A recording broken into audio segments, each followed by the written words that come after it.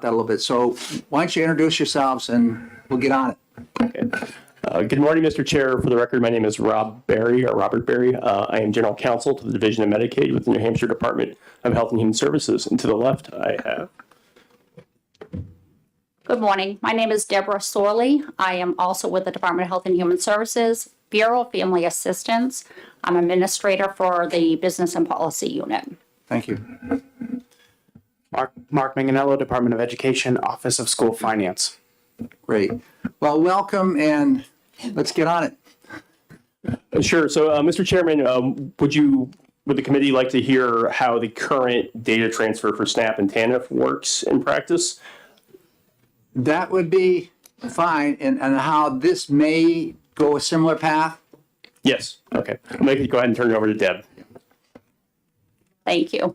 I'm not a technology person, but I'm well aware of our process and procedures, and I work very closely with our systems folks. So right now, we do have a data share agreement with the Department of Education, and we do what we call direct certification for our SNAP households that are interested, as well as our TANF population. Direct certification basically means if a individual tells us during their eligibility interview, when they're applying for the SNAP or TANF program, when we ask the question, would you like your information shared with the Department of Education to allow them to understand that you would be eligible for free and reduced lunch based on their eligibility with our program? If they say yes, we have a little box in the system that we can check off. If they say no, it is their prerogative to ask us not to share the information. The system is then designed to, I'll say, pull those cases that have said yes, create a data file that is then shared with the Department of Education. The only information or household names and information that goes over to the Department of Education are those that have identified for us that they're interested in the free and reduced lunch program. We would be looking to do the Medicaid in the same way. So we would give them an opt-in, opt-out during their eligibility interview with our eligibility workers, and again, create a file that would only share their information if they have asked us to do so. To that point, are there any questions of them on how that, is that in fact working with that condition, that box where they check off yes or no, is that in place right now? I believe it was in place until a couple of years ago. I was trying to identify what might have prompted prior management team to remove it, but we are looking to reestablish it so it's in coincides with what we would be doing with Medicaid. Yes, Representative Cornell. Thank you. Thank you for taking my question and coming here to answer all our many I'm questions. going to try. Is there a large difference in number of the people who would receive free and reduced lunch if they agreed to the Medicaid being shared as compared to the SNAP and TANF? So it's anticipatory. Okay. So our SNAP and TANF households are very eager for their information to be shared. So basically, what it also allows, or it benefits the household, is they then do not need to complete the application at the school level.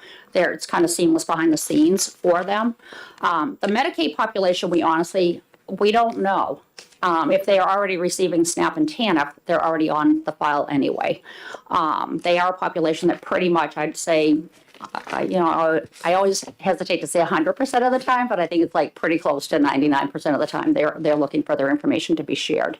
We could have different income guidelines in different populations that are just maybe receiving, households that are receiving just Medicaid, that may or may not want their information shared. If they're not receiving any other eligibility programs from us, our thought process around this is they could just not be accustomed to receiving much more than Medicaid.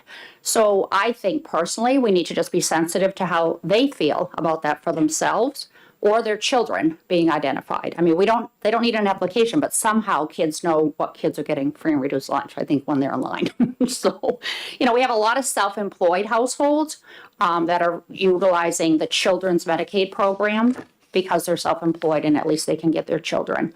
And what we don't know until it starts, are they going to be as eager to be included or not? Because then I personally think there's still some visual, if you will, once the kids are in school.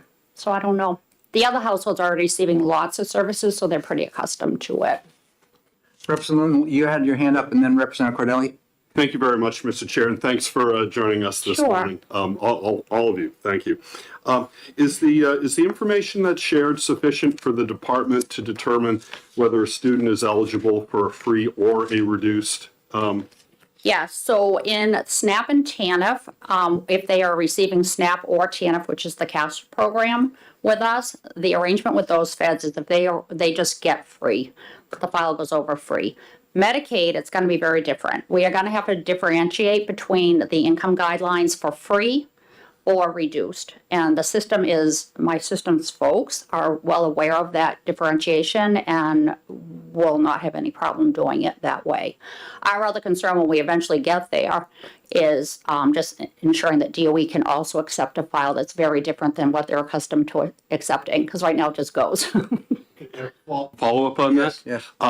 Which is exactly what you were just Okay. saying. And so this sort of goes over to Mark, I think, in terms of what they can receive, make a determination in terms of whether a student is eligible for free or reduced, and then transmit that information would then need to be transmitted to the district for input into point of sale systems. That's correct. So the department is, we don't have a fiscal note published yet, but we are expecting we'll need we'll need an amended increase in our contract appropriations, because we'll have to amend our systems, our software systems, they're in-house built, to receive that file and disseminate the information correctly and with a new level of precision that we're not used to doing. So we know we can do it. We're just going to need to pay for it and make those amendments in our software.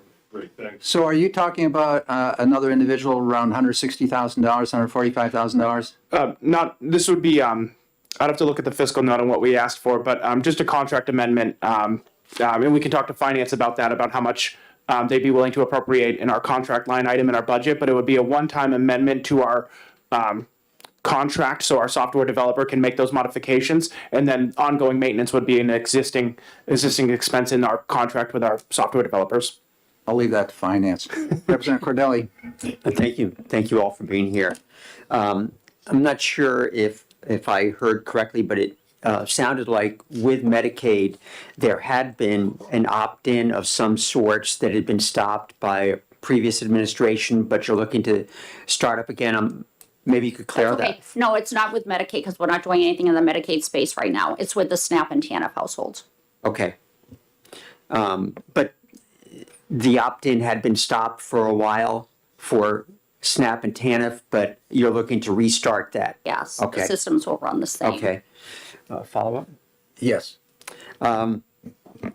Maybe during the time you're up there, I'd like to hear more about the data matching process also, but maybe there's other questions to take before that. Yeah, before I go around, and I will get there. Representative Heath was in a discussion just the other day on this. And Representative Heath, were there any findings or questions that came up that really need further resolve from that committee that you're on? Well, Mary Heath, and I'm actually on Division 2 in Finance, and love to be here in education. Yesterday, we were having an information session with DOE, and Mark was quite helpful. What came up yesterday in our discussion around adequacy funding, the fact that free and reduced lunch is one of the categories that drives funding for school districts. We've just gone through COVID. During the period of COVID, everybody was eligible for free and reduced lunch. All kids could eat. So that school districts got away from doing the free and reduced lunch forms. So there's another aspect that has occurred, and Mark, please correct me if I'm not doing this right, because we just had this conversation yesterday. School districts, you were using, during the COVID pandemic, the 2019 data, and the governor and the DOE, they worked out that, and they extended that through 2023? Yes, the adequacy formula modified FNR data for fiscal year 23 formula. Fiscal year 24 formula does not have a modification on the FNR data. So fiscal year 23, we counted about 40,000 FNR students statewide because we modified the data to match pre-pandemic levels, pre-pandemic ratios.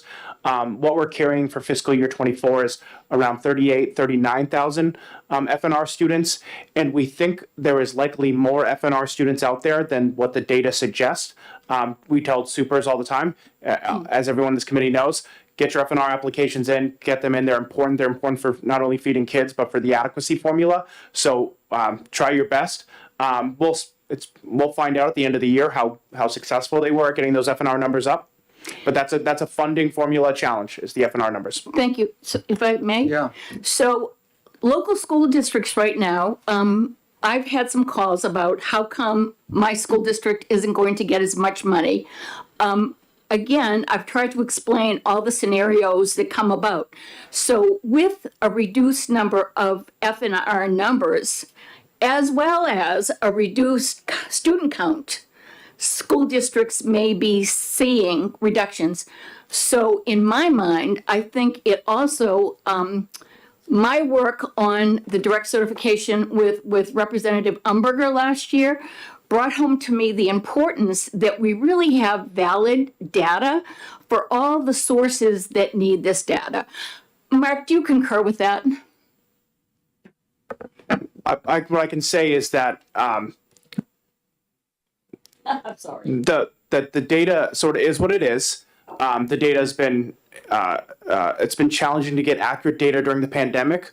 We're going back to normal processes. So normal processes might bring us back to normal data sets. And if we look at the FNR ratios after this school year is completed, we might see net ratios that go back to normal or status quo.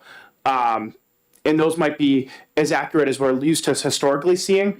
The concept of Medicaid Direct Cert would potentially allow us, we don't know because we're just running hypothetical data, but it would theoretically allow us to identify more students in poverty than, it would be a new tool in our toolbox to identify more students in poverty. So if we were to go ahead with Medicaid Direct Cert and assuming the Medicaid data is a little bit inflated at the moment because there's no, they're not disenrolling people. But if we assume Medicaid data accurately captures income and it actually accurately allows us to understand which students are at what income levels, then we identify more students in poverty. We're using a new tool that we do not have, and so that would make the data more accurate. So to make a long story short, in looking at our FY23 data, we're okay, but 24, there's a gap. And if we were in the direct program right now, we may not have as much of a gap that we would have known data coming in. Is that correct? That's a fair statement. Thank you. Representative Woodcock, you? Thank you, Chairman. I appreciate it. Good morning, and thank you for taking my questions. Two simple, one question, but those three little parts. Two simple ones. What does the acronym TANF stand for?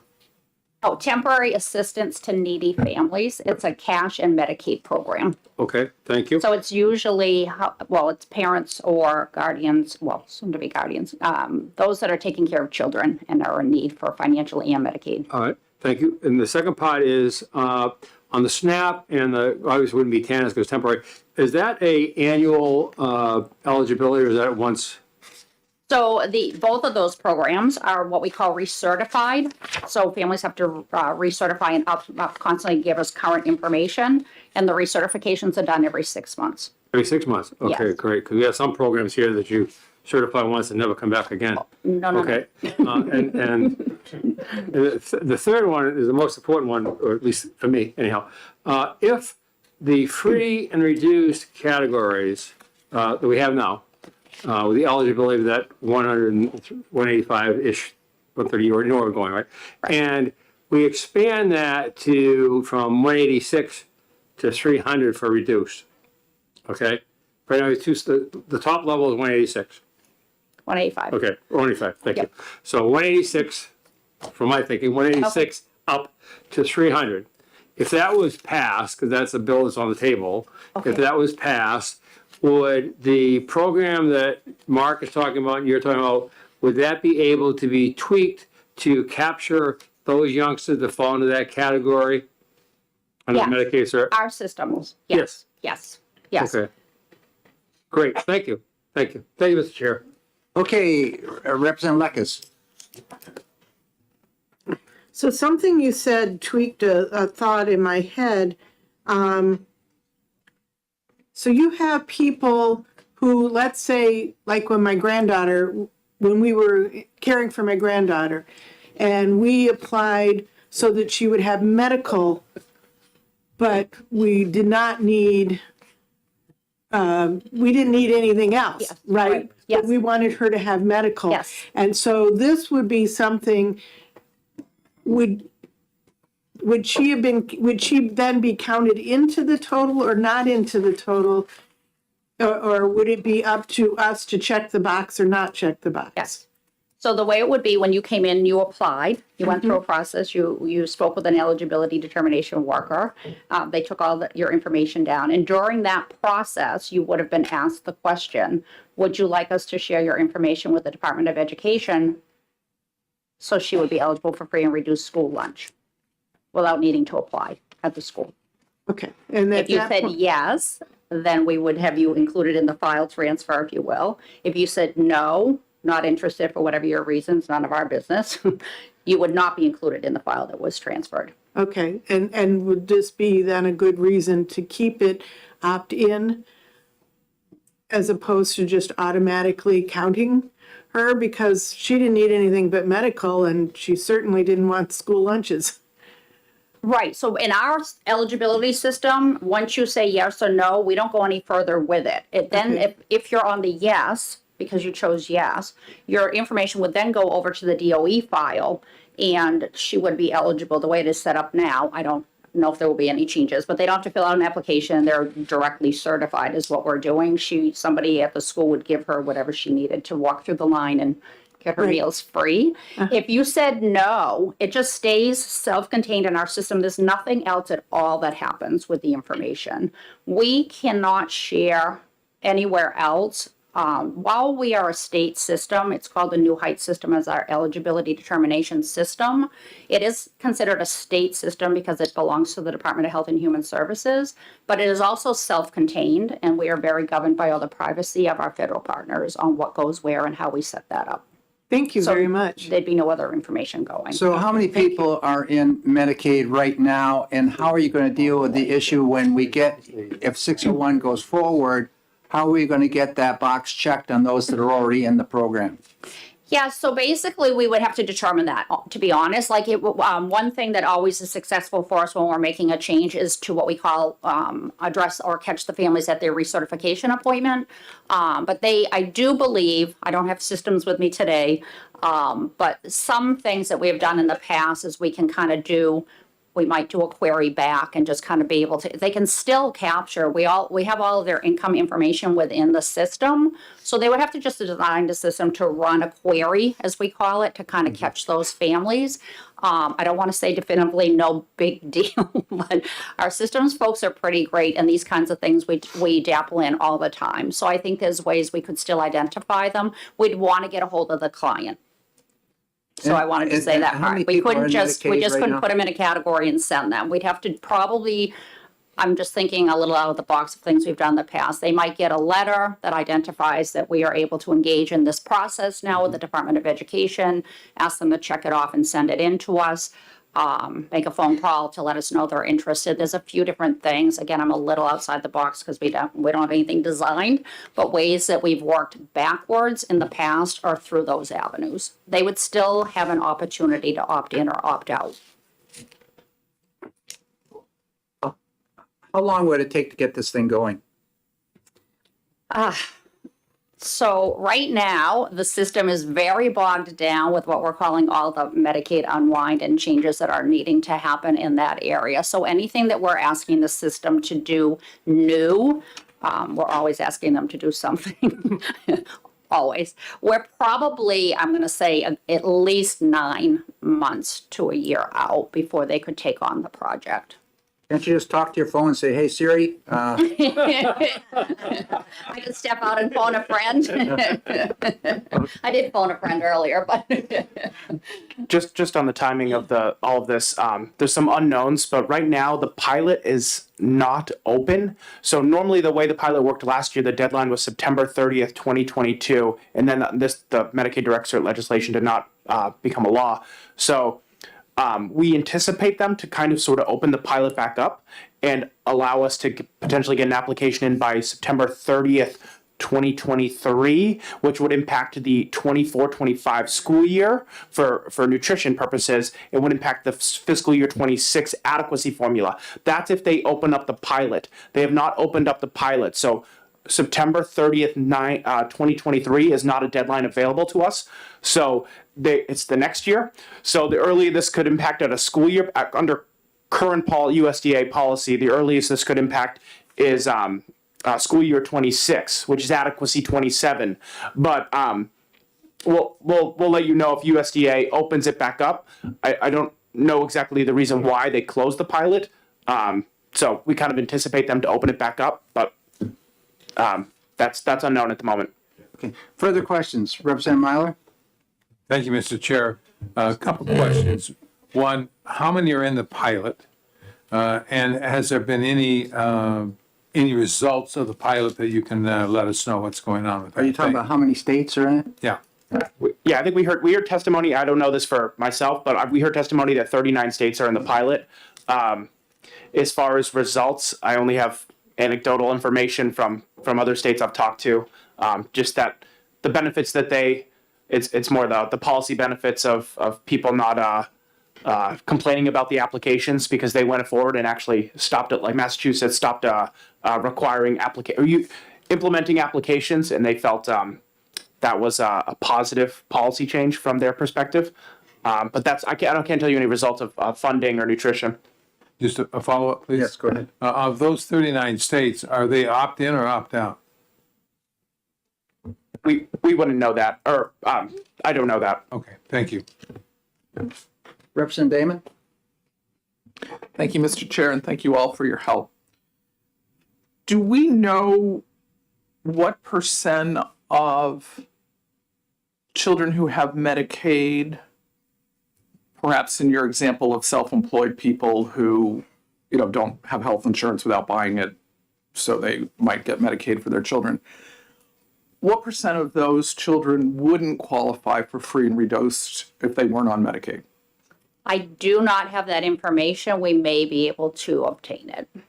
Thank you. And follow-up? Yes. Sorry, brain cramp. Fine for now. You're welcome. Thank you very much, Representative Heath. Representative Cordelli? Thank you. Could you tell me where in the statutes it provides for the SNAP and TANF direct certification data matching? I'm referring to Rob. Yeah, I don't think it's in the statute. Yeah, I don't think it is either. It's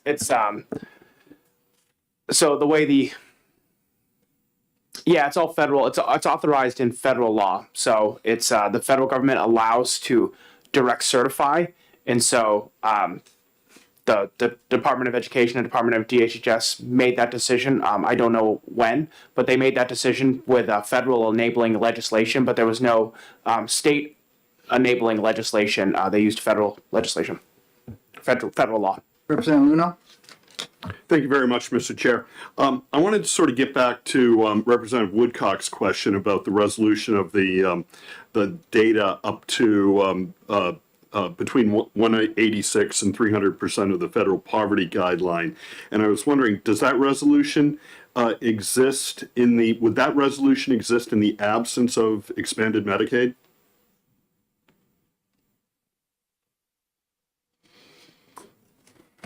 I'm not sure I understand the question. So I guess my question is, the fact that New Hampshire has expanded Medicaid provisions, does that provide greater income resolution in the income data that goes, I guess that covers families with incomes between 186 and 300% of the federal poverty guideline.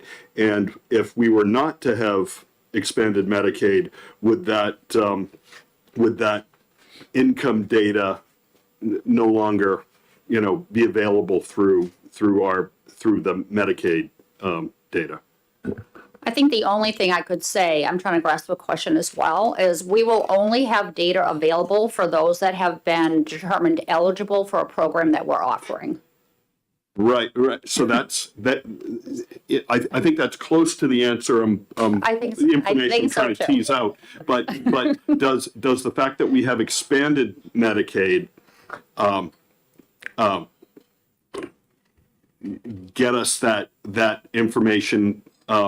In the event we were not to have expanded Medicaid, would we be able to know when somebody's at 300% of the federal poverty level? I would say no. I think I'm on your path. So basically, if we did not have expanded Medicaid and somebody came through the door and applied and we didn't have expanded Medicaid, they would be denied.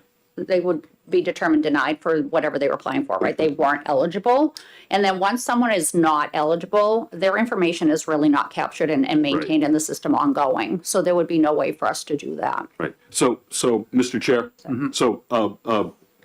just a comment on that. So I think to Representative Woodcock's question, it seems to me that it would be incumbent that expanded Medicaid be in place to capture that those families that are between 186 and 300% of the federal poverty guideline. Is that how you're taking this? Yes, sir. All right. Just to clarify something, so what Representative Woodcock is discussing, and I believe he has a bill to try to increase state aid to feed students that are between 186 and 300. We cannot use Medicaid data for that. We cannot use Medicaid data for that purpose. We're only restricted to use Medicaid data as CMS allows, the Center for Medicaid Services allows. And the Center for Medicaid Services is not going to allow us to use Medicaid data unless it's a particular program, that program being the federal FNR program. So CMS would not allow us to grab income data for someone over 185 to identify them for a state-run program. I believe that's my understanding and my research of this topic. Yeah, great. Yeah, that's correct. And I can give you the citation on that. There's a very specific federal statute on what we can and can't share for Medicaid purposes. And that's 42 USC 1396A 7 or the A7 A. So I have it right here. Yeah, that would be helpful. I got 1396 AA 7. Yeah, Yeah. it's the Social Security Act is confusing to read, as you probably know. Great. Representative Woodcock, then Representative Lekis. Thank you, Mr. Chair. Thank you for that, Mark, and all three of you. That response is great information. Not very happy with it. It was great information. If the bill, so you're telling me we can't direct cert that 186 to 300 because they wouldn't be eligible for initial Medicaid. Basically, what you're saying. What way will we be able to capture that electronically, if there is any that you can determine beyond the old-fashioned paper? Not aware of any other methodology that would be legal for us to do that. Let's try and keep paper. our questions right on 601. I know Well, you're it's trying to direct tie cert. it in with another bill, but Oh, I wouldn't do that. no, I know you wouldn't. People from Conway tend to do strange things. Are there any other questions? Yes, Representative Lekis. If we decide, rather than participating when it comes, if it comes in the federal program, if we decide to do this as a state program, do you need additional permissions, whatever, to be able to use our Medicaid for people who opt in order to direct certify free and reduced lunch? I'm going to defer to Rob. So just so I understand your question correctly, if we were to avoid or not utilize the federal program, if we were just to utilize a state program, my read of federal statute is that we can release Medicaid data or utilize Medicaid data only for the purposes of administering the Medicaid program or this particular program. There's a specific carve out in that citation I gave you a minute ago. So I don't know if we could utilize Medicaid data just for a state-run program. I don't believe we could.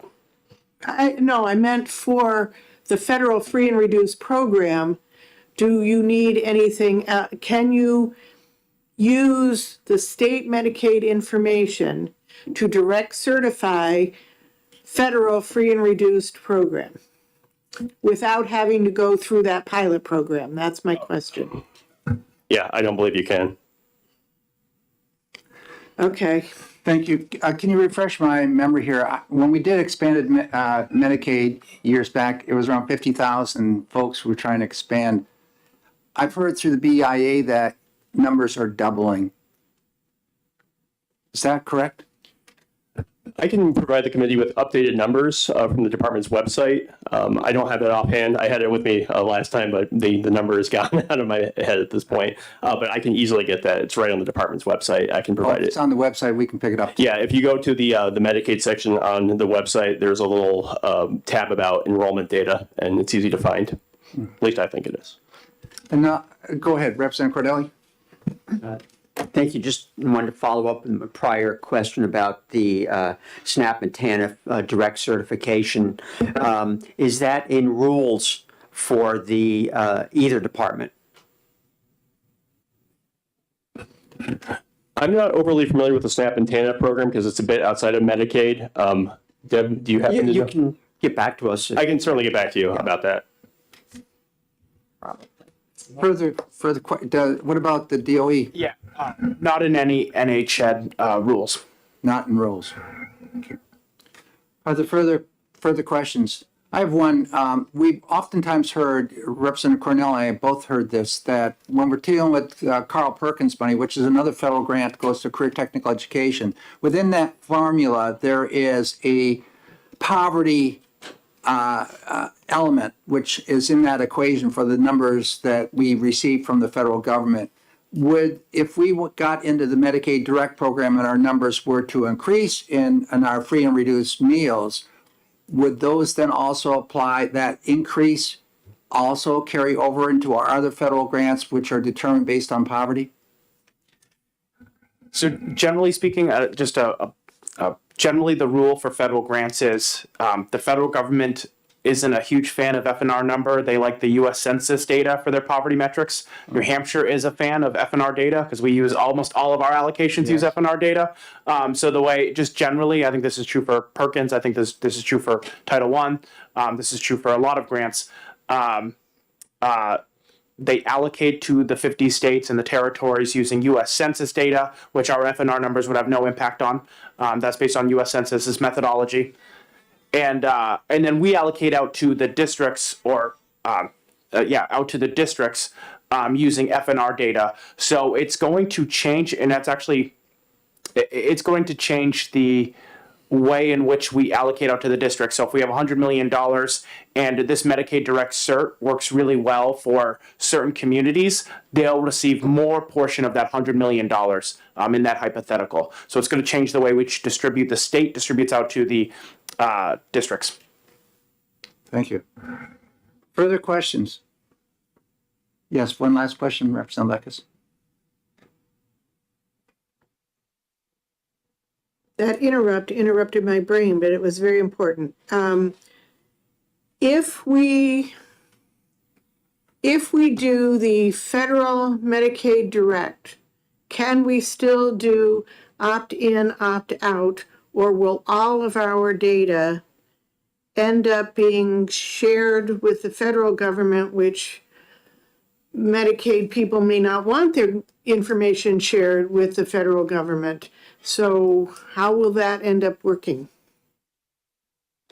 I'll just have DHS speak, but NHED is not giving any individual information to the federal government. If the federal government asks for information, it's a roll-up, but we're not giving any student information to the federal government or parent or any individualized information to the federal government. And the department plans to design the system with the opt-in, opt-out. And as we spoke about previously, if you opt out, don't want it to go, it doesn't go beyond our system. That stays in-house, goes nowhere. Thank you.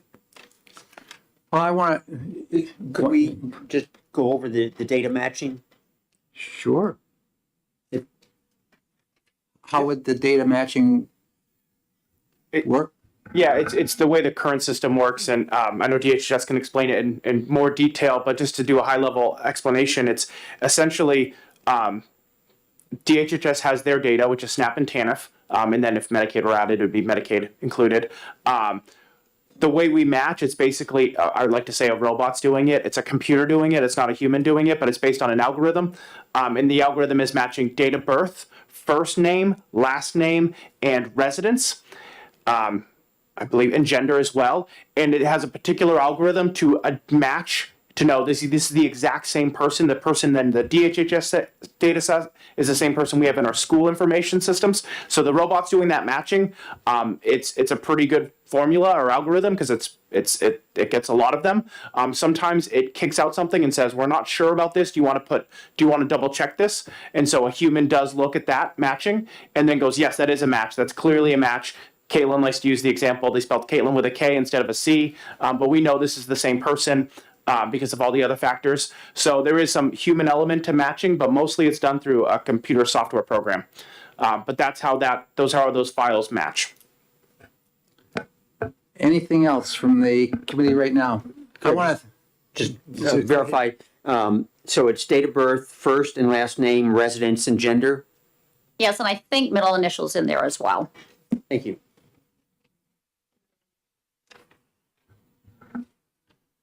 okay. Thank you very much, Deborah and Ralph and Mark. I appreciate your taking the time out of your busy schedules to come in here today and help us out with some of these questions. Thank you very much, Mr. Chairman. I do have the citation I read to you earlier. How would you like that delivered?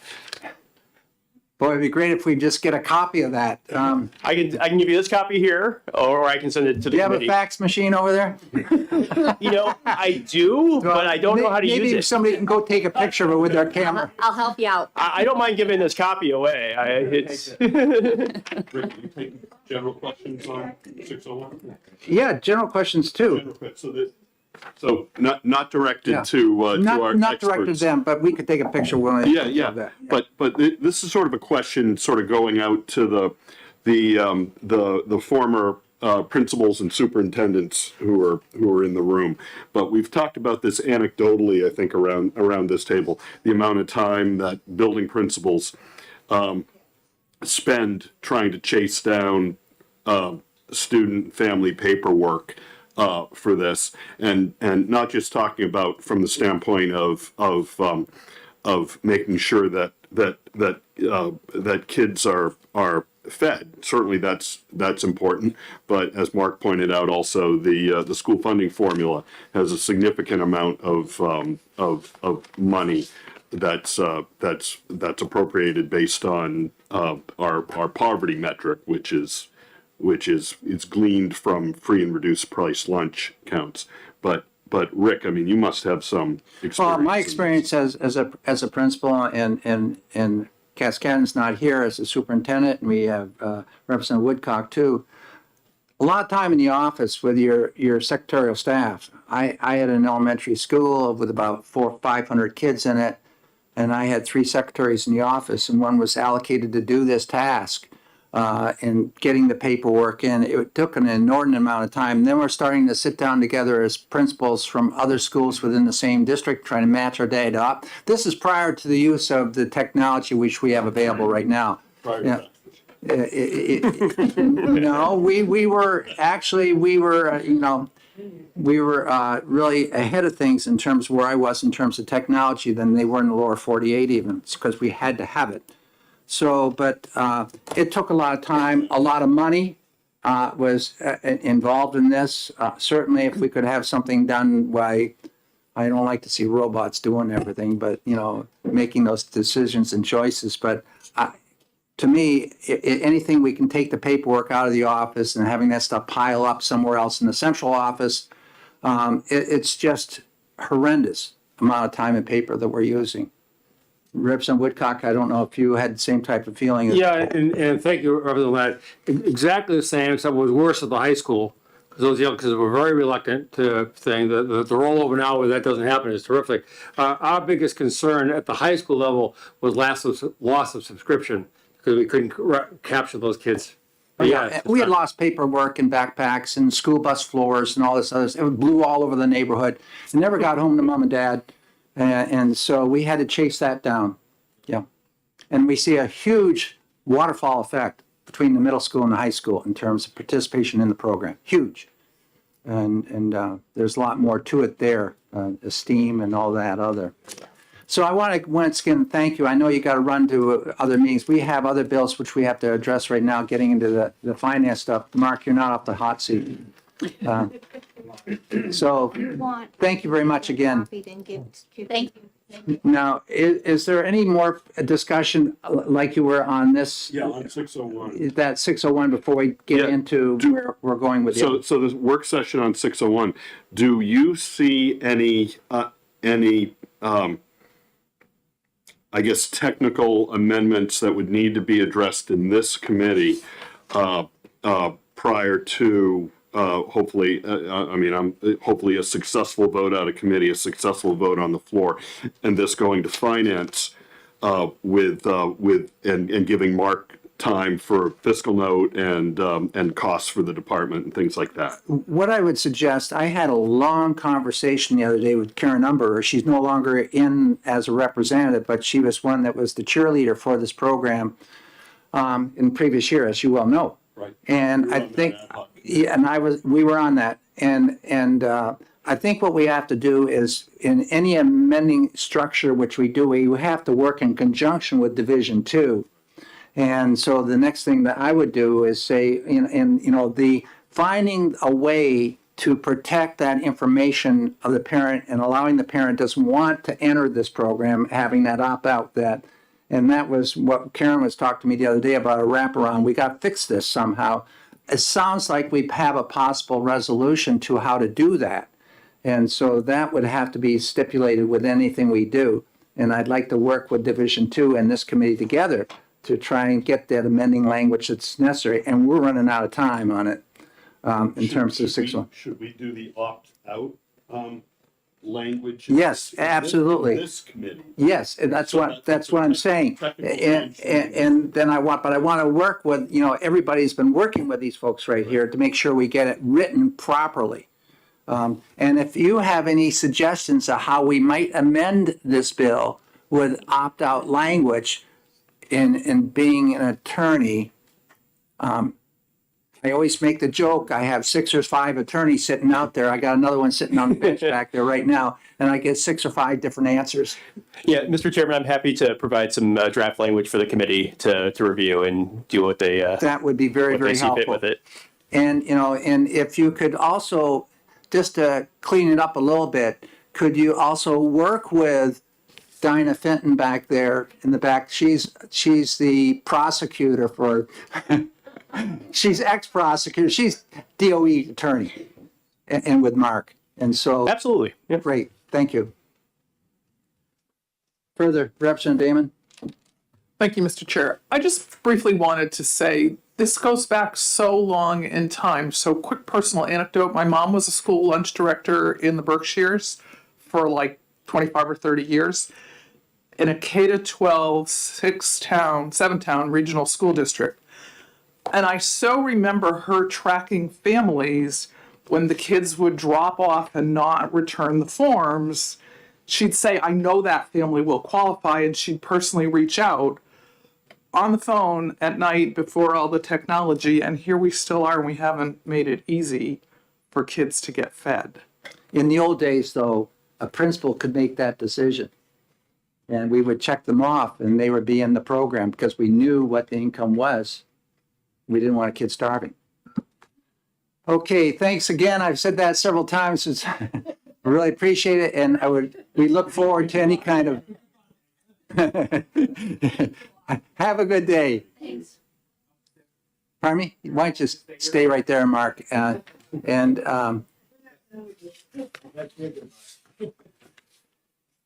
Okay, looking at the other areas which we want to look at today, 529 is relative to additional aid grants for schools based on free and reduced price meals and fiscal capacity disparity. I think that's a good one to just address right now. The other ones are relative to relief and calculation and determining grants for adequate education, very similar. 540 relative to adequate education grant amounts for pupils receiving special education services. I think we're on the road with the special education services. You may have a little bit more information for us on that one. So Mark, in looking at 529, and I represent Sally Fellows is there, relative to the additional grants for schools based on free and reduced price meals and fiscal capacity disparity aid. Can you speak a little bit to that, where we are on that? Are there questions for Mark first? Let's go that way. Are there questions from the committee that you need, Representative Lekis? All of this conversation and something that was said about other states got me wondering, and I don't know whether this is something you can answer, but is there a reason why the state does not, our state uses free and reduced lunch rather than census data? Because apparently other states do. And can you explain any of that? So I can only explain just sort of the oral history that I've received. Historically, when people look at census data and they look at FNR data, the census data sort of doesn't pass the smell test. So there's certain communities that all of us know are kind of wealthy, and they're showing up as poor, essentially. So I think that's a historical, this historical policy decision that's meant to rely on FNR data.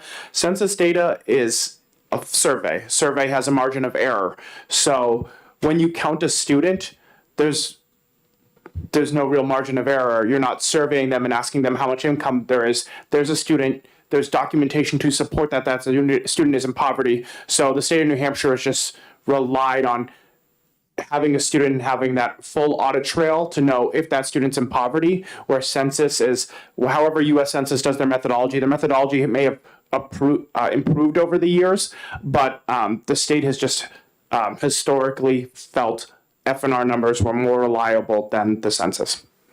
Thank you. Representative Belcher?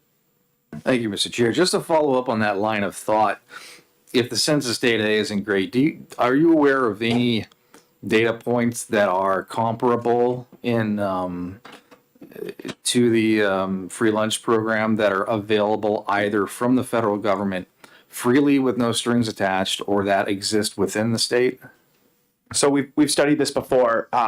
So ideally, if the IRS would open up their data systems, which they're not, we would have great information. That's not available to us,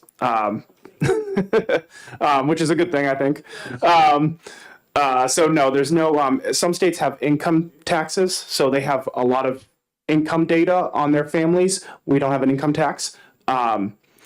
People have looked at other data sets. They're usually, the problem with adequacy is we calculate adequacy at the very granular municipal level. Some of the employment security data is really rolled up, and they're not going to capture a small town. Another unique thing about New England and New Hampshire is we have 244 municipalities in a very small area. Some of the bigger states are more county run, and they roll up their data to a larger thing, a larger entity. So they don't have to get as granular. So here in New Hampshire, we do have to get granular. We do have to calculate at the very municipal level. So the only data sets that really allow us to calculate at the municipal level is FNR data, Medicaid data, and then data we don't have access to, which would be like the IRS. And then US Census data. But those are the kind of options available to us. There's no other, no one's ever found another data set that really satisfies all those needs to be accurate, be granular, and something we can easily roll into our allocations. Thank you. We have a grant we call the Extraordinary Needs Grant. I think it's somewhere neighborhood $14 million, $14+ million, but it's going to decline by about $5 million. Why is that so?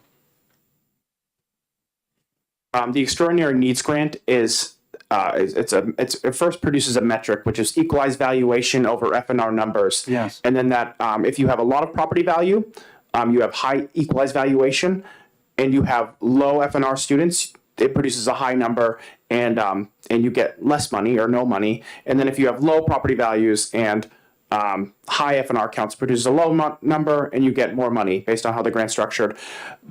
The metrics we're using are set in statute and do not adjust with inflation. So right now, as property values go up, it's going to make every town, based on the way the formula is structured, every community look wealthier because property values are going up.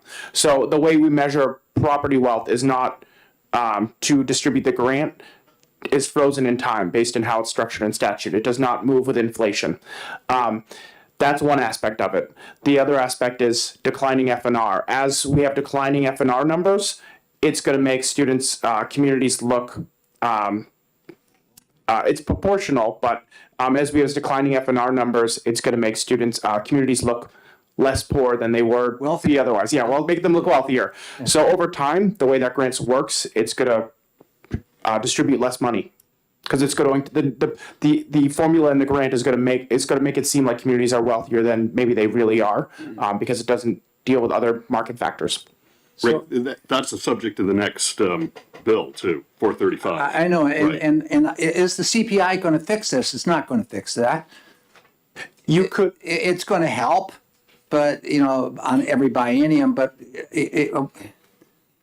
it's not going to stop inflation from impacting all this. So the extraordinary needs grant isn't adjusted for inflation. It's set in stone. Yeah. If you wanted to make it float a little bit better, you can make modifications to the formula. I think Representative Ladd and Representative Luna, I think we had this conversation a few years ago when you were designing fiscal capacity disparity aid, whether you could let it float or not. And there's no, I think you have to noodle around with the legislation on how to do that. You could probably just kind of with the bill that's up next after this one, throwing a CPI on the grant is going to boost the numbers. So that's going to help it float better in perpetuity. Throwing a CPI, the grant amount I think is $650 per each F&R student. So you could throw a CPI on that, and that would go from $650 to say $680 to $720, and that would help the grant produce more money. Then you could also put a CPI on the EV values, or you could say, you could write legislation that says this shall track whatever the property division within DRA says is the change in property values. So right now we've had property values go up a lot more than CPI. They've gone up 18% because CPI is a bundle of services. So you could make amendments to make this thing work, to make this grant work better in perpetuity and not have this $5 million decline. But that would require some amendment to law. Then the other side of the coin, we have a grant for $17.5 million. Explain that a little bit. Yeah, so this is the challenge with the Relief Aid grant, not the Extraordinary Needs grant, which is a bill before in this work session next to deal with that. It's set in stone to be $17.5 million, so it doesn't float. Whatever the numbers are, it doesn't matter. Well, it does matter because it deals with the allocation, but it doesn't matter for as far as how much money we spend in total. It's always going to be $17.5 million. So we prorate it up or prorate it down based on that, just based on what's set in statute, which is $17.5 million. So getting that formula to float, the bill that you have in front of this committee is we do a CPI adjustment to the grant amounts. And so that allows it to grow with inflation. F&R numbers are still going to move around. So that's going to impact the overall grant, but it's going to get rid of the proration, which we requested getting rid of the proration because it creates an administrative burden on how we do cooperative apportionments. That's really into the weeds. That's more, it's kind of a me problem, but I'm asking you to help us out here because it's a lot of work to track all these dollars. But if you have it with CPI, you could have it float and the formula would do exactly what it needs to do and not just give out 17.5 million on a regular basis. It would give whatever the numbers, however the numbers fall, that's what it would give out. And going back a couple of years, we had fiscal capacity disparity aid in approximately, $40-something million. Explain how that's arrived at, and maybe that's where we got to start entering in a little bit of what Representative Fellows has here.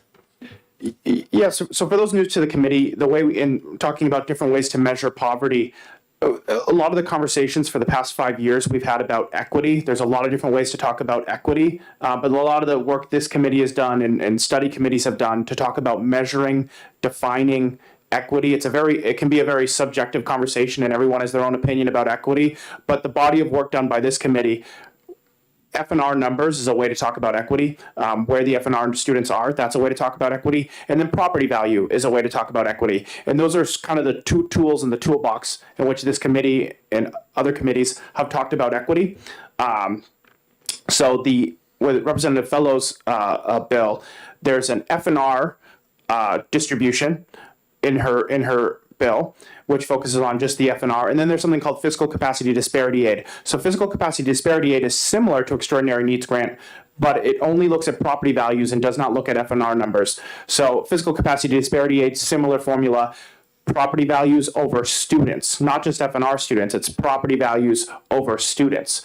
So if you have a lot of property value and not a lot of students, that's going to produce an equalized valuation per pupil. And so that number is going to be really high. And so what you might say is for each student in that community in which they can tax from their tax base, they have a larger tax base to pay for the education of one student. That's what equalized valuation per pupil is measuring. And then if you have low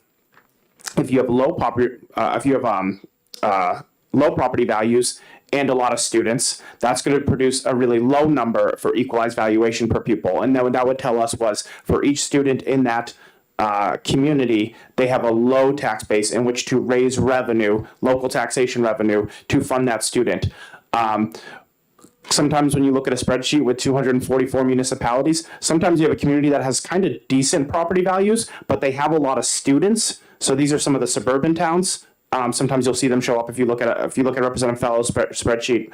You'll probably see this in your own research.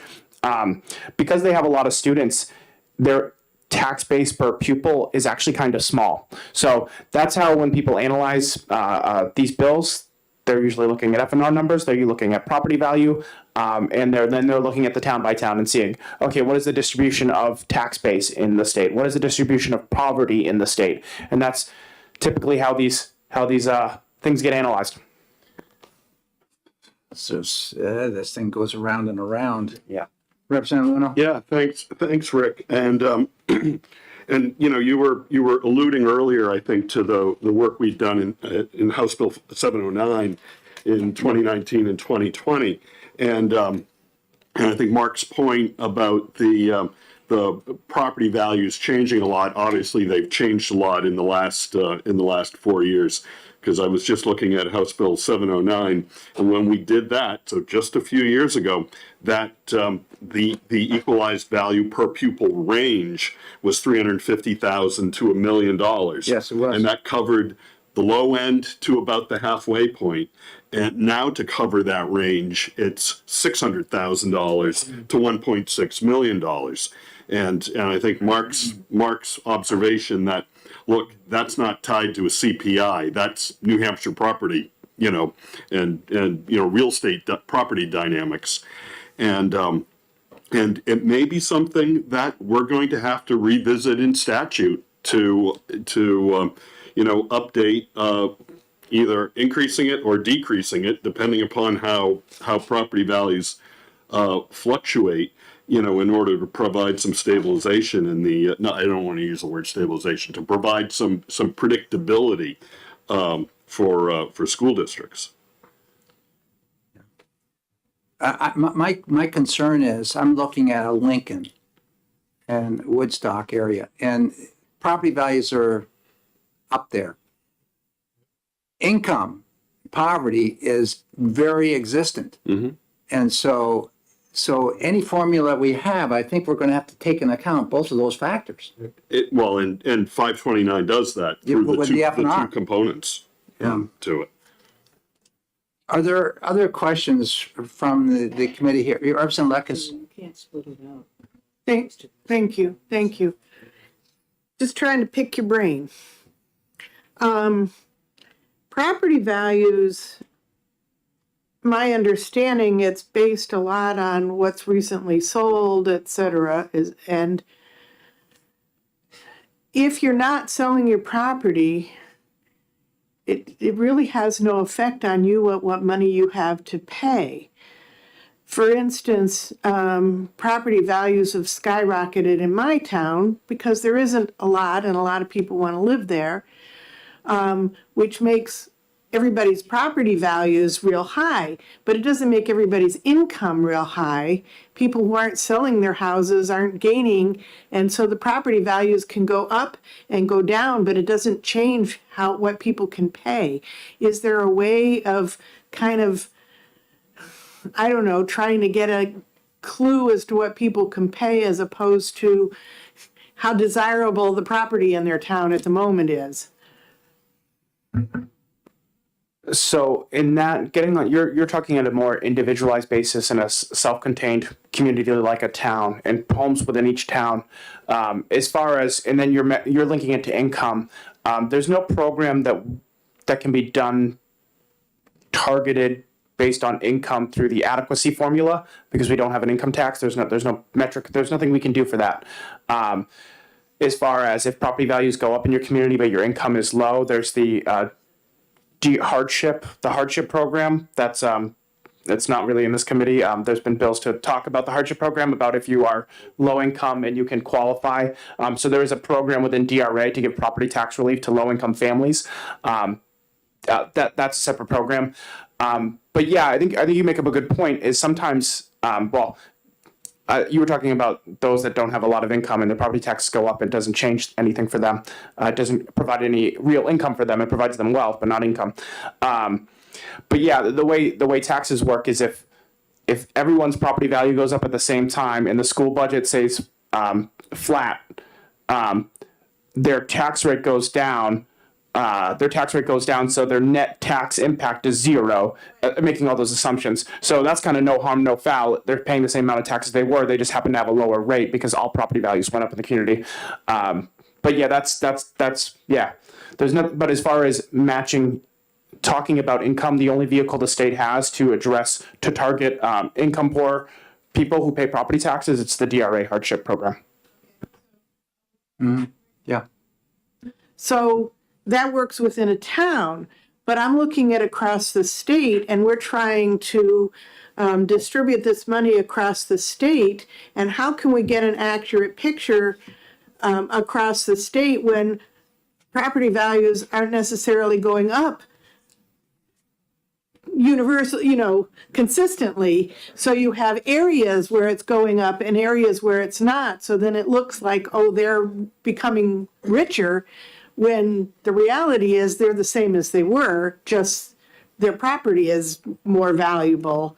But that, so we may be assuming that, say, because, or like he was talking about, because you have a ski area and you have some people and the average, the property value is high, but the people who are there that may not be affecting them at all. And so, but we're looking at a state thing. So how do we take that into consideration on the whole state level when we have fluctuation in areas, which affects what that area is going to get from the state, but it doesn't actually represent their actual ability to provide an education?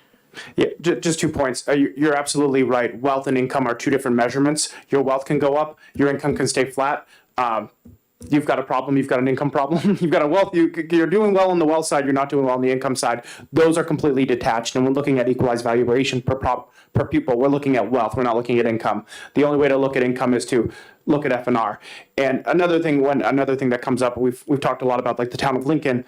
When we analyze towns like Lincoln, there's community that have great property value, but they have working poor. They have a pretty sizable amount of working poor families that are in there, and that shows up in the data. That's just not Lincoln, that's a multiple communities. But yeah, that's the income and wealth are two different metrics to detach from each other. Further questions? We had a physical capacity disparity separate column in the formula. years back, going back even when we put this all together. But right now, what do we have in there besides the extraordinary needs grant and the relief grant to account for this issue we've been talking about here, the poverty that exists within the state of New Hampshire?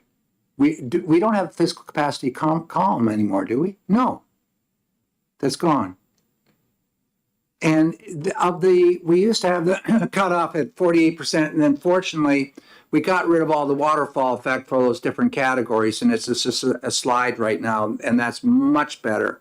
However, are we seeing more students in school districts in the state that are qualifying for that 48% now as a result of free and reduced than we had, let's say, 5 years ago? I suspect no, because the FNR numbers are down, but I don't know for certain. Okay. Right. Are there further questions of the department right now on all this funding? No. Not for the department. Not for the department, for us. Now, well, let's then start having a conversation ourselves, because this is a work session. Yeah. So, Don't go away, Mark. so this sort of along the lines of the capacity to pay taxes, and I think taxpayer fairness, and I think that's what House Bill 529 is going after, is taxpayer fairness in terms of the fiscal capacity disparity grant, and student fairness as it goes to the free and reduced price lunch grant, which recognizes that school districts that have a higher percentage of students that come from low income backgrounds, it costs more to educate all of their students because of that connection with poverty. But just taking a couple of data points, I mean, we've mentioned Lincoln already, and so they've got a total all in. I'm looking at the DRA 21 tax rates. Total all in Lincoln is $10.54 per thousand. In Berlin, it's $36.54 per thousand, and in Newcastle, it's $4.78 per thousand. So when you just sort of, finger in the air, when you do a 50-cent cut or 50-cent reduction in, let's say, the statewide education property tax for, across the board, statewide, how it hits those towns, Lincoln would basically see a 5% tax reduction. Newcastle would see about a 12% tax reduction, and Berlin would see more like a 1.5% tax reduction. So that's when you do a straight take 50%, 50 cents out of the swept. But when we sort of zoom out, or zoom in actually, to the individual families, and I don't have this data at my fingertips, but I'm sure the DRA would be able to help us with that. If we looked at the median home price in Berlin, and let's just finger in the air, call it $300,000, and the median home price in Newcastle, finger in the air, $2 million. Both those homeowners are paying about $10,000 a year in local property taxes at the $4.78 rate in Newcastle and the $36.54 rate in Berlin. And while we don't, as Mark's pointed out, have data that suggests, or that data that says that the homeowner in Berlin has any different fiscal capacity or income than the homeowner in Newcastle, I think common sense suggests that the homeowner in Newcastle living in a $2 million home probably has greater access to resources than the homeowner in Berlin living in a $300,000 home. I think that's just sort of common. I think that's common sense, because they're both essentially being assessed the same amount of total property taxes, about $10,000 each. I know in Hopkinton I pay a lot more than both those examples, and I think that's probably true in a lot of other communities around the state. And that's exactly what House Bill 529 is going after. It certainly doesn't level the field, but it provides some property tax relief in the towns, as Mark has pointed out, that have relatively low amounts of taxable property and relatively higher numbers of students living in those communities, and to provide a little property tax relief to where it's needed most. I think it's hard to make a case that the homeowner in Newcastle has the same access to resources or that the homeowner in Berlin has the same access to resources as the homeowner in Newcastle. That's just my comment. And I'd just like to maybe retort a little bit. When comparing a Newcastle to a Berlin, then you want to look at, okay, let's look at the whole scope of the taxes. What is the municipal tax rate in Berlin? What is the municipal tax rate in Newcastle? And why is the municipal tax rate in Berlin so very, very high? What kind of services are they having, and have they overbuilt their services? So in other words, the total tax bill you get is going to incorporate all those services, all those costs. And so are we seeing that the homeowner up in Berlin is having to pay a whole lot out of their little bit of money? But is that a result of the local municipal select board or city council making that decision, and whereas in Newcastle they may not? Sure, and I think that's a really good point, and certainly drilling down on those two examples, because I think you're really talking about ends of the spectrum here. Yes. But also Manchester's in this as well, and I mean Manchester's in the news every day for all sorts of different matters, and I'm not going to sort of qualify what that is, but the largest city, largest population in the state are obviously going to have obligations and responsibilities that go well beyond what we have in Hopkinton in terms of public safety and things like that. But I think if you're going to your point, Rick, when you're looking at a flat one size fits all tax rate cut versus what 529 does, which is provides a graduated slope of tax relief. A 50-cent cut off the swept basically reduces the Newcastle's property owners living in the $2 million home, reduces their $10,000 tax bill to $8,000, and in Berlin, living in the $300,000 home, reduces their $10,000 tax bill to $9,995 probably, or $9,900.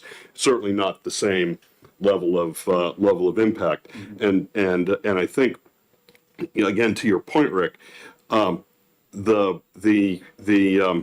services that are probably being provided in Berlin aren't being provided because their cup overfloweth with money, but because they need to do that. But in the flat tax cut world, Berlin receives almost nothing, and Newcastle, and they probably don't need to provide many services, in Newcastle at all, right, receives the average homeowner receives a $2,000 off their $10,000, tax bill. Yeah. So I think that's exactly what Representative Fellows, I think, is so, aptly going after here with the graduated approach, just like what you and I worked on together 4 years ago. Representative Lekis, you have Yeah, to follow on what you were saying and remembering back when we used to have what were called donor towns and receiver town or whatever. I remember our town, which at the time had pretty good property values, we are very fiscally conservative. Our town hall is still our old town hall. I mean, it's, probably pushing 200 years old. And we have a huge population that we're servicing, and there'd be other towns that had these big fancy buildings that they built, and so their expenses are high. Their expenses are higher because the local people chose to spend the money on those things. And the same thing goes with the schools.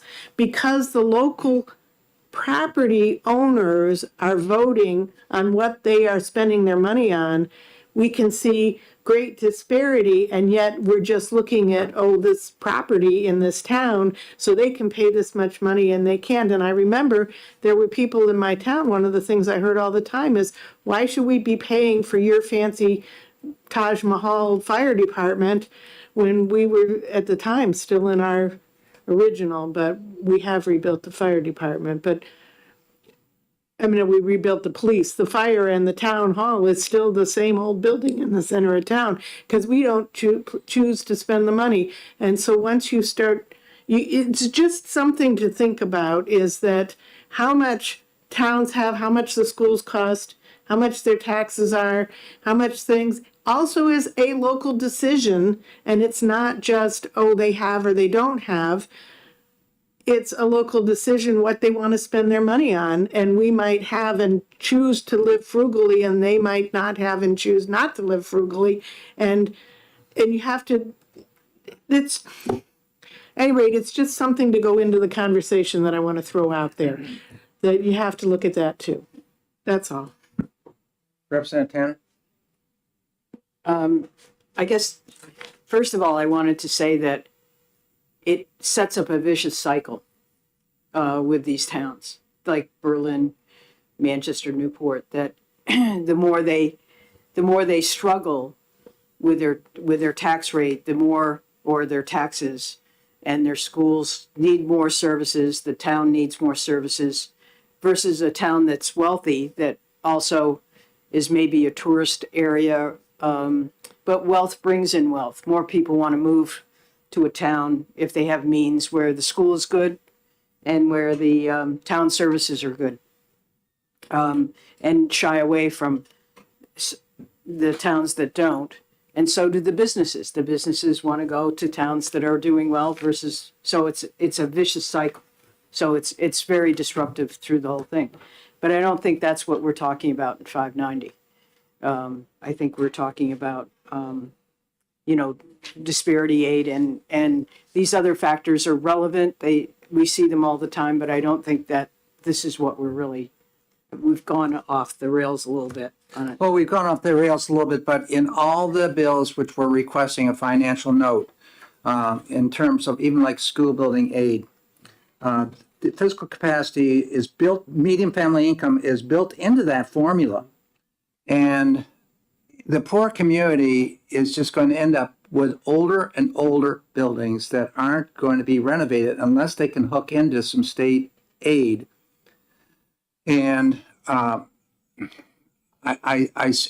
don't see that any resolution of that coming forward, because that formula is as two sides of the equation there in terms of where what we base the receiving the money on. And so I think this issue of FNR and poverty and how we can, help the districts which are in despair, we need to figure that one out, and we need to do it quickly. Mm-hmm. Representative Milo? Thank you, Mr. Chair. I don't know about the rest of the committee, but I get confused around all the numbers. I rely on, frankly, those who understand numbers better than I do.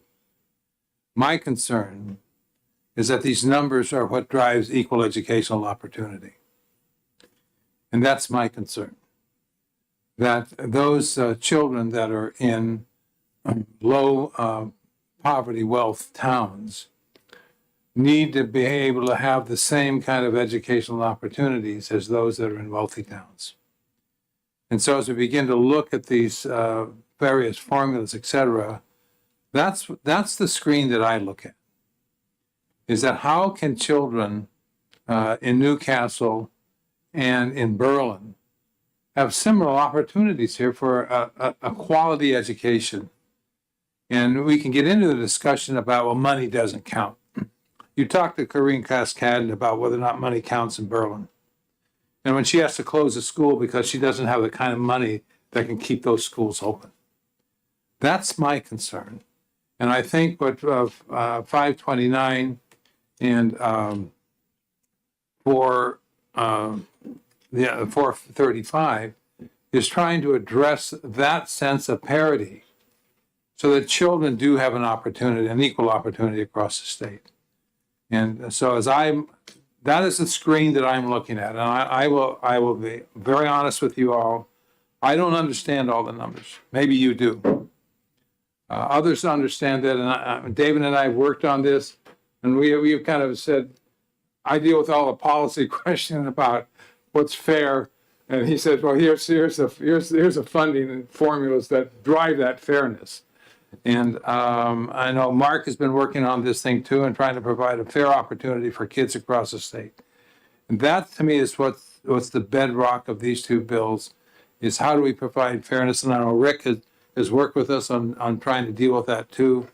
And so Mr. Chair, I just want to say, kids haven't been mentioned yet in this conversation. And that's my concern, is where the students are in this conversation. Thank you. Representative Damon? Thank you, Mr. Chair. I want to give an example that supports the values that Representative Myler just spoke about, the kids. Claremont's tax rate is $40.98. 2120 is local education, 1501 is municipal. In their school budget proposed for the coming year, they took out increased funding to improve and expand the CTE programs at Sugar River Vocational Schools. That employers and industry in that municipality and the surrounding towns asked for, that would benefit employment throughout the area. Linda's comment about wealth brings in wealth, well, poverty brings in poverty. If you can't create the training to create the employees, then you don't have thriving business. And the reason they took those CTE programs out of the budget is they're trying to preserve a new teacher contract that's getting voted on separately, that is structured to try hard to improve teacher retention in a district that has a long history of employing young, inexperienced teachers, and they get experience in Claremont, and then they leave to get $10,000 to $20,000 more per year, almost anywhere else. So to me, it's such a picture of what we need to be addressing. And 529, I think, really tries to do that. It's not perfect, but it's a good step in the right direction.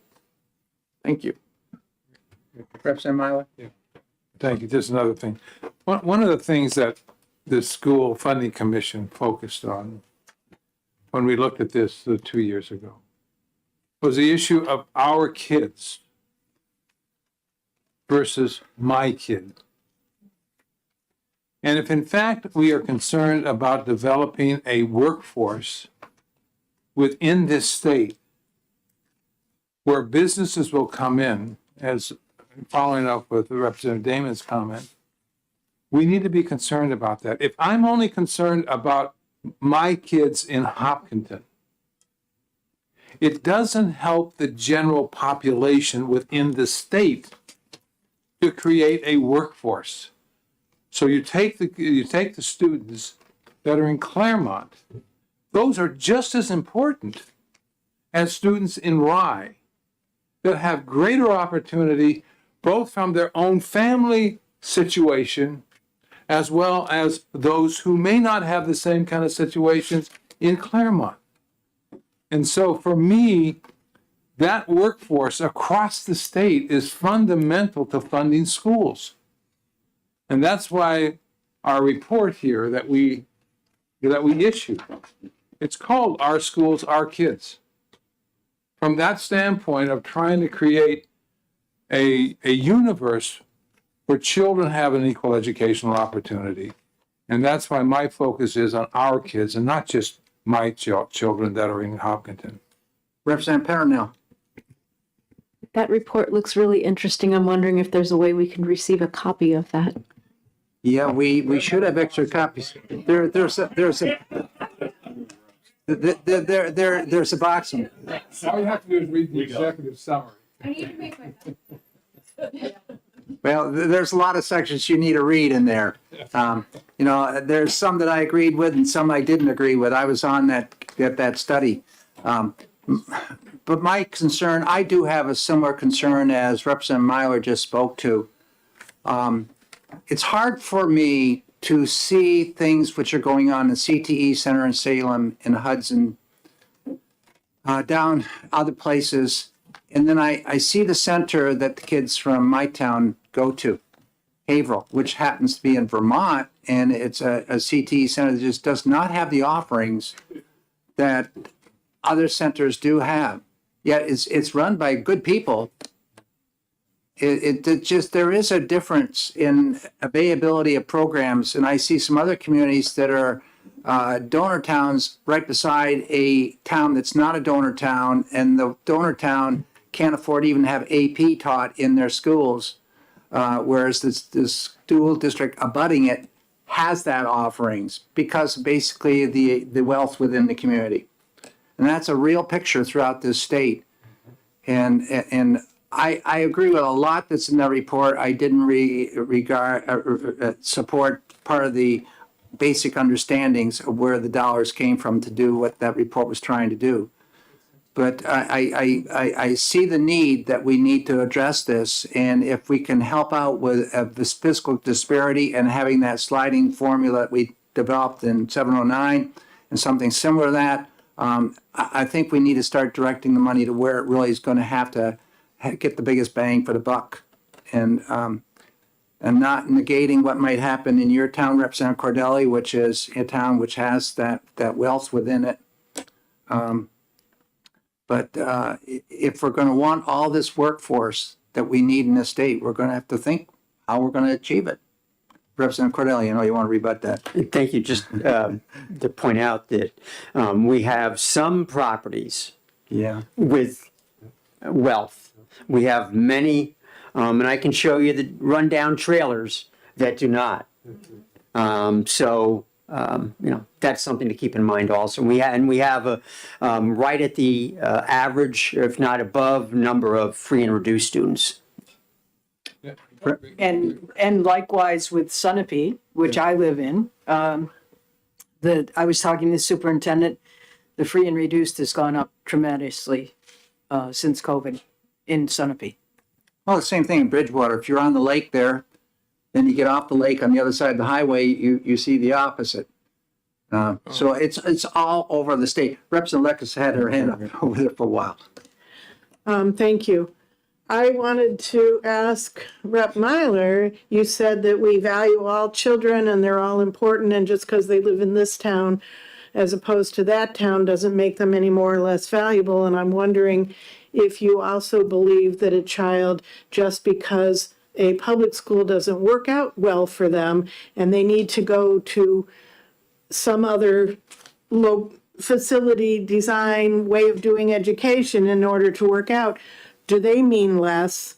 Or should we also be making sure that we're funding children as opposed to school buildings? That's sliding in a whole different discussion. But that's a bill, but those are bills before I know, us. but that's going into a different discussion. And then the opposite side, whether I'm there or not, would say, well, you better start funding the public school more so they can compete with what the receiving school is receiving. That's the argument, I believe. On the other side, there's another argument too. One of the things we can respond to that when we come to that bill comes before us. the other issue that really hasn't been talked about much this morning, and that is the issue of property tax relief. And one of the things that the report you'll see in there does talk about the need for the state to really to begin to modify property tax relief for low-income families. When we looked at when we did our survey that summer, you recall, Rick, one of the things we discovered is that it hadn't been changed in 20 years. And so as the property values have gone up and the property tax relief has stayed the same, it wasn't much incentive for somebody to go in and even provide the forms for DRA to get that relief.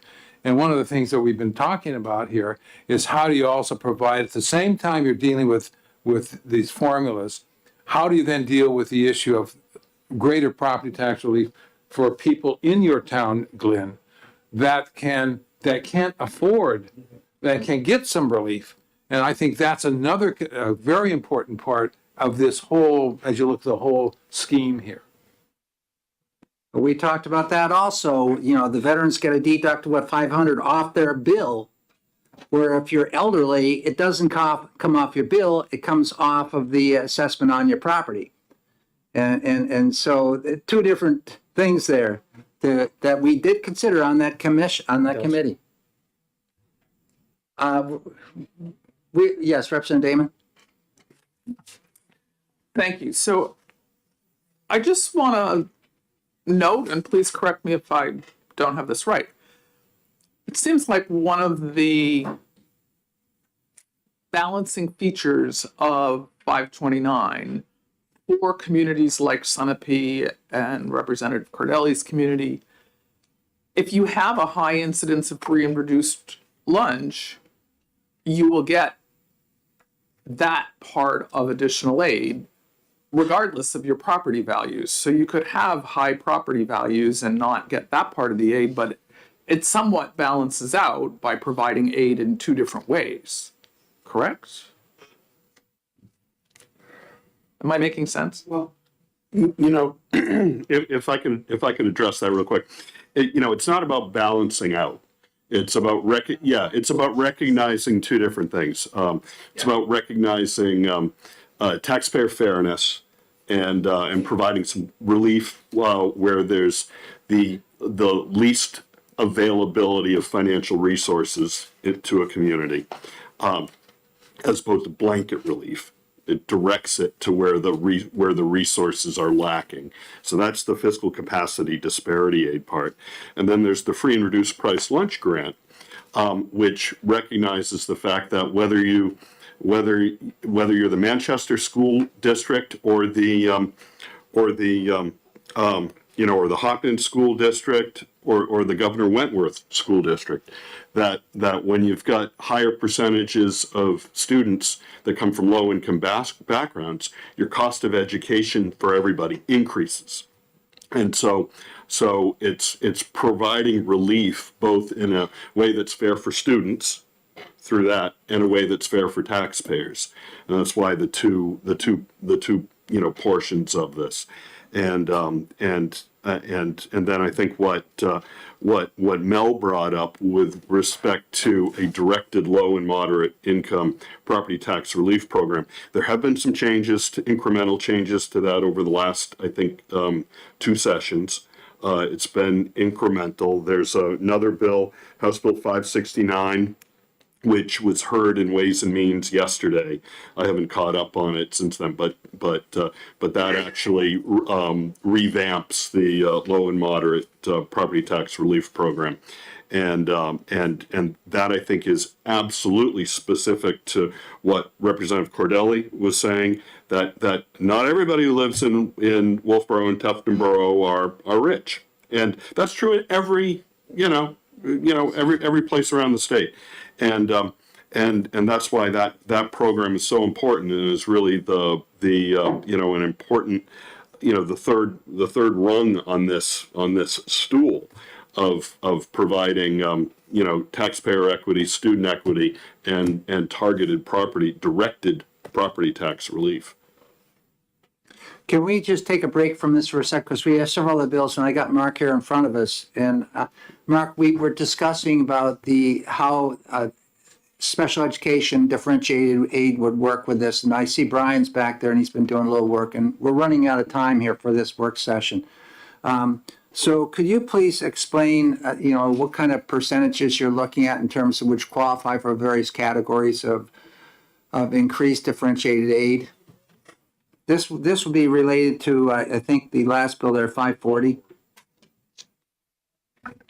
Brian might have to run some formulas real quick, but he's been playing around with some data.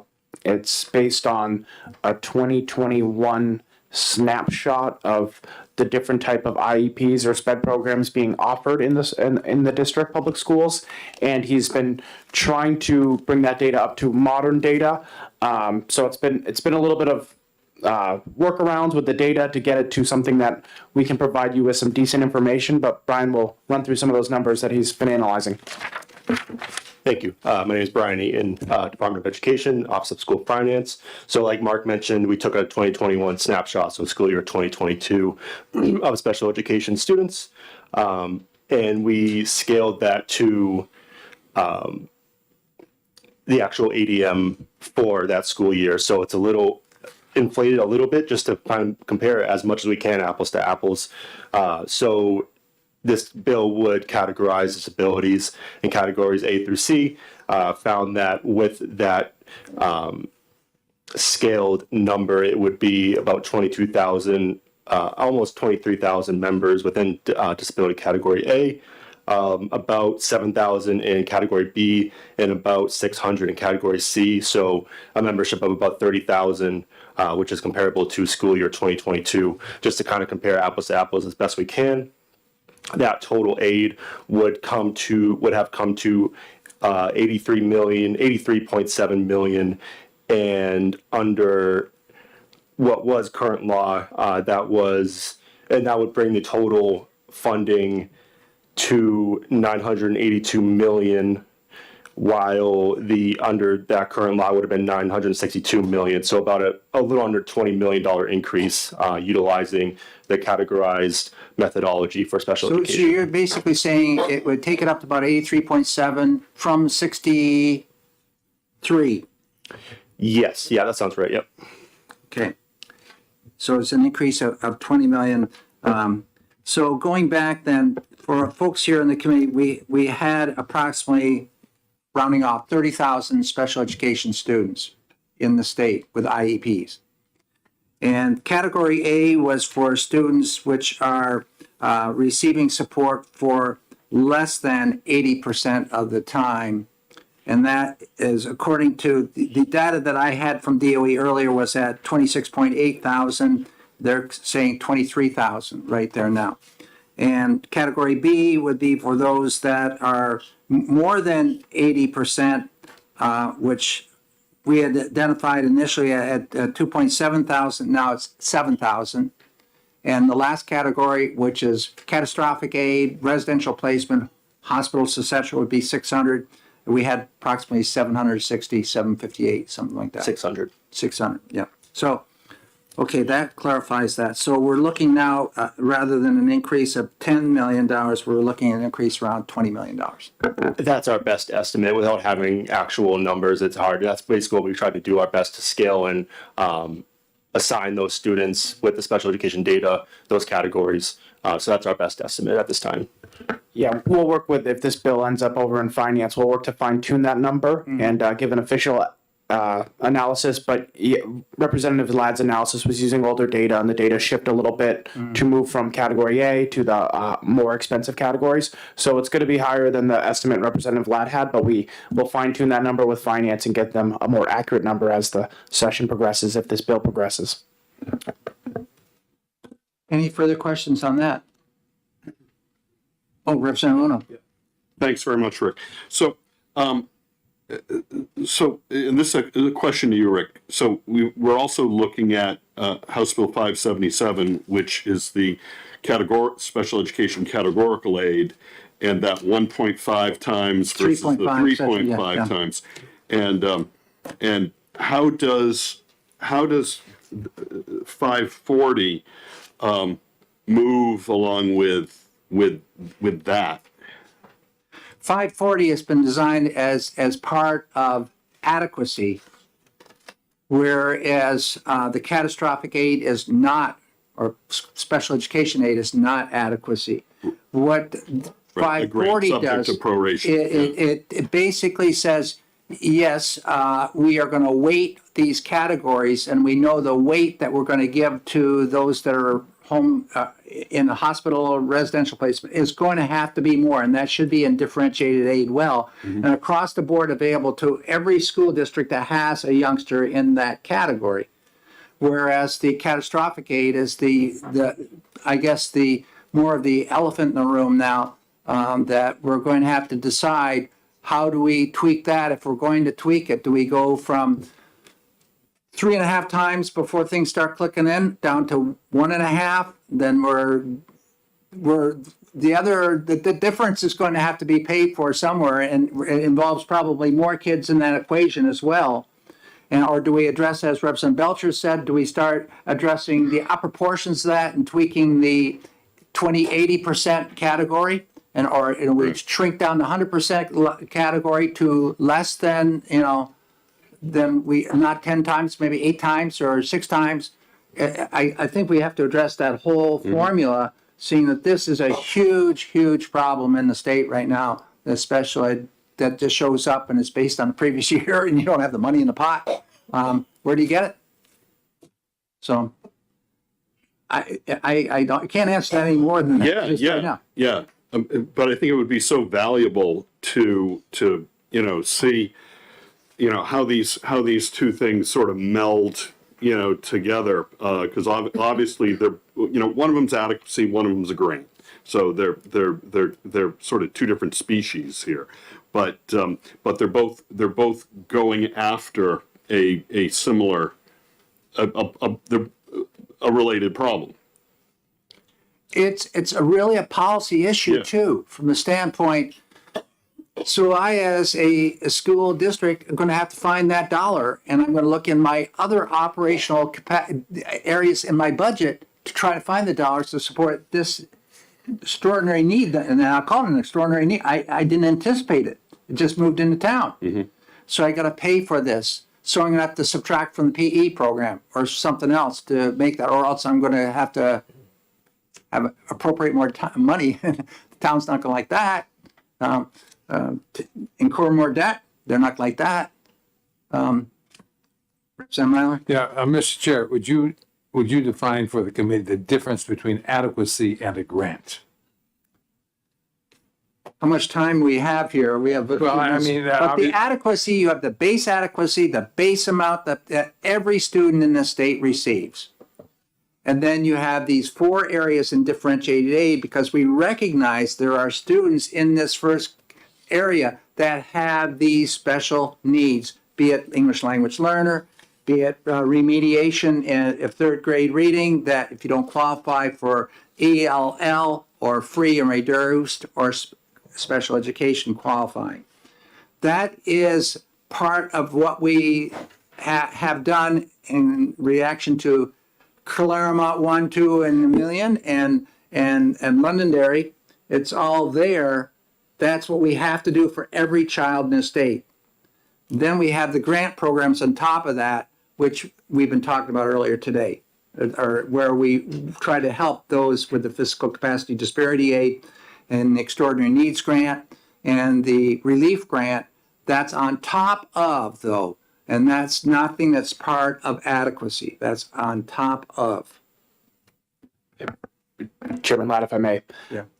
So the difference between our grant programs, they're all done on a reimbursement basement. Adequacy kind of is a reimbursement basement in the sense that you provided student data from the year before. We pay you based on that data and based on a formula.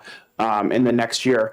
But with our federal programming and grants, with our SPED aid, it's really a one-to-one. You paid a particular cost, you are showing evidence that you paid that particular cost, and you are receiving money to match that particular cost, and that grant is restricted to compensate you for that very specific cost that you provided evidence to.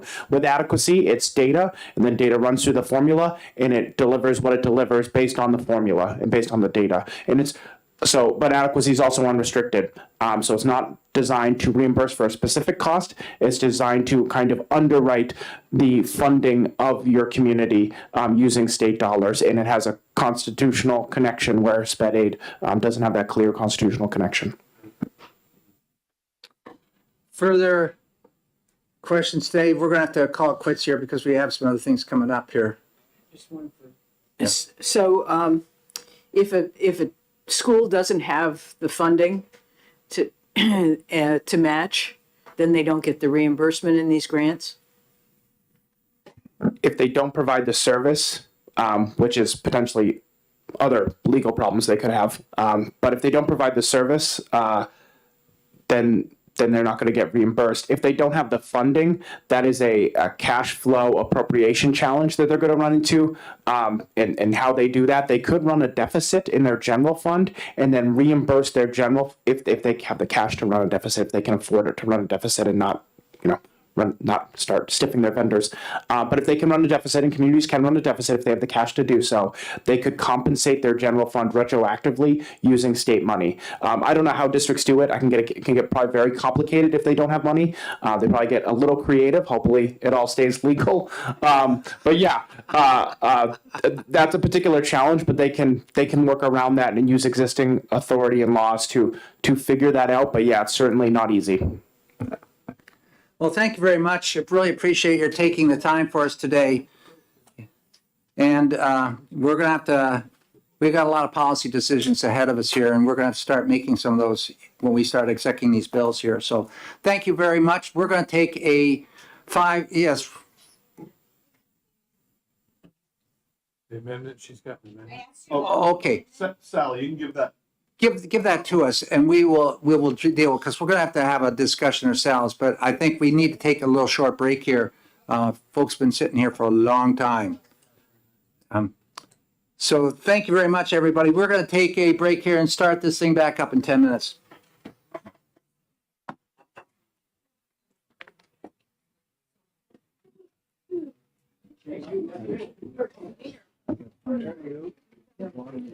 Oh, yeah.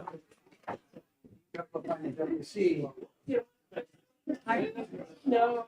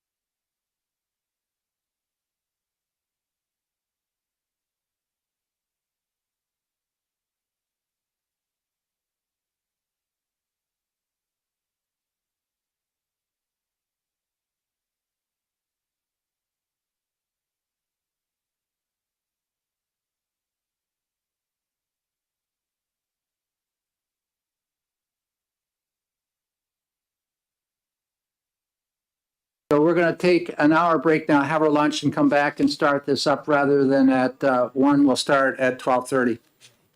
And Republicans here? And there will be a Republican caucus lunch right here in this room. We're not going to bring lunch for you. You bring your own lunch. Representative Milo always That's right. So you better stay in that party then, because it's not going to happen on this side of the coin. We do not want to raise our property tax. Okay. And Representative Tanner, if you can find that amendment.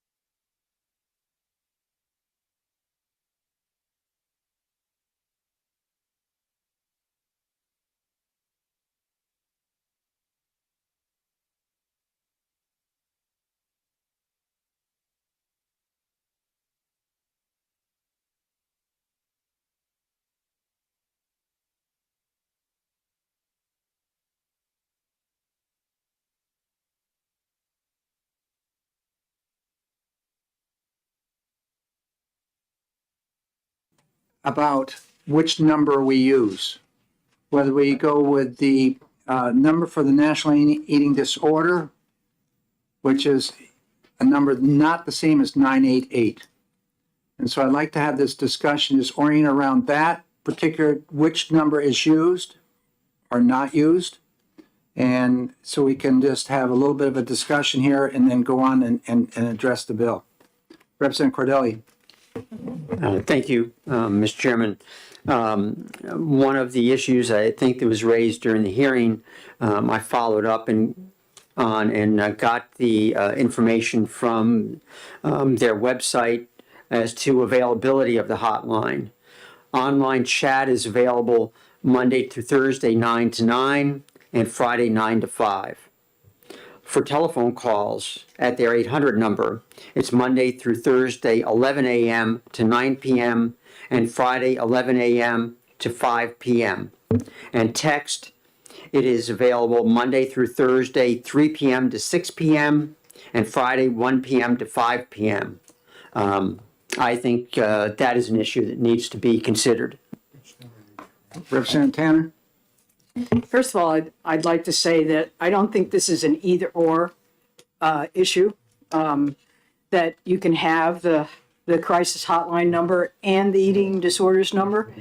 That's my first point. And my second point is that eating disorders have a special kind of crisis point to it, and a special language to it. And that's quite different than suicide or the other crisis that may come into the 988 number. And the eating disorders hotline, I think, is a group that's been started and is in a period of actually growing, because the crisis is growing along with COVID and the increase in mental health issues. But this is a very specific mental health issue with a very specific need. And like I said, this isn't a choice of one or the other. Both of them could be included. Thank you. Representative Lekis. I have two questions, which hopefully somebody can answer. One is the 988. Do they, if you call with a health eating disorder, do they then transfer you to one of those people who would have the proper language, et cetera? And the other question is, if you're a kid who finally got the nerve to call and there's no answer on the other end, is that going to make things better or worse?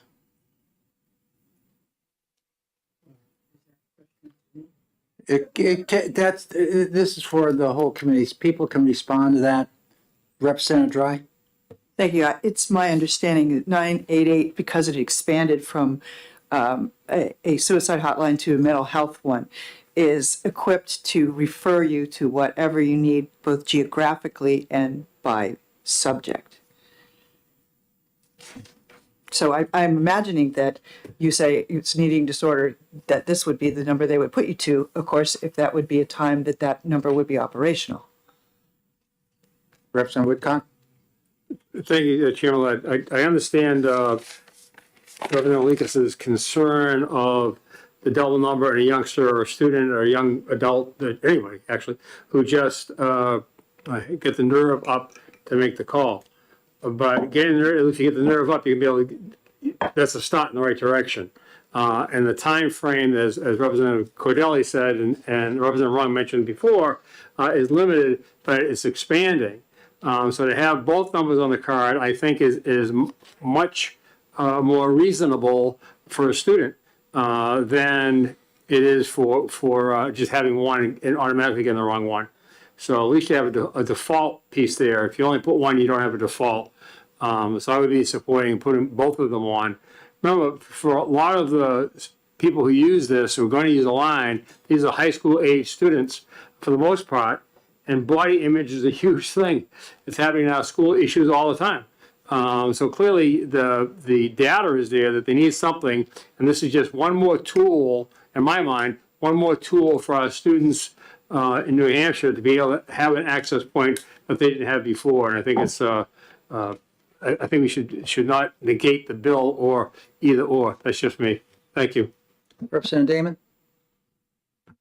I concur with the it's not either or. I'd like to remind the committee of the discussion in the hearing about the usefulness of the info on the ID card for people to simply be aware, whether it's that person who calls or their friend, that a helpline exists and that help is available. I think we can have reasonable confidence that the helpline hours will expand and also the hours overlap with the times when the people most at need are likely to use it. Late afternoon, early evening are crisis times. And eating disorders are epidemic. They're often invisible to people who don't know, but there's a huge need. I think we'd be irresponsible not to pass this. Further, Representative Cornell? Thank you. I think 988 will refer you to the eating disorders hotline, but that doesn't solve that if they refer you, they still won't be open except for those hours. And I don't think we should, if we can, keep people from calling 988 unless it's an immediate crisis. We should, because they're very busy. And it would be helpful not to be tying up the line with calls that could be going someplace else. So, and they will refer to the eating disorders hotline, which won't be open, so they'll still have to wait. Representative Cordelli? Thank you. I remember several terms ago, it might be 3, I had a bill to require a poster be hung in each school for the sex abuse hotline. We spent an hour, at least, talking about the size and material for that poster. I'm wondering, should it be a hotline number on the ID card, the sex abuse hotline? What are we going to have? Maybe a priority list of hotlines to put on the ID cards? That's my concern. Further, Representative Dry and then Representative Belcher. Thank you, Mr. Chairman. With all due respect, especially to the wonderful people we had come speak to this, the trend in emergency medicine is to move to the simpler numbers. That's why I went from 911 for emergency calls, 988 for suicide, and now expanded SUDs and just about anything else. You will have professionals answering that call, and they made it nationwide this year because they have the capacity to handle this. It will be sent to the right place geographically, and if this number is not working at the national hotline, then they will have another place to send you. If you go to this hotline and it's not working, I don't know where it will send you. I'm going to say that we would be bucking a trend that towards the simplification of universal numbers and national numbers if we stick all these 10-digit numbers on an ID card. Representative Belcher? Thank you, Mr. Chair. And to follow up on the last 2 comments we've heard, I just want to also say that, again, we do need to be cognizant of how much information we're putting on these cards. I think, if I remember correctly, the CDC statistics from one of the last surveys that included information on teenage suicides suggested that something like 40% of our young people have seriously considered suicide within the last 30 days. That is one of the biggest things we are facing right now. And I would hate to even possibly see anything detract from that number or from possibly going to a universal number. Representative Tanner? Thank you. I think when you have a universal number, just like you have a dispatch number, there's a delay between using that number and then the referral, particularly if it isn't for a crisis situation, like an immediate situation that's like suicide or maybe overdose, that sort of thing. Eating disorders is a special category. I mean, I just can't, I guess I can't convince people who haven't had the experience of dealing with people that have had eating disorders, but it's a whole different ballgame. It's a different ballgame than depression. It's a different ball game than drug addiction. It's a different ball game than accidents and first aid and EMT work. It's very specific, and if it isn't handled correctly right at the beginning of the interaction with the person, if they're not knowledgeable, things can go south really fast, and the person will just either hang up or take it even as more of an indication that what they're doing to themselves is either good or that they internalize it. I guess I'll put it that way. So it's really important, and both these numbers can be called or text. I think that if you want a garden variety of phone numbers to call, I don't think that's going to happen because, as Representative Dry has said, at least for a lot of the crisis things where you have like a dispatcher who can immediately go and defuse the situation and send out the emergency or get the person contacted with somebody that's an emergency. That's being consolidated. But this is it's a big issue. I mean, it's a big issue, and it probably kills more people, more teenagers in the long run. And if it doesn't kill them, there's a woman on my road that is she must be in her 60s or I'd say 50s or 60s right now. She is now at a residential situation, but it's one where they can leave. And it doesn't, I bet you on Friday when we get 10 below, she'll still be walking the road. And her face, her body is so distorted. It's unbelievable. She's antisocial as far as being able to deal with other people because of her physical outlook now. And yet she can't drop the repetitive exercise to keep her, just skin and bones. I mean, it's really just a horrible situation. And she's been dealing with it, like I said, for 50 or 60 years. She comes from a family that I know that has all the resources in the world. And she just hasn't been able to beat it. So I guess and the fact that the young man that came and talked to us the other day, I mean, just the fact that he didn't go to 988. He went to Google and he looked up eating disorders and he got the eating disorders number. Okay. So he's just one example of what kids do. And so I guess I've given it my best, but I really think this is something that needs to be very special and very much on their ID card. Thank you. Okay, thank you. We've had, more than 5 minutes here, 5 or 10 minutes of discussion here. What I'm going to do is call a brief caucus, and then we're going to be back here in about 5 minutes. So Republicans will meet in this room right here, and we'll brief caucus for about 5 minutes. We'll meet in the office. Yeah.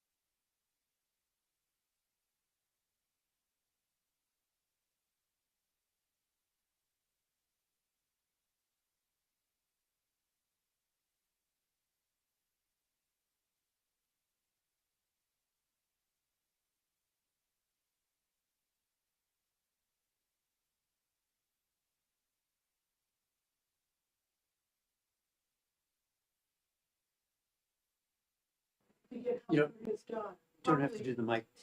you don't have to, you don't want to do the mic. Okay, let me add another. Oliver, turn it off. the mic.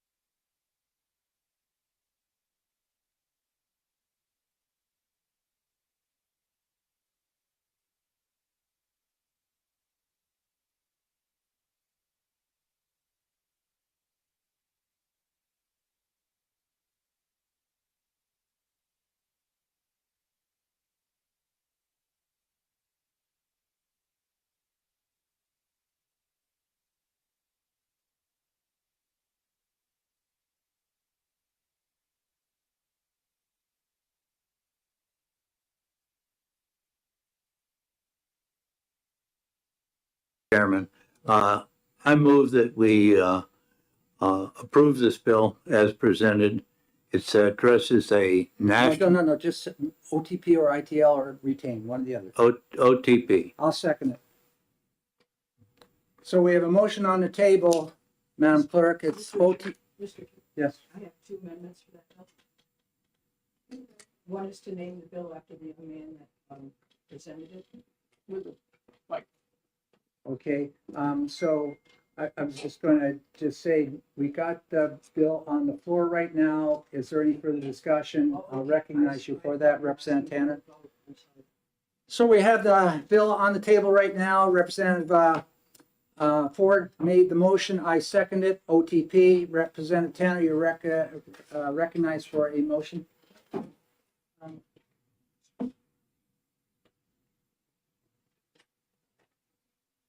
Oh, yeah, this one does too. Okay. Yeah, so, oh, sorry. So the first amendment takes the, Several amendments there. just two of them, yes. Are you looking to pass both of them? Do we have to combine them or? I'm passing, they each have a number, so I guess, Why don't you pass both of them down to? okay, yep. This one is the bill that Dennis Marie. Yeah. Do you have one of these? Yes, yep. Would you please, before you go into the discussion on one, just briefly explain each? Yes, I will. Did you get both of them going that way? There should be 5 extra. Would you like me to start or not, Chairman? Okay, I would assume that 108 is what you were discussing. I'd like to yes, well, I'd like to discuss 0020H, the first bill, which was, after our meeting, we took the higher ed out of the bill. That's the main change in this one. So that's why I have that particular, amendment, okay?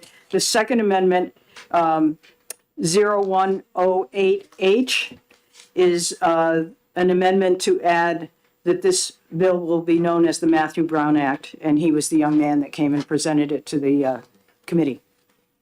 So those are the two amendments. Okay, so would you please just put one of them right now? Sure. So I'd like to put forth the amendment 0020H that removes the higher education. May I second?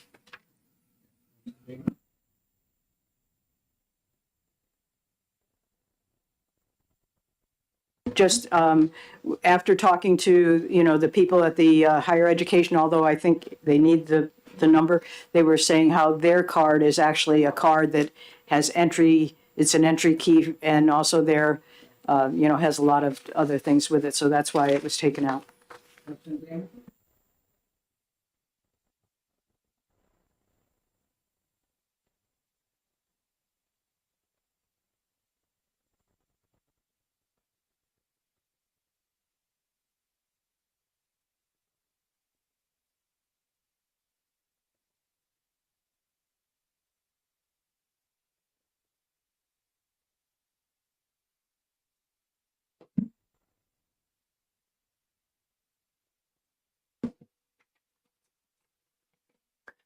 Vice Chairman Cordelli. Tom. Representative Lekis. Yes. Representative Ford. Yes. Representative Belcher. Yes. Representative Dry. Yes. Representative McDonald. Yes. Representative Noble. Yes. Representative Peternell. Yes. Representative Coratiello, yes. Representative Myler. Yes. Representative Cornell. Yes. Representative Tanner. Yes. Representative Luno. Yes. Representative Ellison. Yes. Representative Woodcock. Yes. Representative Hall. Yes. Representative Balboni. Yes. Representative Fox. Yes. Representative Damon, Yes. Representative, Chairman Ladd. Thank you. Yes. 19 yay, 1 nay. Representative Tanner, will you please put forth your other amendment? Thank you, Mr. Chair. Amendment 0108H. This amendment, I'd like to put forward that says that the act shall now be known as the Matthew Brown Act. Okay, second on that, yes. Okay. Any discussion on the amendment to call this the Matthew Brown Act? Yes, just, I thought he was a brave young man and deserves this. Representative McDonald? I agree that he was very courageous for coming to testify, but has anyone contacted him to ask if he would like this? We wouldn't want to if maybe. Good point. Very good point. Mr. Chair, he has been contacted, and I hope if it goes to the House floor, which it should, that he'll be able to come in the gallery and see it come before the House. And he is willing to, Yes, both he and his family have been contacted, and they're willing to do this. already further discussion? Madam Clerk, would you please call? Vice Chairman Cordelli, Yes.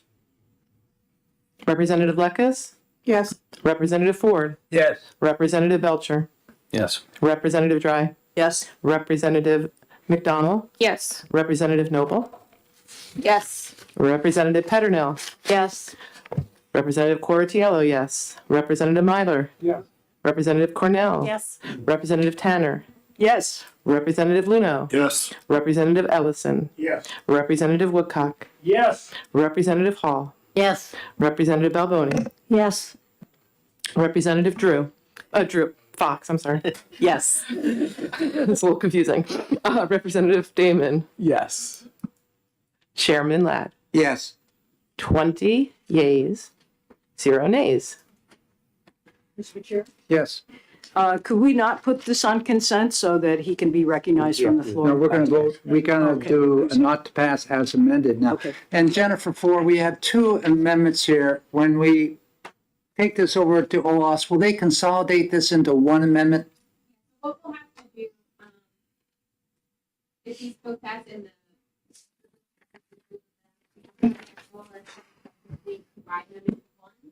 That would be a new amendment number, and that new amendment number is what you'll see in the calendar.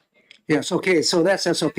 Oh, good, that's the way we've operated before. So what we're going to do is we're going to approve the bill as amended by both of these numbered amendments. And then we will later in the calendar see a different amendment number, which is incorporating the two that we took care of here. It's saving us from having to go over and get something written right now. Everybody got that? Okay, so we've amended this bill twice, so we now have on the table to approve House Bill 35 with the two amendments, so it'd be ought to pass as amended, with the two amendments that we've just gone through and recommended that be part of that. Any questions on what we're doing? Who's going to make the motion? Yeah, so, let's see, Representative Ford, would you make that motion, please? And Representative Tanner, would you second it, please? I recommend ought to pass on the bill. As amended. As amended. 35. As amended. As amended, excuse me. Thank you. And I second the bill. Thank you very much. Madam Clerk, will you please call the roll? Representative Tanner?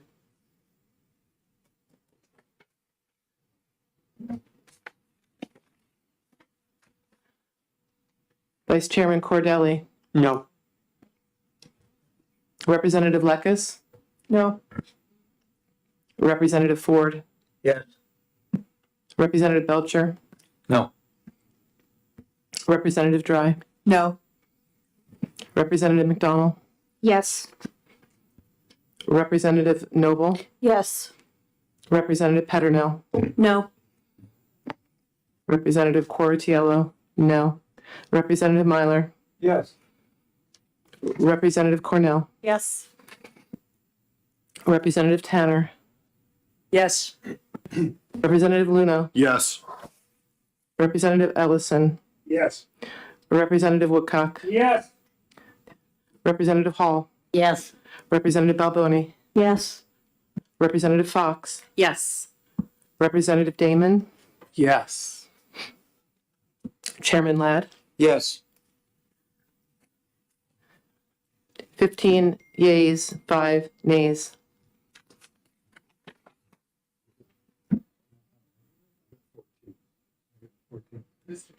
Can we check, can you add those up again, please? How many people, well, go ahead and just add them up, please. I have 5 nays. So it's 15-5 then. Representative, you know, that's modern math down there. Yeah, there's a- you're correct. Pardon me?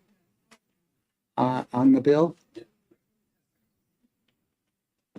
We normally don't do this, commenting on it. We have a lot to go. So at the end of the day, make a comment, okay? Okay, the final vote on that is ought to pass as amended, 15-5.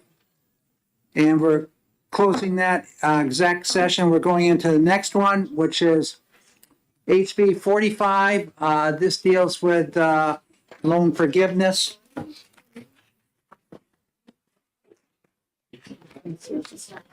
Yes. I'm sorry. You want the combined amendment to be a committee amendment or in someone's name? Like an Go education back over the committee nays. or- It would be a committee amendment. Okay. Because it's, the majority has approved both. And that, so we want a committee amendment, not amendments in anybody's name. Great. So when you combine them, that's what we normally do, is make it a committee I amendment. just want to double check. Yeah. Thank you. Yeah, we'll double check. Yeah. Yeah, can we double check the Excuse roll? me? No, that won't be the wrong one, color. No, I recorded myself. Right? I don't Could know you go over how the to- nays? What do we do about this discrepancy? Go over the nays. Representative Leckis, Representative Belcher, Representative Dry, Representative Petronel, and myself. And Cordelli. And Cordelli. I'm sorry. I must have misheard you. Okay. Duly noted. It's 14-6 then, right? Noticing. Do the count those for. I'm a words person, remember that. Hey, excuse me, I recognize Representative Belcher for. Okay, thank you. Yeah.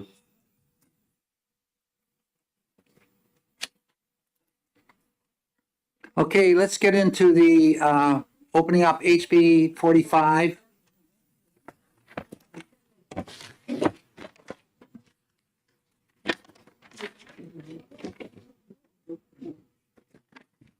HB 45 establishes a committee to study student loan forgiveness in New Hampshire. And I recognize Representative McDonald for a motion. Thank you.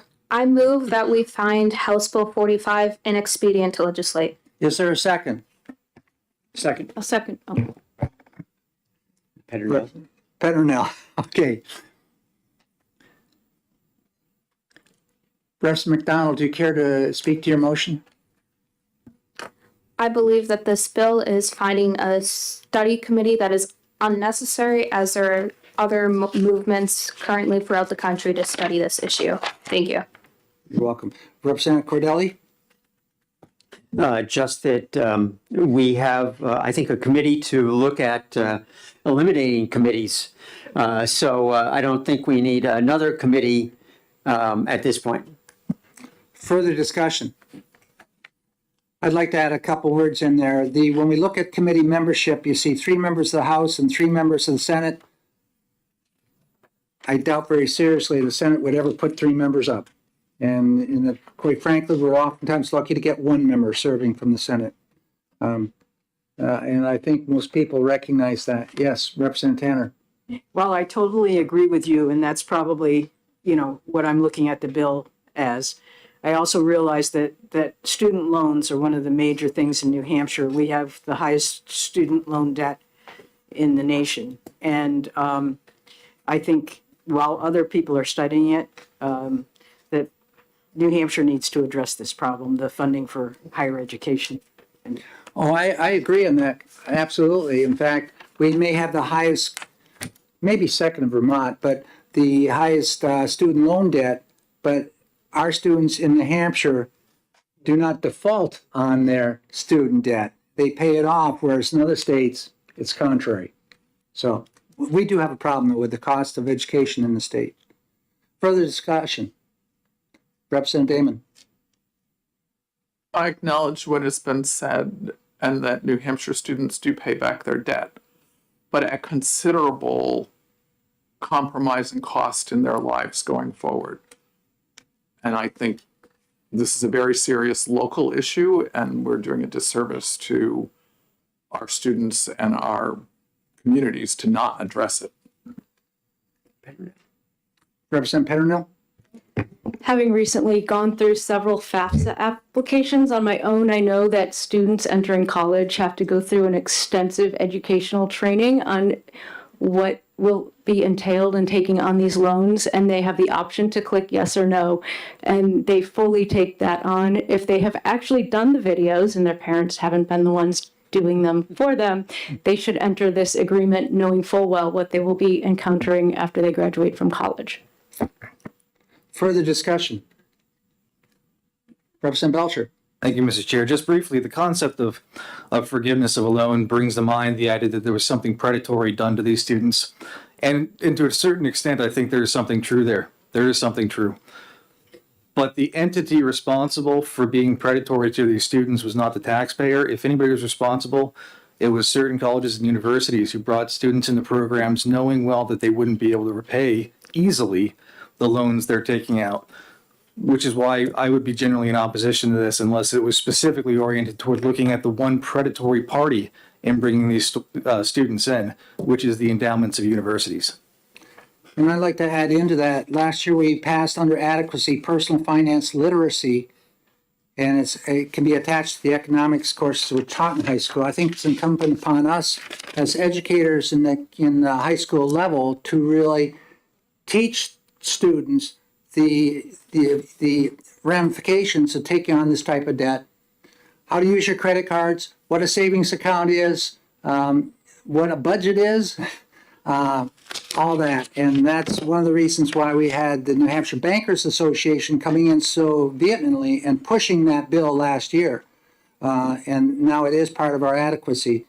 Personal finance literacy is important. And I do agree that student loan forgiveness is a critical issue, along with our teacher shortage, which we have in the state, and many are getting out because of that debt, and what they're being paid as teachers doesn't help them in paying off that debt. That's why you're also seeing many teacher preparation programs in colleges where the enrollment is declining.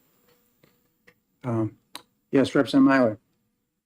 Notwithstanding the responsibility that one takes on, the reason why they take on this debt, at least in this state, is because our higher education is underfunded. And we forget that sometimes. And we have the highest, for those who are going to our state schools, particularly UNH, we have the highest public school tuition in the country. And that's because this state does not provide the kind of support for higher education. And those ultimately, hopefully, will stay in the school, stay in the state and provide a sound economy. And so that's the concern that I have about not looking at this bill, is that once again, this legislature gets off by not providing the kind of funding that needs to be taken place with our higher education institutions. Thank you. Representative Petronil. Yes, Representative Myler, could you point to where in this legislation it addresses the underfunding of our education? Yes, if I may respond, the issue of underfunding this school has been a long tradition in this state. And so kids who are going to go to our public schools, they have to take out loans. We have places, I have friends of mine who send their students, their children, out of state, and they pay out of state tuition is cheaper than what in-state tuition is here. So that's the concern that I have, that we are not meeting our obligation from a state to provide the appropriate resources for higher education to keep the tuition lower. Thank you. Yeah, we're gonna stay with this and we'll have to take a break. Go ahead, Representative Balboni, and then Representative Luno. I'm just getting back to the bill at hand. The bill isn't asking us to solve the problem right now. It's just stating that we should put together a committee to look at the various factors. Representative Luno? Thank you very much, Mr. Chair. You know, I also think there's a certain timeliness, sorry, to House Bill 45, and you know, establishing a committee to study student loan forgiveness. And I think in conjunction with some other conversations that are going on around the state right now surrounding you know, a possible program called New Hampshire Promise, much like what they're doing in Vermont right now, which would provide basically the state would guarantee for Pell eligible students enrolling in community college the difference in tuition between what Pell gives them and the price of community college. We have I think maybe the highest price community college tuition in the country, but as I think most people know, we've frozen tuition for the last maybe decade, and over that period of time, the Pell Grant amount has approached within a couple $100 what full-time student tuition would be at our community colleges. So as we consider things like New Hampshire Promise, I think it's certainly fair for us to also study student loan forgiveness and what may come out of that as part of this effort. Thank you. It might be interesting to note that we do have a higher education commission or committee here in the legislature already, and there's no reason why the issue of student debt, student tuition shouldn't be taken up by that particular committee. And it would be it wouldn't have to be stuck putting another committee. It's been both parties put forth. We have too many commissions and too many committees. And here we are forming another one when we already have one that could take on this task. So, Representative Woodcock. Yeah, thank you, Representative Chair. Just a question for you. I forget, you're on the Education Board.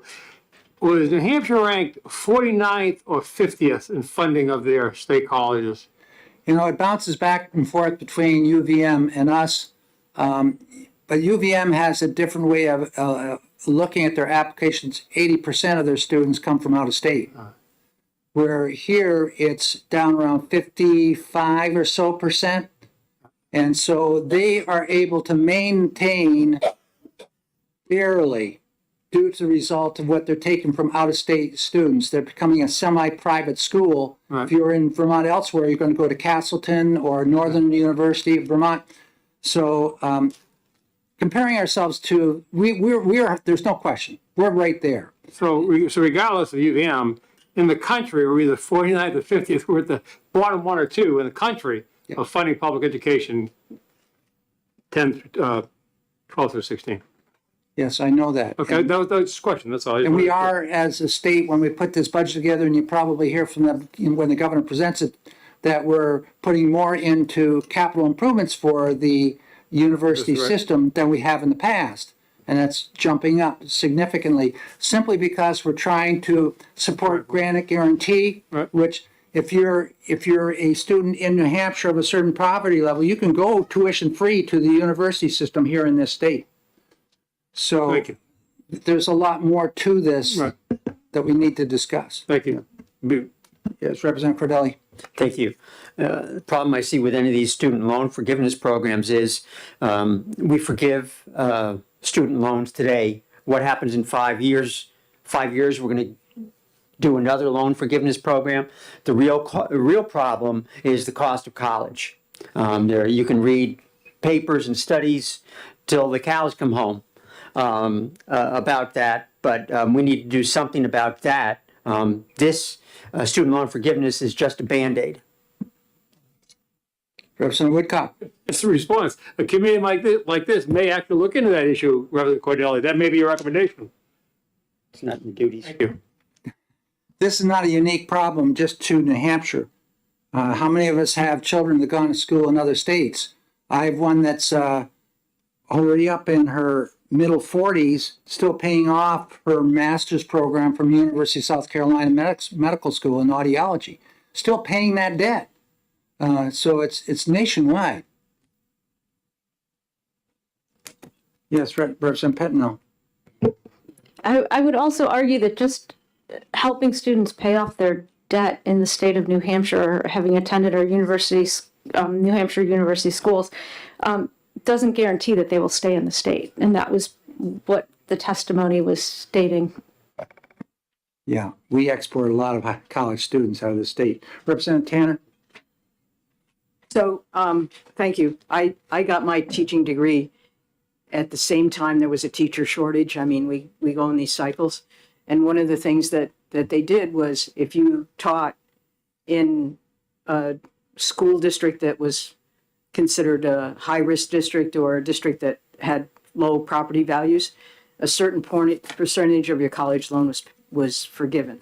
And I think those are the kinds of programs that really are needed. We talked about it with nurses and social workers during the COVID epidemic, and so I think there's a lot of alternatives to loan forgiveness rather than some people I think it's just a carte blanche, write it off kind of thing, but there are different loan forgiveness programs.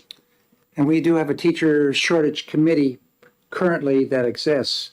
It's a Senate bill, and we lost the senator was chair of that due to him not coming back. So we need to put another person in that place. But this is another topic which is being discussed by that committee. How to maintain and keep our teachers in the state. Okay, before we're going to take any action on this, I'm going to wait for the one member to come back. So we are at a break here for about, For a few minutes. pardon me? Caucus for a few minutes. Caucus in a few moments, yes, please. Check my copies.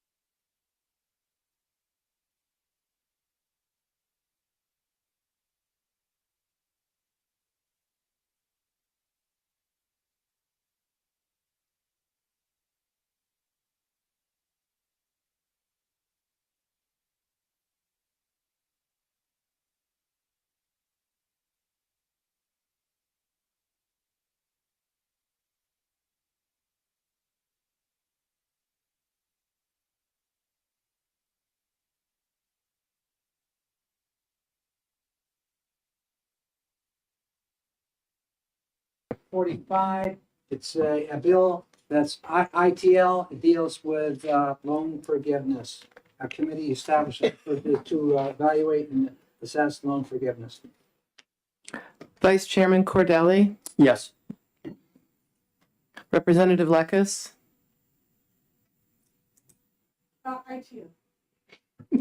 Yes. Representative Ford, Yes.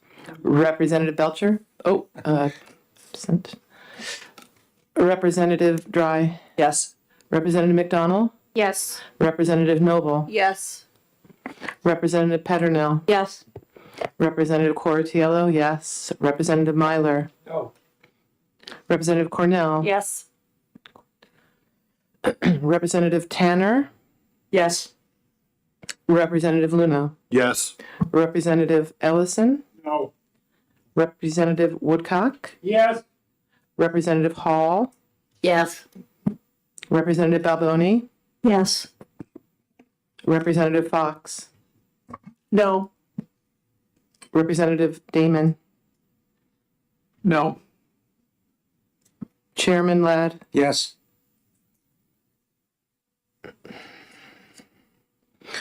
15 yeas, 4 nays, 1 Yeah, that's all you have to say. no. I wasn't sure if there's One no show. 1 no show. Okay. 15 yay, 4 nay. For those that are new to how we do this, you'll see sometimes on the calendar, the vote might be, there's 18 people on a committee and it might be 7 to 5. It's just the others weren't there. That's all there is. Do you want to ask if there's a minority report? Yeah, we will do that. No minority report, so. Okay, we're gonna jump down and I'm gonna try to address some of these early bills. We gotta get them out of committee. So I'm gonna start with the bottom one that I have on my list. It's 578 here. Let's turn to HB 578.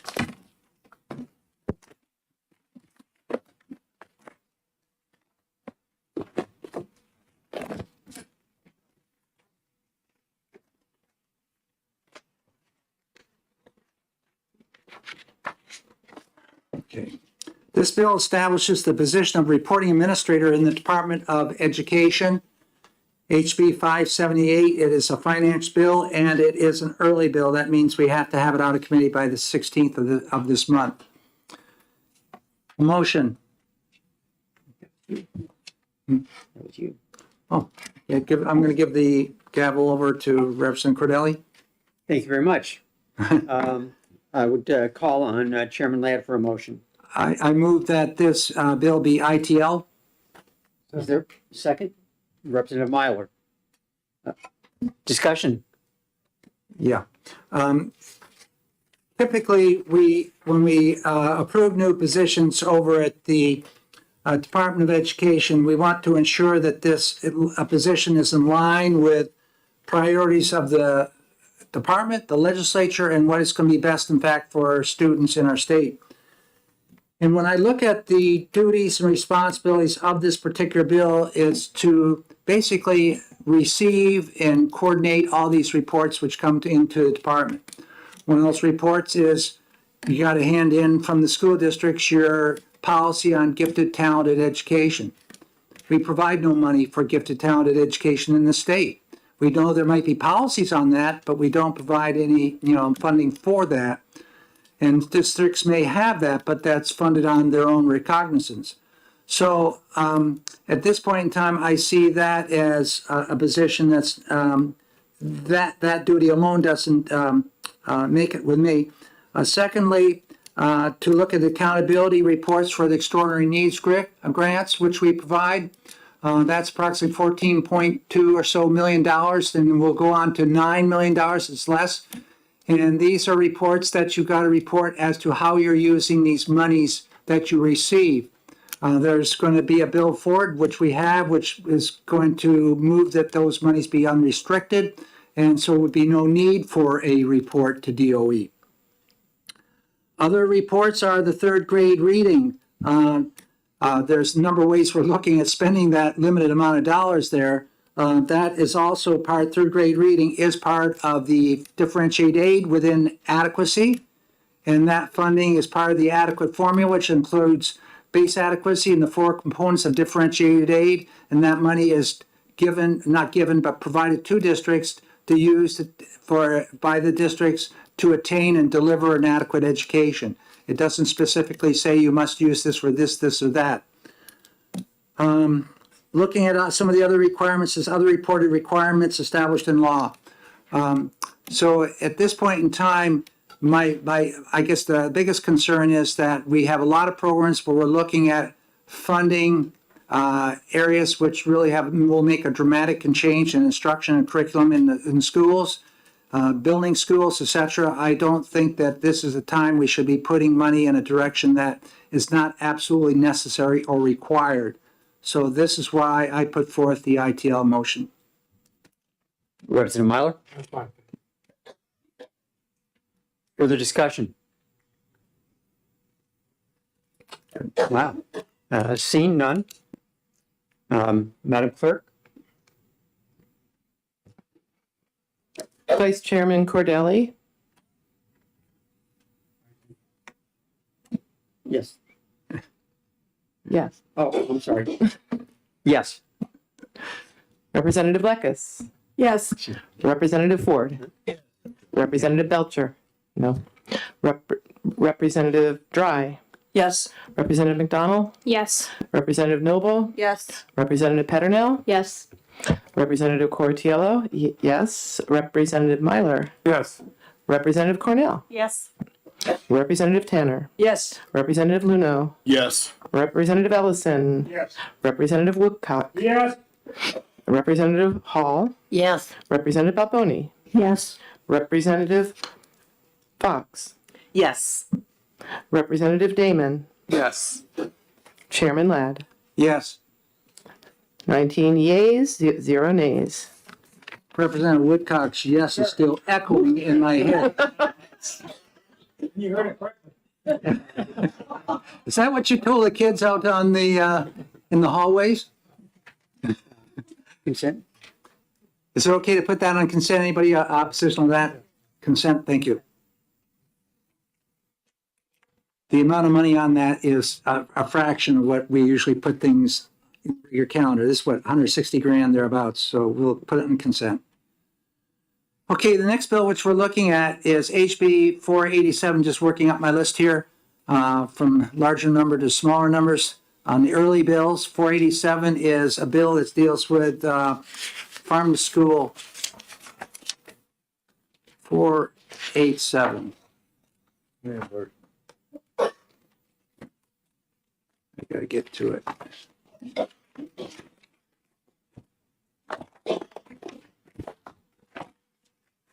Okay, I recognize Representative Peternell for a motion. I move ITL on House Bill 487. Is there a second? Second. Representative Cordelli seconds it. Representative Peternell, do you have a discussion?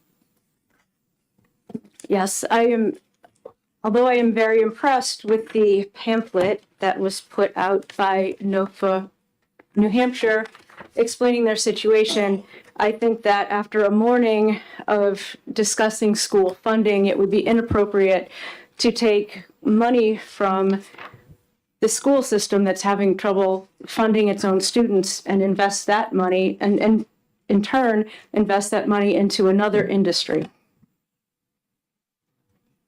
Representative Cordelli? Nothing further. Further discussion? Representative Tanner? Thank you. Coming from Sullivan County, which has a high agricultural heritage to it, I think the more we can support our local farms is fantastic. This is a fairly simple program. The amount of money may seem like astronomical, but as we just said, the 165,000 was not a big chunk concerned of what we normally do here. I actually have an amendment from the sponsor for this bill. I think it's the more children learn where food comes from and good food comes from, and the connection with the local farmers and the influx of maybe a small amount of money into the local economy would be great. And so I don't see this again as an either or, that you're taking money, vital money away from local schools. I see it as promoting a program, promoting the local economy, and hopefully that local economy supports the schools more. Thank you. Further discussion, Representative Petronell. Are the schools in the business of promoting the local economy? Did you hear what she just said? Oh, okay, I saw her say what? It was kind of Representative Tanner's. Did you call it me or did you call it Al? Oh. No, I thought that a question was going out, and then I thought, well, maybe it's going out to the committee, and then I looked over here and saw Representative Ellison. I said, did you hear the question? I thought he was wanting to respond. So, okay. All my questions to you next time. No, but I think he had his, did you have your hand going up or anything like that? I did, but not on this question. Well, see, I thought you were going to respond to the question. Okay, Representative Ellison. Well, I'm puzzled. I'll take a crack at the question, and then if I can make my comment after that, I'd appreciate it, Mr. Chair. I think that yeah, I'm not sure the local school district has a responsibility for improving local economies, but I think it's a good idea. I don't think it's a responsibility, but it's a good idea. That's the answer to the question. My comment is when we heard testimony on this bill, and we've heard a lot of it over 2 years, there were any number of issues that were raised. One by the Commissioner of Agriculture, who suggested when he testified that there aren't enough producers of meat and fruit and so on in the state to provide sufficient amounts of money, sufficient amount of product to schools. At $1,200 per school, I don't see that as a problem. I live right next to an apple orchard, which is 155 acres, and they have apples available through cold storage year round. Any reasonable, well, Runlet Junior High, the high school in Concord is going to use up their $1,200 on those apples fairly quickly. All you have to do is go to the farmer's market in any one of these areas, but here in Concord, we have a Winters Farmer Market. There's 3 or 4 producers of meat there. That is available year round. I mean, it's a small program in terms of the scope of money that we're dealing with. And the bill is a win for communities, for families, for kids, for farmers. Frankly, I'm puzzled that we're dealing with so many objections to something like this. Thank you, Mr. Chair. You're welcome. Representative Dry? Thank you, Mr. Chairman. I like the idea of farm to school. I think we have a robust program here already. What I don't like is $195,000 to do another position, and $50,000 of that being for setting up a program, which is already in place in a number of schools. I also am unwilling to commit to a long-term funding of that position until we find out if schools will actually jump on board with that. Like you said, $1,200, that's the maximum, is not a lot, even for a small school. And I can't even imagine for a large, Union High School, that this would make it worth the trouble to go through that they couldn't already do on their own. I am totally in favor of schools working with farms. I'm totally in favor of making it easy for the farms and schools to do that. I don't think that setting up an extra person in Concord to oversee the program is the solution. Further discussion, Representative Tanner? I have an amendment that speaks to some of the appropriation for this bill. But I do think that the reason that I said that it's part of the economy is that everything's tied together. When I talked about schools before in poverty areas, that it's a vicious cycle, that industry doesn't come, that then people, the property values go down, and it's just, it kind of churns. I think this is a way to actually spin it just the opposite way. You have rural areas in New Hampshire that really would thrive, I think, on something like this. We have in our area several farms that have CSAs, and we have farm stands all year round. And north of us, up in Margaret's area, Representative Arrive's area, there's milk producers that produce all kinds of different meat products as well as milk products. And I just think this is a nudge to get schools involved. And it's an enabling bill. It's opt-in. It's not required that everybody performs in it. And I think it would be such a big boon to the area and to our county. Thank you. Representative. I just wanted to point out that on line 6, one of the things that I object to is that it says, only school districts participating in the National School Lunch Program shall be eligible for reimbursement, because I feel this discriminates against schools not participating in the federal lunch program. So I just wanted to bring that up. I don't know if anyone wants to comment on that. Representative Ellison? I'll comment on that. This is tied into some other legislation coming before us on breakfast and lunch and who participates. At this point, we can only find one school district in the state that doesn't participate in the federal program. So I think your point is well taken, but we're talking about one school district. Yes, Representative Peternell? There's lots of conversation about how in certain counties, there's an abundance of farming and an abundance of food that would supply these schools.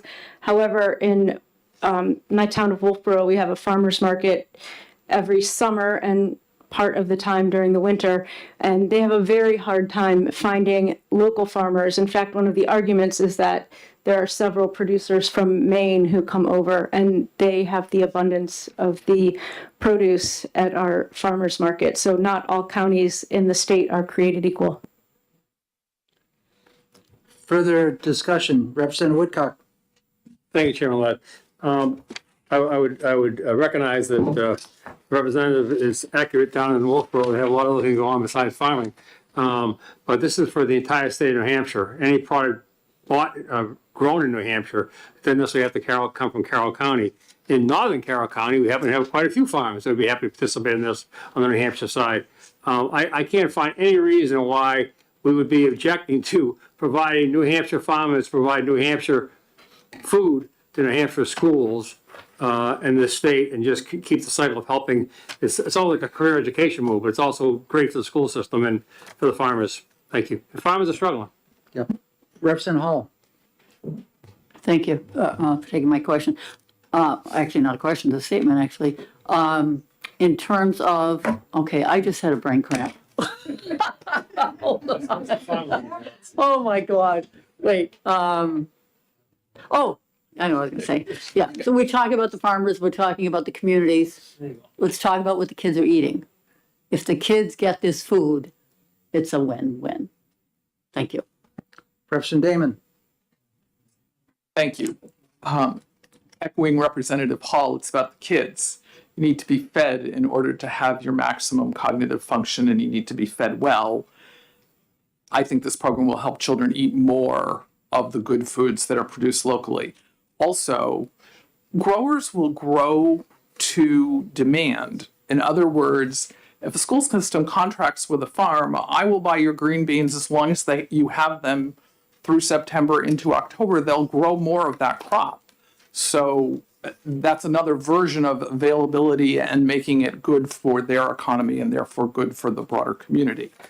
And I neglected to say this the other day, there's less food waste when food is delivered from local production and consumed locally, and we have a major food waste problem in this country. So it's a side benefit of this bill, which I vigorously support, and frankly, thought when I originally read it that it was a pretty uncomplicated concept. Representative Dry. Thank you, Mr. Chairman. And there's nothing in this bill that prohibits any school from buying from any local farm. The maximum is $1,200 for a school over the year. That in a school budget of $7 million is a pittance. This is not to make money for the farms or the schools. It's to nudge maybe, but I think that we can nudge without spending for another person in Concord and another $50,000 for IT. Representative Cordelli. Thank you. I believe there's already a farm to classroom program in the state that seems quite active. I think that that's the better vehicle for instructing our students on where their food comes from than this program. For Representative Lekes. That was a good point because that's not in this bill. I mean, the instruction isn't part of this, but I did talk to my local farm who has tried numerous years. The high school and the farm have tried to work out something that would work, but what he said is, I just can't produce things far enough into the season that it makes sense to have anything ongoing. But and I like the idea of farms and schools trying to work things out. I think that's great.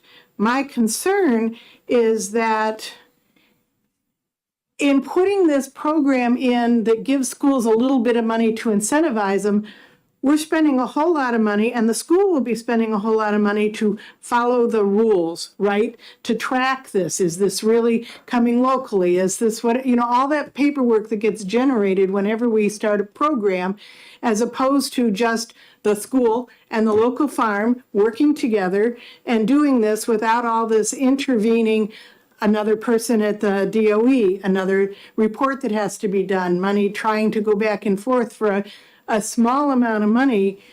It may cost some of the smaller schools more than that in somebody to track and do the paper, all that stuff. It's much better just left to the school and the local farms to come up with something that works with them without having to put in all this governmental oversight and bureaucracy and all that other stuff that makes it inefficient. Representative Petronell. Thank you. On the NOFA-NewHampshire.org website, and underneath Farm to School in New Hampshire, it says that 149 schools in New Hampshire are participating in Farm to School programming. 76.5% serve local food. 73.5% provide food, nutrition, or agricultural education. 55% of those schools have edible gardens, and nearly 50% hold student field trips to farms, taste tests, and cooking demos. I would argue that there is already a robust farm-to-school program occurring in New Hampshire. I haven't mentioned anything, and I've mentioned every time we come up with the farm, what is the definition of local production? What is the definition of local food? And where I live, right in the Connecticut River, and Four Corners Farm is right across the river, which has a lot of surplus crops, which they provide to schools. They also sell some of it at a cheaper rate to Hannaford Brothers. We also have PT Farms, which is one of the 2 slaughterhouses in the state, which the beef that are slaughtered come from Vermont as well. Is that going to be considered local? Is that a product that originates? And how do we differentiate between the meat that's in that farm, in their farm store, between that of New Hampshire and that of Vermont? And the other concern I have is echoes what we have heard from the Department of Agriculture here in marketing, foods and marketing, is that what is sustainable? And are we such a small state that we can't sustain? And should we have a better definition of what local is? Is local not just New Hampshire, but also Vermont, or Maine, or Massachusetts? And even I've spoken with the commission over there, and for us to truly get involved with something, we'd probably have to have a wider scope of region, which includes Pennsylvania and New York. And I'm not a farmer, and I'm not in that business, so I really can't comment too much on it. But I am concerned that even when I chaired the select board for years up in Haverhill, we gave a local buy or a local right to those towns which abutted us when we were looking for contracted services. We'd give them a first priority before we started looking afar so we could keep employment. And by that, any town that abutted us on the other side of the river was also considered local. So we are a community that you'll see just as many green plates where I live as you will the old man on the mountain. And so I have a tough time understanding why we are getting so local. That local is only New Hampshire.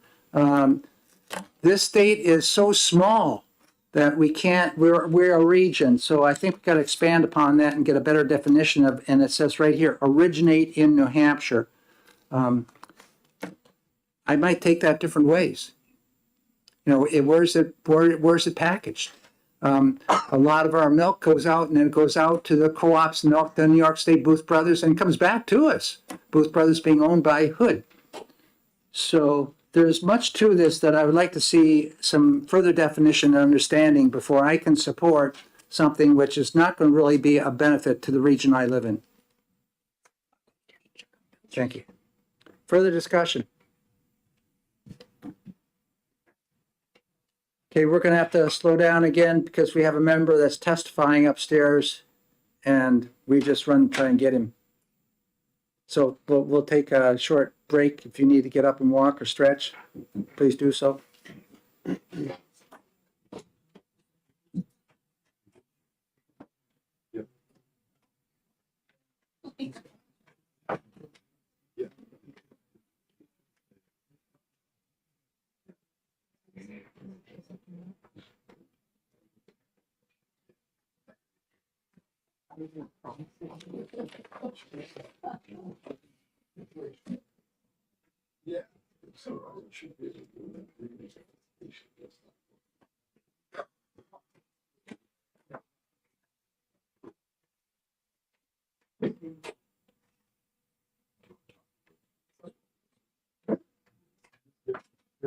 Huh?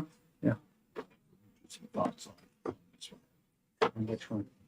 What we're doing right now. So this may be a 10-10. That's right, I know it. So Linda would make a motion about this. Yeah. And if you take a second. but that would probably go down. And then That we would have go to do down. the option for retain, and that would probably go down too. Yeah, the retain will go. So let's just do the two motions. I mean, if that works. And go without recognition. Linda will write. Yeah, and that motion be one taken up.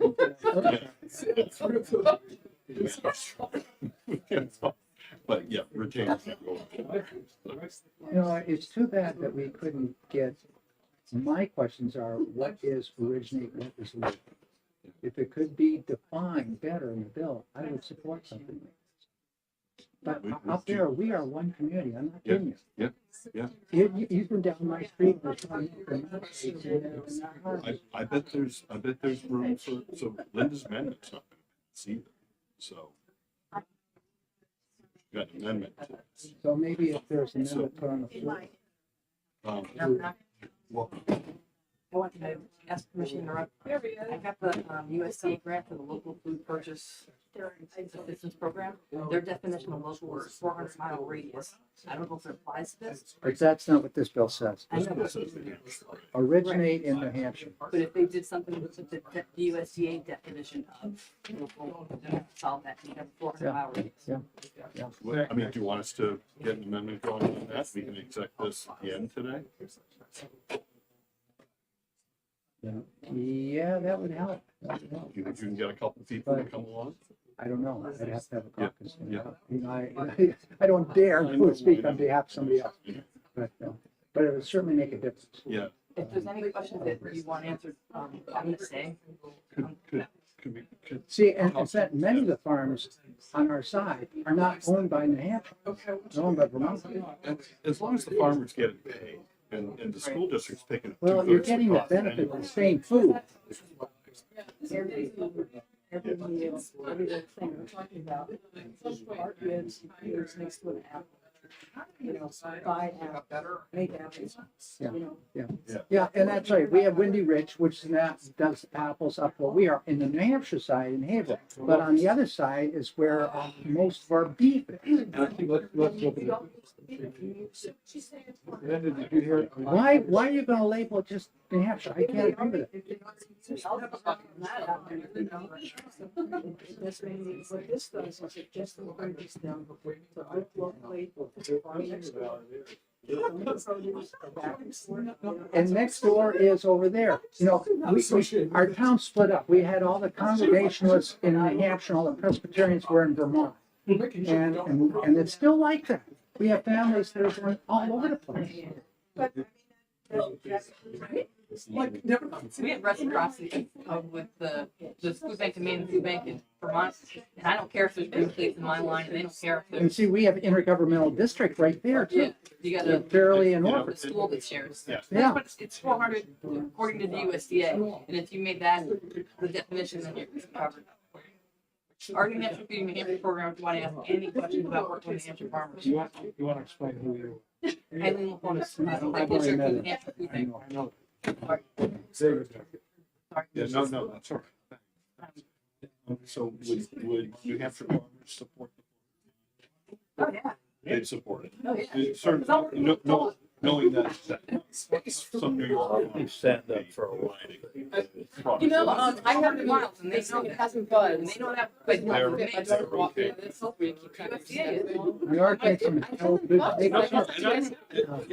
It'll sometimes all of a sudden be like, get up. One time it said, wake up, and I was like, wow. and it was the middle of the day, and I was like, it's just, it's For like. school anyway, they're gonna buy them. It's not, Yeah. But just one other anecdote. No, I, Pre-COVID, maybe our culinary kitchen, our production kitchen, did a presentation to all the school food service folks.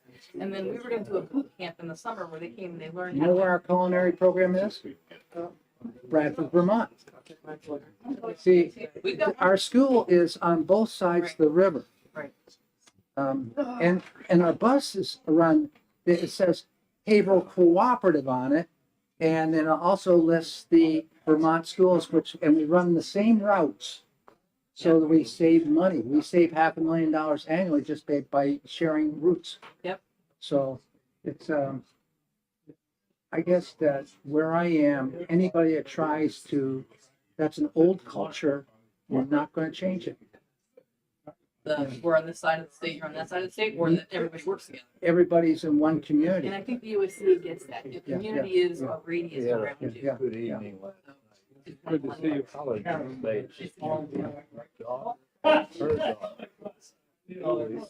Probably the best way to do it is, the first motion on the floor will be, get a floor amendment.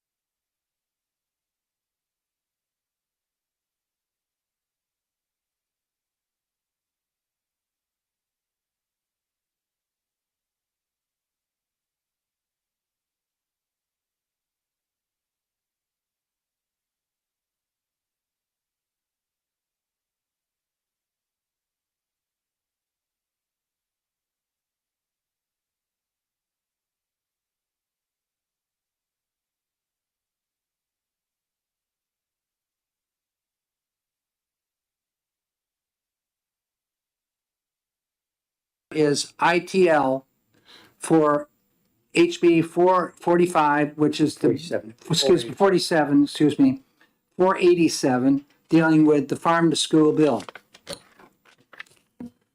Madam Clerk? Chairman Cordelli, Vice Chairman Cordelli, excuse me. Yes. Representative Lekis, Yes. Representative Ford, Yes. Representative Belcher, Yes. Representative Dry, Yes. Representative McDonald, Yes. Representative Noble, Yes. Representative Peternell, Yes. Representative Cortiello, yes. Representative Myler, No. Representative Cornell, No. Representative Tanner, No. Representative Luno, No. Representative Ellison, No. Representative Woodcock, No. Representative Hall, No. Representative Balboni, No. Representative Fox, No. Representative Damon, No. Chairman Ladd, Yes. 10 yeas, 10 nays. Mr. So the Chair, motion fails. Representative Tanner, I'd like to make a motion ought to pass. is there a second? I'll second. Have an amendment. Yeah, Representative Myler made the second, Representative Tanner made the motion. It's your motion first. Yeah. Well, you've already spoken. Representative Tanner, do you have any discussion? Not more than I already have, as I was told. No, I just think this is an important bill and I'm willing to push it a little bit. So, Okay. Are there any amendments for this bill? yes, No? there are. Oh. Amendment 0103H. That's speaking to the funding. I need to keep my stand. Thanks.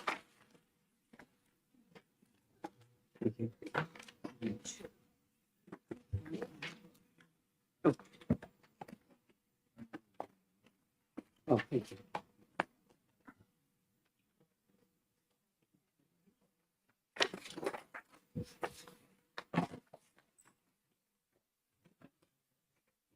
I don't think that's up here.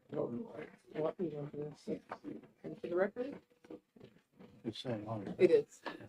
Representative Tanner, you'd like to, Yes, this amendment was put forward from the bill sponsor, Representative Simpson. And it was to address some of the issues that were talked about in our previous, when we had testimony, when she testified. And as you see, it changes some of the fiscal note for it. We're also discussing having a floor amendment, if this goes through, to increase the range out of New Hampshire to what the USDA has, which is 400 miles radius of the school. So we're trying to make some amendments to make this bill a little bit more palatable and hope for bipartisan support for the farmers and the so are you schools. making a motion to OTP the 10103H? I am, yes. Okay, is that second? Yeah. Okay, we have a motion to approve 0103H, which is an amendment to House Bill 487. We've had some discussion on that, so is there any further discussion on this amendment? If not hearing that, Madam Clerk?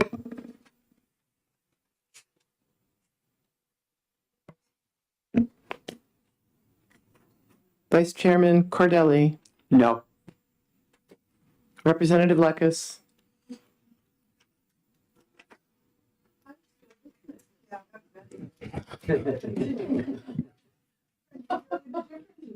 Of course.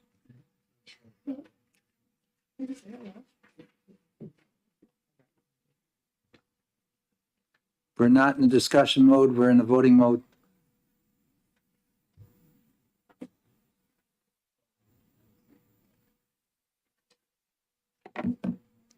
no.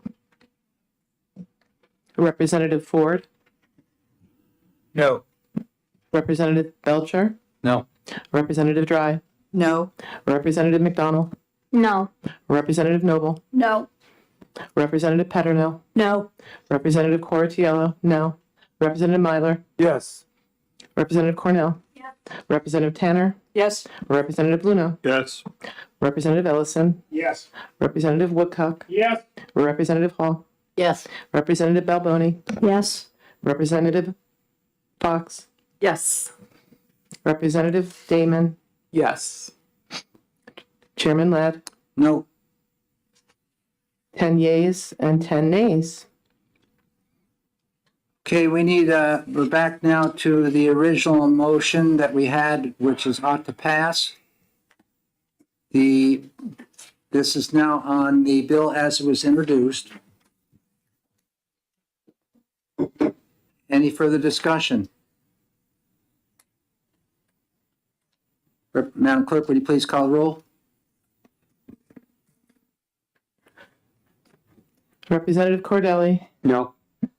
Representative Lekes. No. Representative Ford. No. Representative Belcher. No. Representative Dry. No. Representative McDonald. No. Representative Noble. No. Representative Peternell. No. Representative Quartiello. No. Representative Myler. Yes. Representative Cornell. Yes. Representative Tanner. Yes. Representative Luna. Yes. Representative Ellison. Yes. Representative Woodcock. Yes. Representative Hall. Yes. Representative Balboni. Yes. Representative Fox. Yes. Representative Damon. Yes. Chairman Ladd. No. 10 yeas, 10 nays. So the end result in this one, folks, is it's going to go to the floor with no recommendation. There's going to be 2 reports, and when we get to the floor, the positive vote motion will come first. That is ought to pass. And that's that's it. Tanner. Who moved and seconded? I lost it. Are you looking? Who moved and seconded? I got lost there. I didn't. That was was Tanner and Myler. Okay, missed that.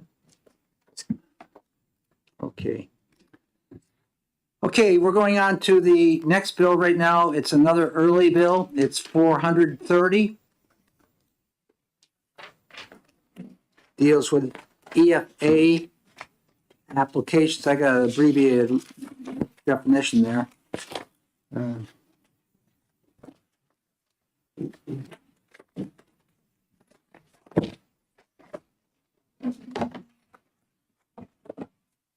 We're gonna have to get the people that do our work for us in printing this stuff, to do it in thicker paper, so it doesn't rip every time you're turning the page. After a while, all these things start falling apart. We need more paper, that's right. Local paper. Yeah, and produced in the state. Okay, relative to applications for Education Freedom Accounts Program, this is HB 430 FN. And do we have a motion here from Mr. Cordell, Representative Cordelli? You do.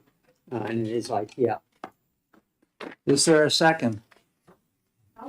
Representative Lekes seconds the 430 motion of ITL. Would you like to speak to your motion, Representative Cordelli? Thank you, Mr. Chair. This legislation would require a applicant to the Education Freedom Account Program to have spent currently a year in New Hampshire public school before applying, or likewise if they are entering the 1st or 2nd grade. I think that this goes against the purpose of the EFA program, which is to provide every youngster with the options that they need to succeed. And there is no one who knows what the child needs better than the parents. So requiring them to go to public school first, I think, is a handicap and detrimental possibly to the child as well as the program. Further discussion.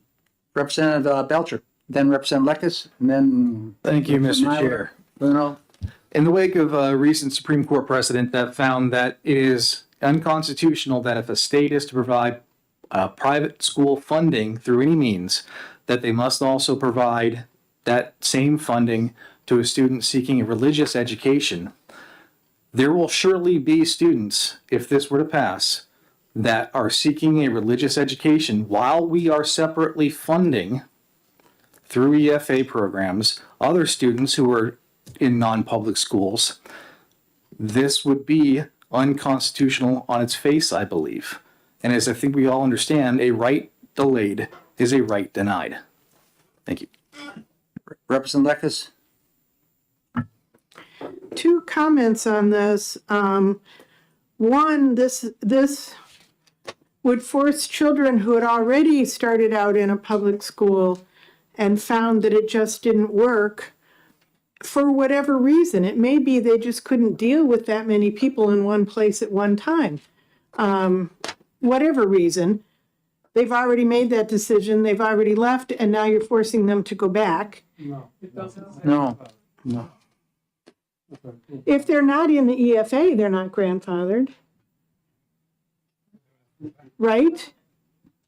If they're just at home or in a small school and they're not using the EFA, but they decide they would like to, in order to get that EFA, they would have to go back to the public school. I mean, this is a question about education choice. So if they've already made the choice and to not be in public school, and they're not part of the EFA program, then that's a choice that they've already made. This bill is simply, doing what the Commissioner of Education, what he sold, the legislature 2 years ago when bringing up this program and putting it into the budget, that it provided students and families with a choice. And so this right now it's the program, simply stated, has turned into a free tuition paid for by public taxpayers for people that were already in private schools and not costing taxpayers a dime. And this, I think, had the commissioner actually said that of the whatever we've got now, 3,200 students, that just about all of them were either already in private schools or going to attend private schools anyway, that this program wouldn't have gotten any traction at all. So it's all part of providing accountability, transparency, and oversight to the program, putting on some guardrails that protect the taxpayer and live up to what the commissioner said when the program was established. And in fact, I think I mentioned it during the hearing, that the exact language that's in here was taken from an amendment to Senate Bill 193 back in 2018. Absolute same subject, offered by Representatives Ladd, Wolf, and Cordelli. So there's nothing new here other than looking to protect the integrity of a program that provides choice for students and not just free tuition on taxpayer dime. May I continue now, please? Yeah, there was a question, so he responded to the question. Representative Lekis, you may go ahead. Thank you. It wasn't meant to be a question, except that you said I was wrong, and I was making sure that I was reading the bill correctly. I don't see how this, in response, I don't see how this gives any more transparency or anything saying a child has to go to a public school. But my point was, this was tried in other states when somebody objected to a new program. I believe it was actually a charter school program. And well, it's been tried multiple times, so it was various different programs. When they tried the you have to go to a public school for a year first, all these kids suddenly signed up for public schools. It was a disaster. They signed up for the public schools weren't ready for all these kids. They signed up right at the last moment. They were only doing it. It the schools that, states that did this or the towns that did this got rid of those laws because it proved to be a disaster for the communities and the local schools. And it, either for this or in one case, it was just to get books. You had to go to the public school to get the books. And so an entire, this was in Chicago, an entire, all the people going to religious schools all signed up to get books. It's just, it's been tried and it's a mess, number one. And number two, I don't understand the least bit how going to a public school gives any transparency whatsoever to the program, what it has to do with the program. It's, I mean, what can we see because a kid went to a public school for a year? Or guide rails or any of the other things you said. I don't see how this does any of that. Representative Meyer, you had your hand up, and then Representative Dry. Thank you very much. This is the first of a series of bills that are coming before us on EFAs. This legislature has not had an opportunity to debate the issue of EFAs. We recall that this program was put into the back of the budget, did not have a full disclosure. As a matter of fact, we've had conversations about this earlier in other sessions, and this committee basically tabled the motion because of the questions that we had. Now, we had an opportunity here. The numbers are close. We all know that. We've all been said by our respective leadership, you best show up because we don't know what's going to happen. So we had an opportunity here to put a repeal of this bill in. We chose not to do that. What we chose to do is to try to provide, as Representative Leno has said, some guide rails for this program so that whatever it is, it can be effective. We recognize that there are students who are benefiting from the program. But right now, there is no oversight to the damn program. There is no oversight for taxpayer monies that are going into this program. All we are trying to do through the series of issues is to provide some sense of rational oversight and some focus for the program. This is just one of several that are going to come before us. And we will have this debate on the floor, obviously.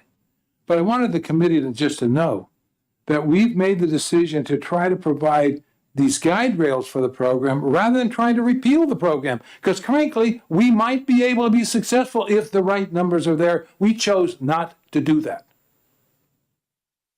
So as these bills come before you, I would hope we would be able to have the debate that we haven't had in the past to really flush this out to see how we can make sure that there are at least some sense of oversight, some sense of rational approach to this particular program. Thank you, Mr. Chair. You're welcome. Representative Dry. Thank you, Mr. Chairman. In the course of my homeschooling career, I helped a lot of families make a transition to homeschooling, whether they've moved from out of state or whether they are involved in public schools. Christmas vacation is a really nice time if you're going to change direction to stop and pick up in the new year at a different direction.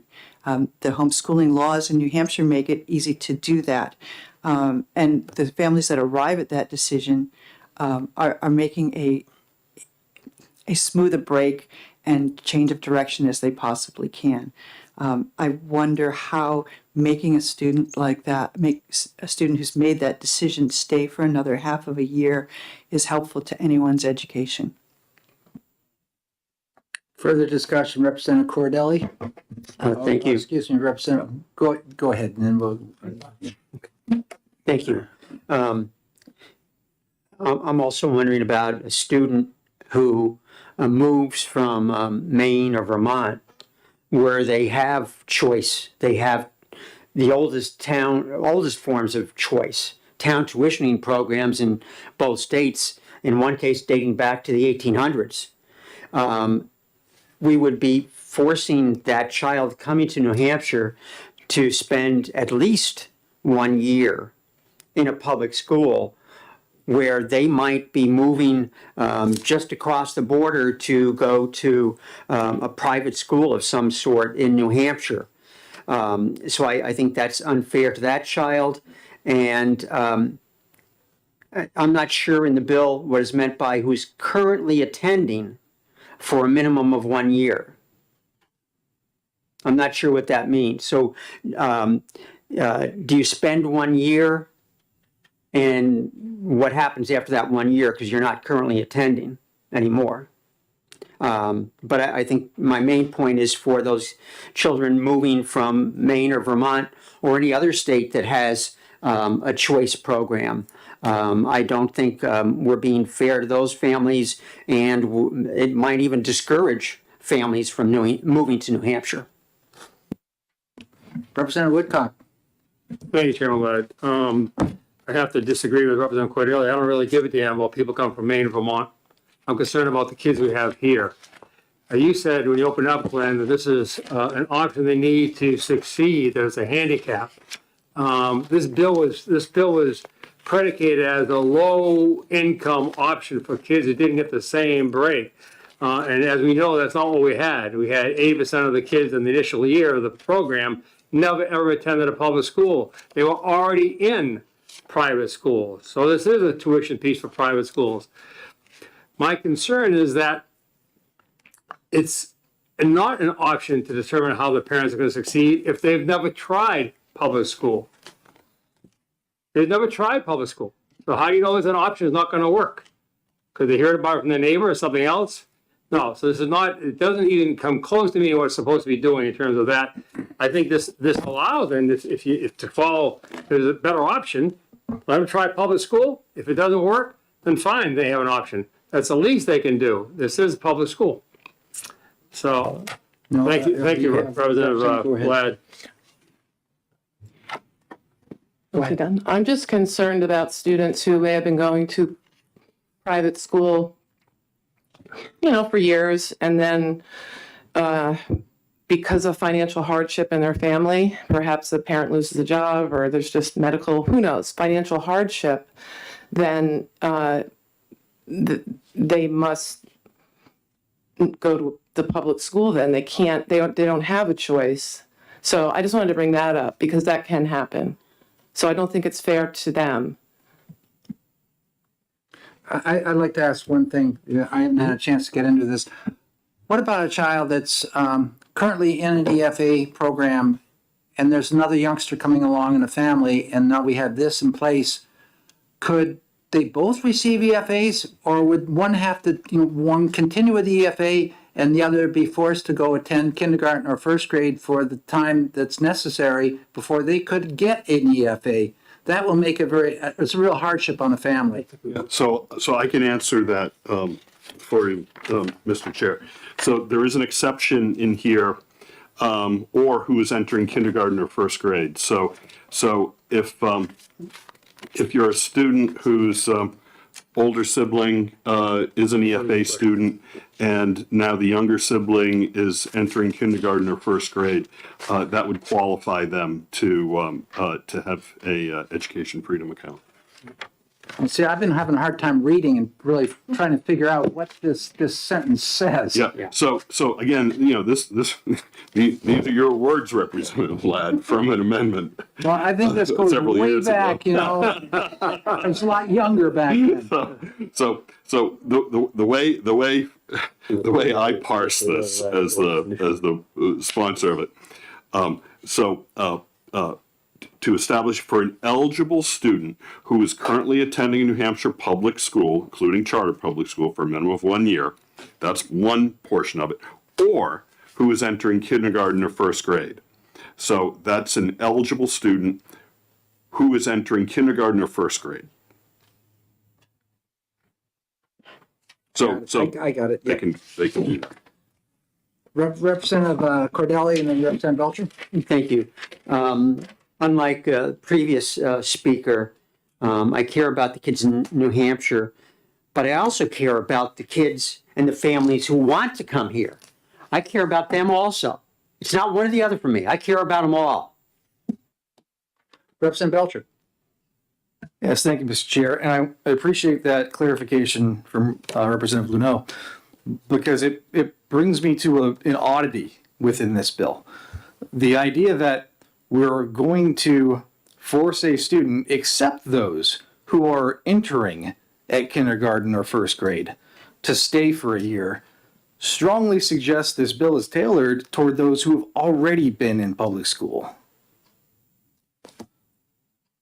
Am I wrong in that?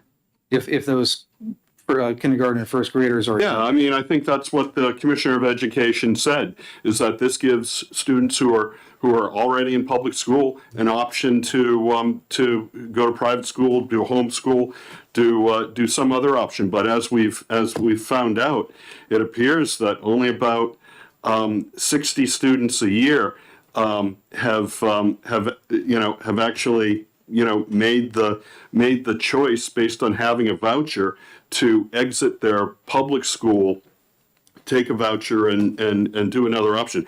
Everybody else was either already in a private school or homeschool, or going to go to private school or homeschool anyway. You can take a look at the department's own census data on homeschooling, on private schooling. Those numbers aren't going up. So the 3,200 kids, the private school and homeschool numbers didn't go up by 3,200. These kids were already in or going to go anyway, and so this has simply been coming on. I think $25 million of taxpayer money to pay private school tuition bill or homeschool costs for these kids, and another request of $60 million coming down the pike in the current budget right now. It's not moving kids out of public school, which is exactly the intent, as it was presented by the commissioner, of this program to begin with. So this simply puts the program back on the tracks that it was supposed to be on. Is there a follow-up? Yes, please, just to clarify then, and thank you for that clarification. So to be clear, the point of the program is that students who are already in public school and who have done okay in public school, seemingly because they've stayed there for a while, they're the ones who would be allowed to leave, who are probably the most unlikely to leave. But those who have already left because they probably may have had problems, those are the ones who would have to go back for a year. That was the point I was making. They hadn't left, that was the point, Mike. They hadn't left, they'd never been there, that was the point. 80% of the kids never been there. Representative Lucas, you had your hand up, or did you not? Yeah, I did. I did, and it was for a couple of things. I'm trying to follow the logic. If they're only the people who can go, who can have this choice, are those who are already in public school, unless you haven't been to public school yet. I mean, what is I don't understand that logic. If you want them to have experienced public school, why do they have a choice if they're entering kindergarten or first grade? They haven't experienced public school. I don't, it's completely illogical to me. Can you explain the logic? Because I'm not understanding. You say one thing, you want them attending the public school or leaving, only give the choice to those who would be leaving the public school, but then you say, but if they haven't been to the public school yet, they get a choice. So thanks for the question. I think it's pretty simple that the bill is providing choice to students and families as their students are come of age to go into kindergarten or first grade. They can sign up for an EFA, or if they're already in second, third, or fourth grade, or fifth grade, or 10th grade, and say, hey, you know what? Or actually, let me pick 8th grade, because a lot of I think I'd have to look at the yearly census data from the department, but attending public 8th grade and then private school for high school, that's an option that many students, not a huge number, but many students in New Hampshire take. So you may find that a student has gone K-8 in public school, and then it's like, hey, you know what? The voucher program, the FA program, provides me with funds that help me bridge the gap to attend private school for high school. And so I'm not quite sure. I understand what your concern is with this, other than as it might relate to kids that have families that have already made the choice to go to a non-public school, which wasn't the intent of the program that was sold by the commissioner. Representative Lekes? If you look at the numbers, it's actually 40-something% who were at some point in a public school and then are not now in a public school. The 20 is just of the start of the year, of the start of the program. A number left during COVID, a number left before that. And what I want to know, it seems to me that what you're saying is that a student for whom public school really was not working out, to the point that the parent felt that they needed to withdraw the student, but the parent is now struggling to provide home education, to pay for the things that the student needs, is struggling, but they still would prefer to struggle than send the child back to the public school. We're saying, because you took your child out of public school before the EFA program started, you now can't qualify for the EFA program, so you have to keep going on and struggling because you made that choice before the EFA program started. Okay, Sure. Yeah, I'm just not aware of any comments made by the Commissioner of Education when selling the EFA program that's who it was designed for. I don't recall a single comment from the Commissioner to that effect. I have a question with line 3 in the bill right now too. Who is currently attending a New Hampshire public school? We have New Hampshire students going to public schools in Vermont, which are approved by the Department of Education here. And it's the only choice they currently have in the district they're being sent from. I'm talking about Monroe, sending all their kids to St. Johnsbury Academy for high school. A student goes there and says, I don't like this, I want to have an EFA. Can they do it? So that's a great question. I think, we've got to go back to the fact that, the statutes are sort of at the 30,000 foot level and rules are at the ground level.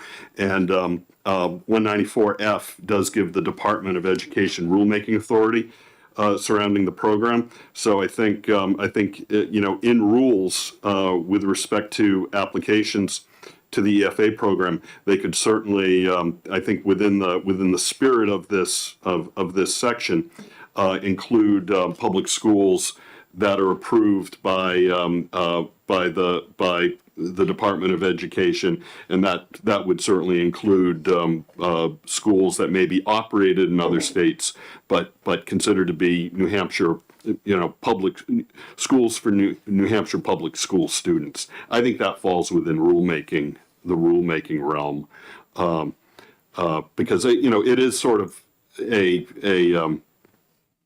sort of an edge case here, but a valid one, Mr. Chair, and I think that would fall into rules. And then I would go one step further and say, okay, we're talking about New Hampshire public school. Yeah, we're talking about an approved school, but we also have private schools that are approved by DOE as well. So should we be saying a New Hampshire approved public or private school? So thanks. I mean, there's obviously a number of students who are attending New Hampshire public and private schools. And I think the intent behind this bill is that these are public school students whose students and their families would like to have they're attending public schools and they'd like to have a choice to do something else, and they meet the income eligibility guidelines, income eligibility standards as well. So you know, if the student is currently attending private school in New Hampshire, I don't think that's not what the commissioner was talking about. I don't think that's what the taxpayer Well, I'm going to just follow up a little bit more. Under our tuition program that we passed, the receiving school that's being sent from a district which is tuitioning is approved not by the DOE, it's approved by the local board of education, as you know. So I believe that to read this properly, it really needs to say New Hampshire approved public or private school if we're going to enable the student that's coming from a tuition district such as a Piermont that does all their tuitioning of kids outside, and that's many districts in the state do that. Except wouldn't that defeat the purpose of the bill by saying that if they're already attending a private school, then they can apply for an EFA? Well, maybe they're upset with that private school and they say, no, I'm just now ready to go an EFA program. It's going to fit what's going on with our family and it's a better fit. So I see, it seems to me we're saying it's okay to do it if it's a public, but for the private, it's, yeah, I think that's discriminatory. Yeah, I mean, I think so long as the private school wasn't a private, that the choice the family had made to go to a private school was a district choice as opposed to, I mean, we're really sort of getting beyond, I think, what you can, how you can carve out every possible, permutation in statute. You know, I think Rick, you're probably talking about a public school district that uses a private school for. I'm talking about the tuition program, which we have. Yeah, that's a It could be like public a school. Thetford Academy in Vermont or a St. Johnsbury Academy or. But it's done. Those are independent. But it's done through the public school district to meet the school. It's locally approved. It's approved Right. by the local board. Yes, so And- it's locally approved rather than approved private or public school in New Hampshire. It's locally approved. Right, it's locally approved, but that public school district, even though they're receiving services through a private school, has to comply with all of the public school regulations, both state and federal. They're not able to operate as a private school that does not have a outside of the. That's correct. That's correct. Yeah. So I just don't know how you put that all in statute, Rick. If you look at the tuition, the tuition approval process which we put in place, they have to comply with many of the rules that we have, like fire code, safety code, building code, all those types of things. They do not have to comply necessarily with all the other aspects. That's a local board decision. Read it. Well, they'd have to comply with IDEA. Yeah, well, yes. They'd have to, do they have to take testing?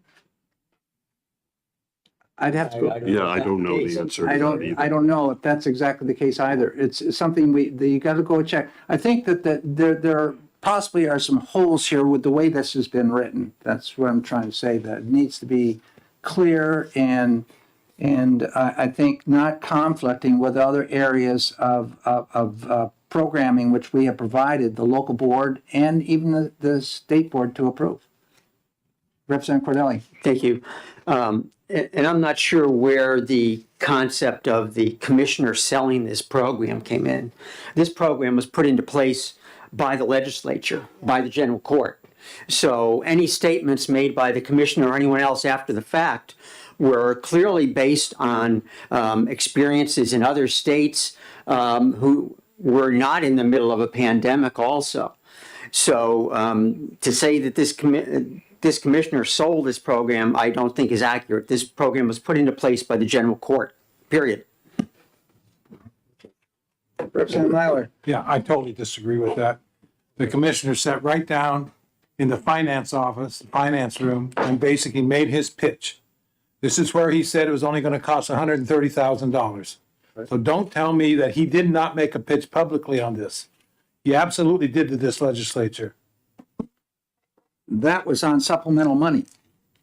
No, it was on EFAs, it's in the budget. For the HB2. program, though, that was a use of federal dollars which were coming down to have the permission to use those dollars for this program. No, you're talking about the 40 plus million. I'm talking way before that, Rick. Okay, okay. Way before that, he made that pitch to What's the in the budget? finance committee. Yeah.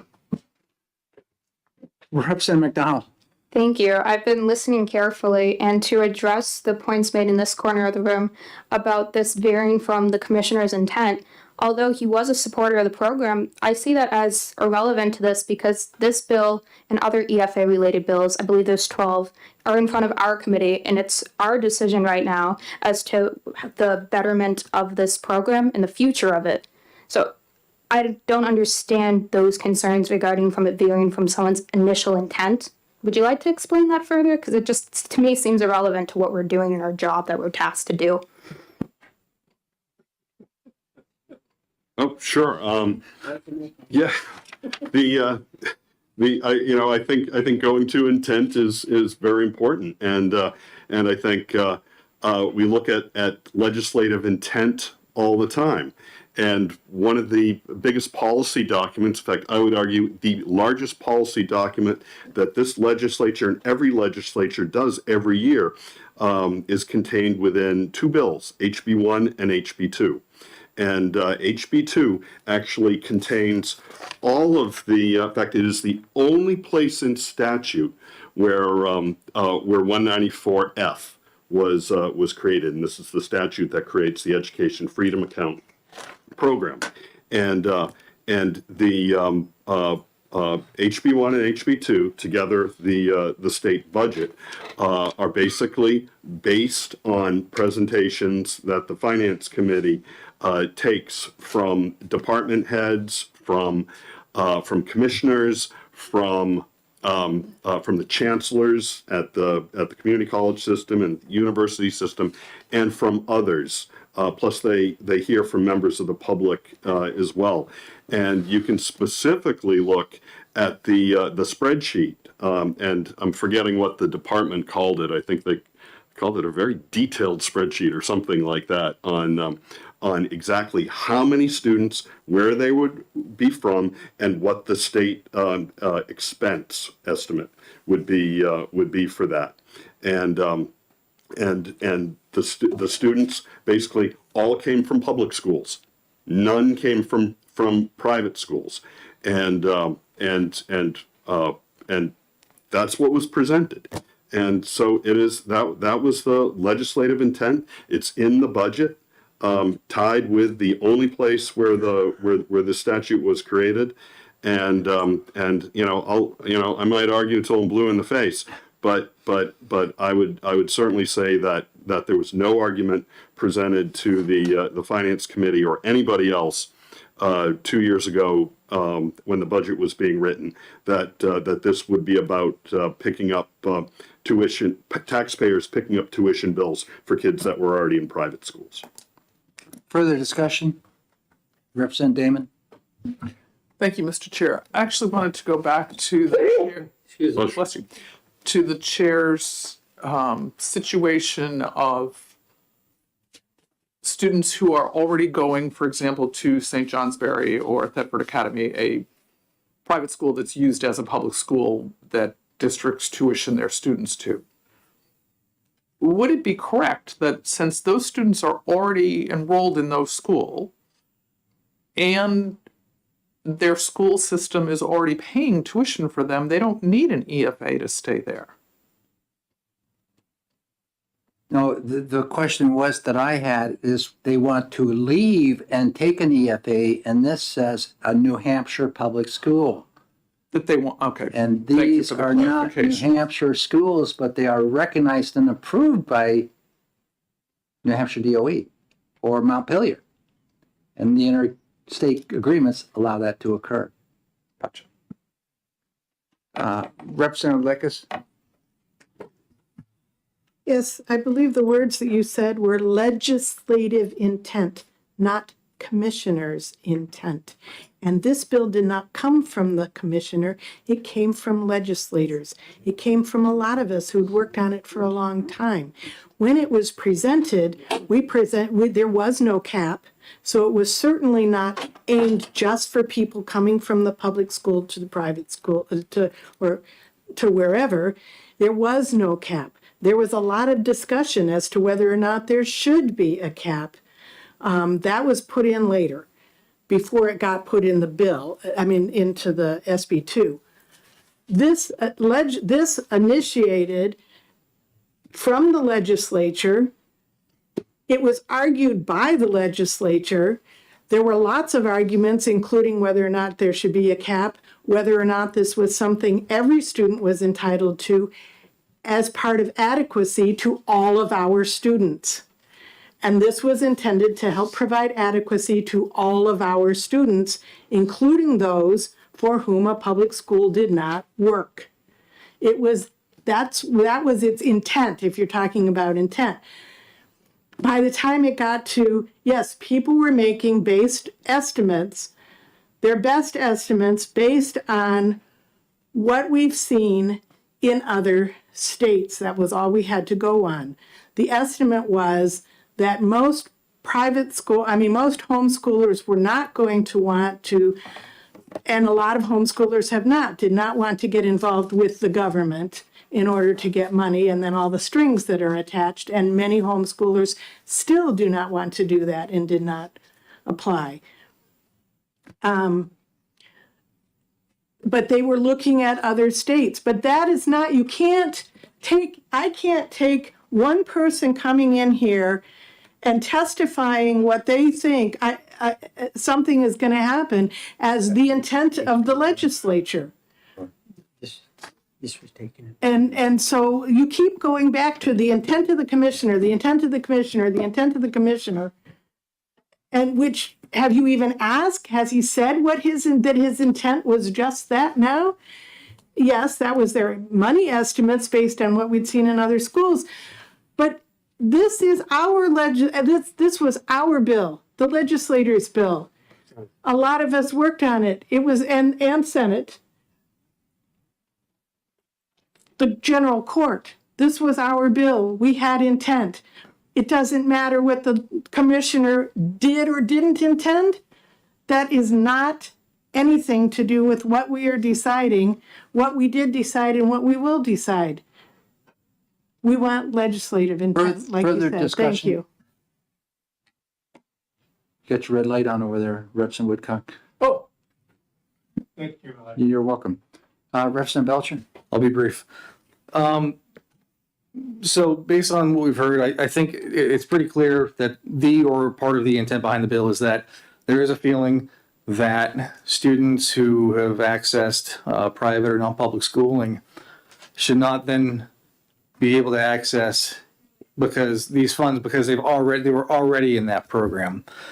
However, I have yet to hear any ethical or moral argument why a student who is a resident of our state, who has parents who are taxpayers of our state, is not entitled to a share of what amounts to, I think at this point, maybe roughly 20% of the typical cost to educate a public student. Why they don't have the right to access that money, even if they were already in a private school. Representative Myler?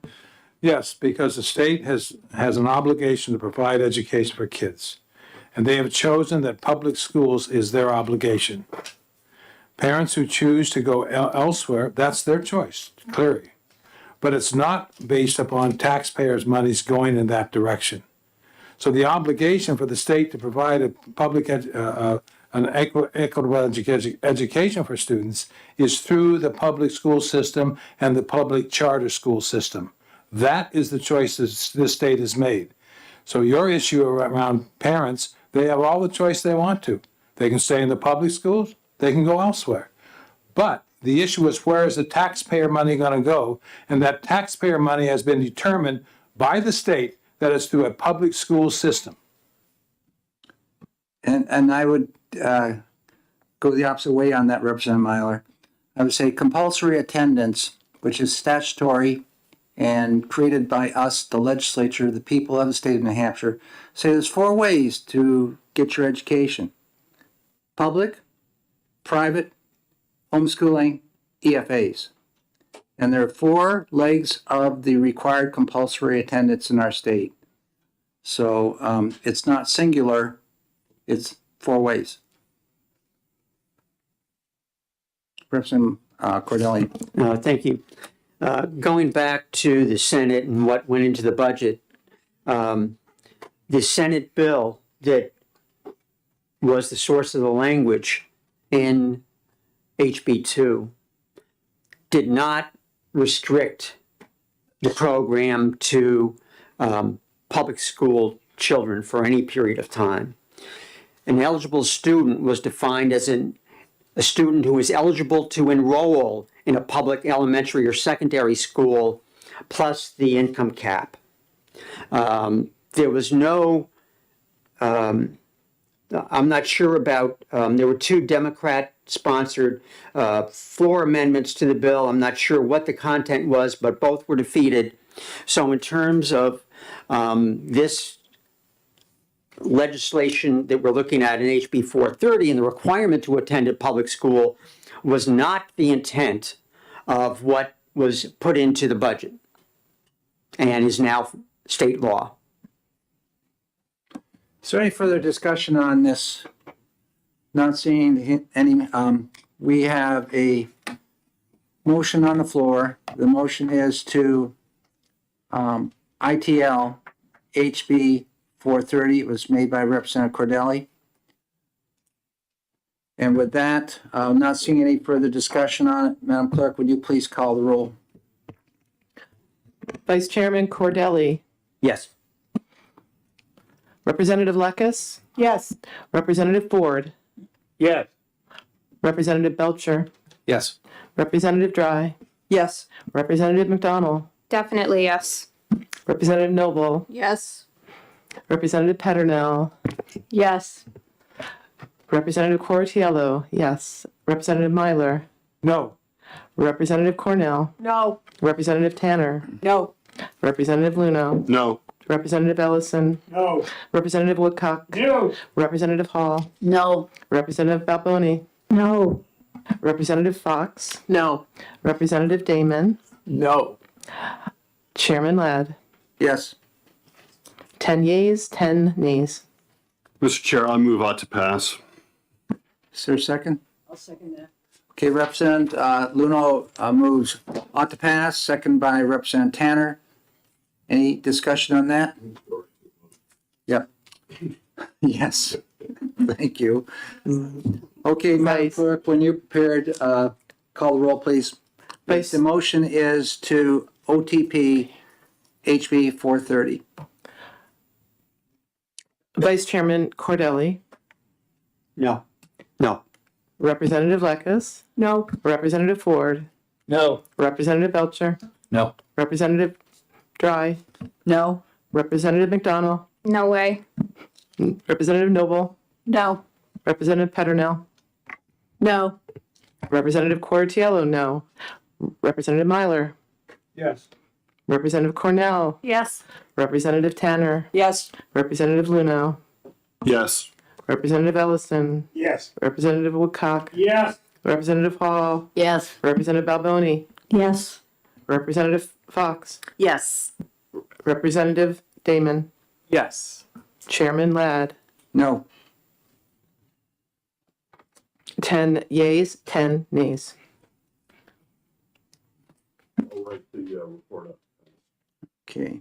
And Representative Cordelli, I'm assuming you're going the other way. Right. Well, we got one down, folks. Sort of. Okay. To be continued. Yeah. That's right, exactly. I'm just going to keep moving right up. We've got 3 more to do today. HB 367, eligibility for the EFA program. I've got it.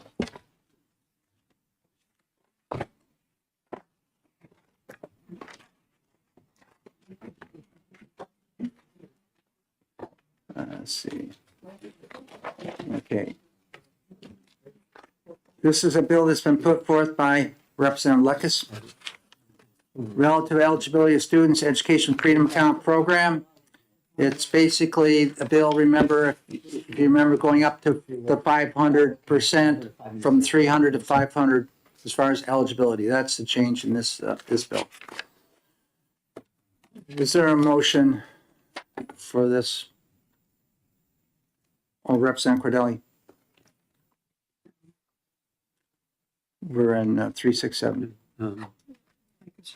Lakers. Yeah, I thought Representative Lekis, I was looking at you pointing this way. He and I'm was pointing that raising way. his hand, so. Representative Lekis. Yes, I move OTP, please. Second.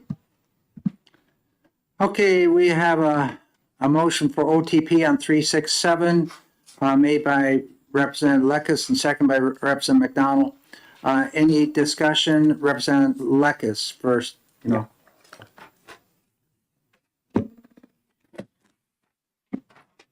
Basically, by the 300 cap, we have eliminated many people who are actually in need, including the middle class, who are always in need because they are not eligible for scholarships. They are not, but don't make enough money to provide the education that their child actually needs. And so this is to reach out to the middle class who got cut off by the 300% cap, who still can't afford to get the education their children need, and yet cannot apply for scholarships or any other aid because they make too much. And this happens all the time. They make too much, but not enough. Thank you. Representative McDonald, do you have any discussion? I'll keep this brief, but to the discussion on the previous bill about legislative intent, as I am aware, there was an initial discussion with the EFA program as it was passed not to have an income gap. So this would be closer to legislative intent, as Representative Luneau suggested was so important a few minutes ago. Thank you. Thank you very much. Representative Cordelli, you're recognized. Thank you, Mr. Chairman. I do have an amendment for when would be the appropriate time to present it. Now's the appropriate time. Thank you. I'll pass this around.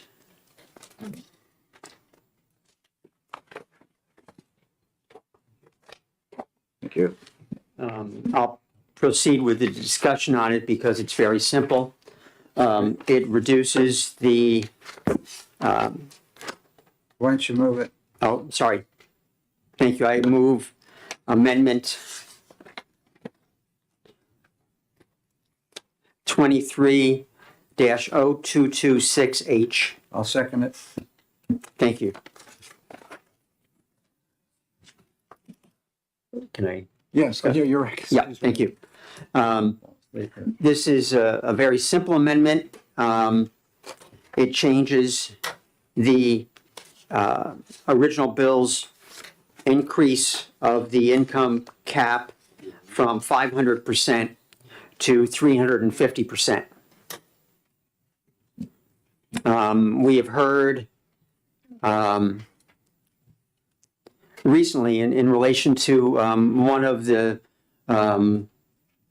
school meal program bills about the fact that the free and reduced lunch income cap should be raised to 300% for everybody because of the inflation and the difficult time people were having to cope with everything that's going on in terms of prices from the grocery store to the gas station to housing. And I think the same applies for the Education Freedom Account bill. I don't have with me the number, but we did hear testimony about, I think it was several hundred people had applied for EFAs, but were over the income cap. Most of those, I think, were under $10,000 over the 300% cap. This would help those families, and the 300% for a family of two, a single mother and a child, is currently at $54,930 at 300%, and goes up by less than $10,000 to $64,085. And that's for a family of two. For a family of four, it goes from $83,250 to $97,125. So I think that this is hopefully will be seen as a reasonable compromise to help those families who have been struggling with the increased prices and maybe declining family income to be able to qualify for the program. Thank you very much. Is there a further discussion from committee on this? Representative Woodcock? And thank you, Chairman. Glenn, the 97,125, is that the 350 number? Yeah, I'm sorry, yes, 350 for a family of four. Okay, thank you, Mayor. Yeah. Further discussion? Madam Clerk, I see no further discussion on this. Would you please call the roll on 0226H, which is an amendment to HB 367? Vice Chairman Cordelli, Yes. Representative Lucas, Yes. Representative Ford, Yes. Representative Belcher, Yes. Representative Dry, Yes. Representative McDonald, Yes. Representative Noble, Yes. Representative Petronel, Yes. Representative Coratiello, yes. Representative Myler, No. Representative Cornell, No. Representative Tanner, No. Representative Luno, No. Representative Ellison, No. Representative Woodcock, No. Representative Hall, No. Representative Balboni, No. Representative Fox, No. Representative Damon, Yes.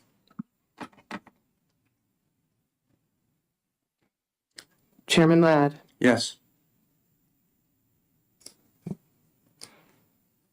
11 yeas, 9 nays. Representative Cordelli? Thank you. I would like to move ought to pass as amended with Amendment 0226H.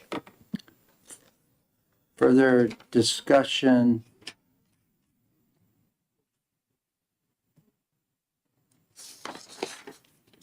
Not seeing, Madam Clerk, would you please call the roll? Vice Chairman Cordelli, Yes. Yes. Representative Lucas, Yes. Representative Ford, Yes. Representative Belcher, Yes. Representative Dry, Yes. Representative McDonald, Yes. Representative Noble, Yes. Representative Petronel, Yes. Representative Coratiello, yes. Representative Myler, No. Representative Cornell, No. Representative Tanner, No. Representative Luno, No. Representative Ellison, No. Representative Woodcock, No. Representative Hall, No. Representative Balboni, No. Representative Fox, No. Representative Damon, No. Chairman Ladd, Yes. 10 yeas, 10 nays. 10-10.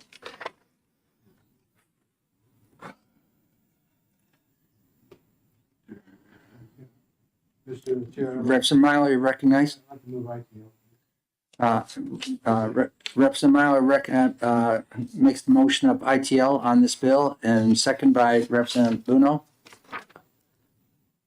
Myler, Myler, moved by Luno. Myler, okay. Yeah.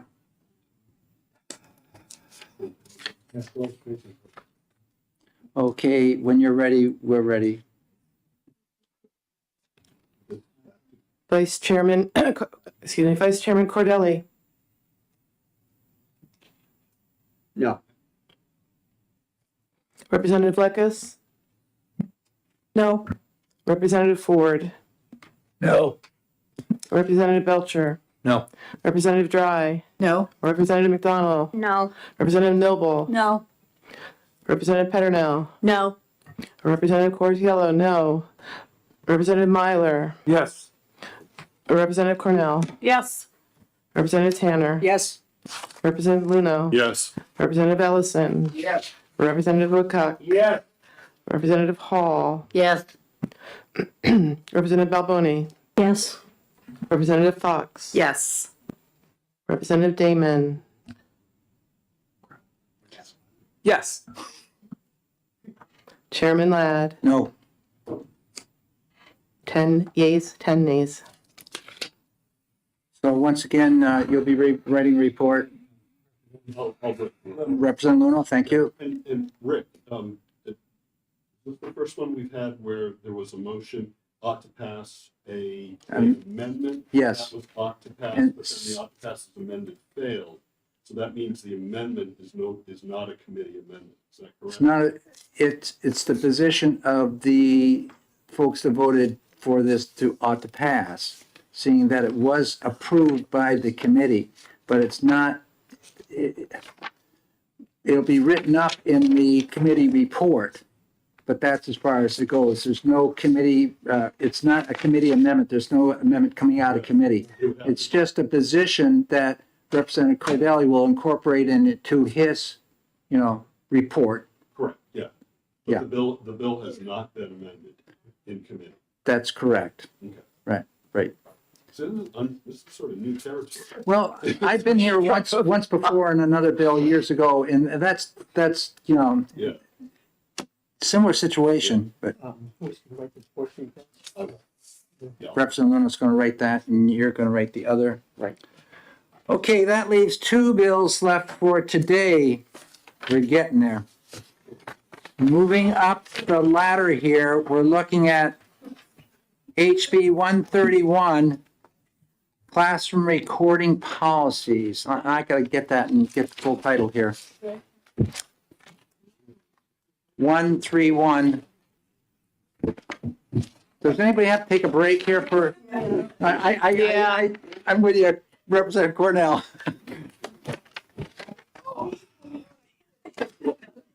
Well, yes, you can, and I can too. Ah. Oh. At least a stretch.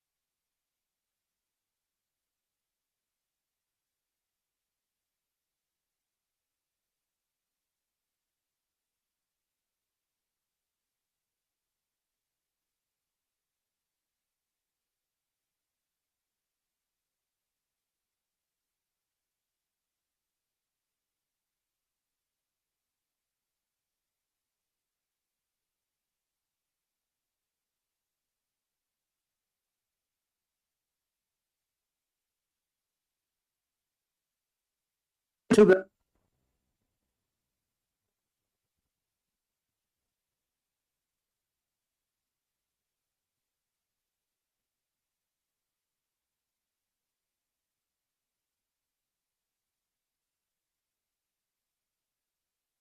Thank you, Mr. Chair. This is House Bill 131, requiring reports concerning school policies on classroom recordings and in-classroom observers.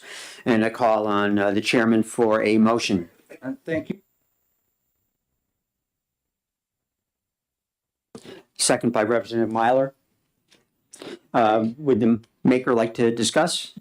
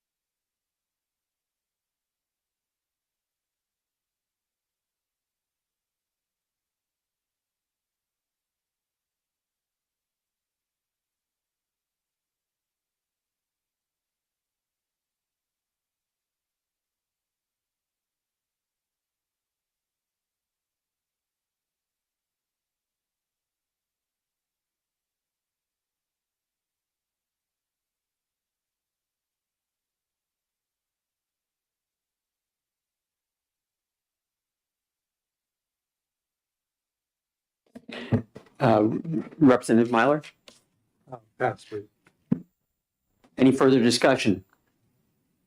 Looks like everyone wants to get home. So I'll ask the clerk to call the roll.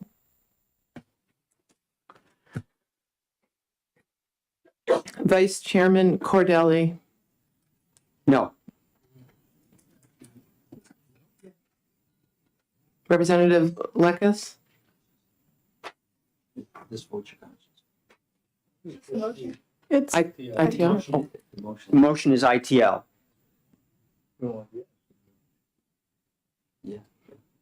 no, Representative Ford, Yes. Representative Belcher, Yes. Representative Dry, Yes? Representative McDonnell, Yes. Representative Noble, No. Representative Peternell, No. Representative Cortiello, no. Representative Myler, Yes. Representative Cornell, Yes. Representative Tanner, Yes. Representative Luno, Yes. Representative Ellison, Yes. Representative Woodcock, Yes. Representative Hall, Yes. Representative Balboni, Yes. Representative Fox, Yes. Representative Damon, Yes. Chairman Ladd. Yes. 15 yeas, 5 nays.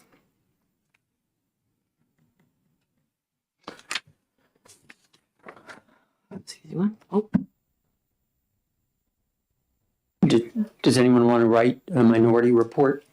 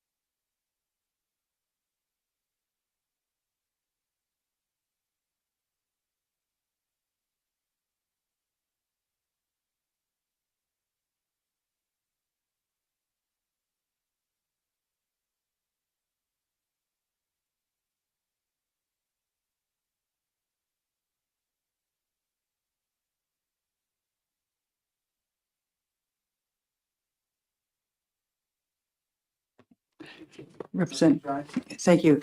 I move ought to pass.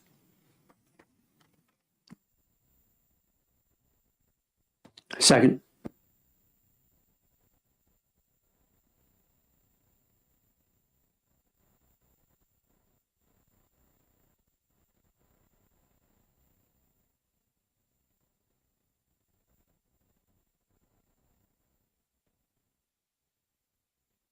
Yes, reading my notes from this bill, it was the fact that the results are, one, printed on the Department of Ed website, and two, every report of the fiscal committee had to include names, addresses, dollar amount, students, and they had to report, looking at the RSA, every 3 months. It was December and November and March and February, and it was a lot of reports that aren't required of other public schools, and so hence the repeal of this section that called for a number of reports. In effect, it's covered in one yearly report. There was no need to do multiple monthly ones. Further discussion?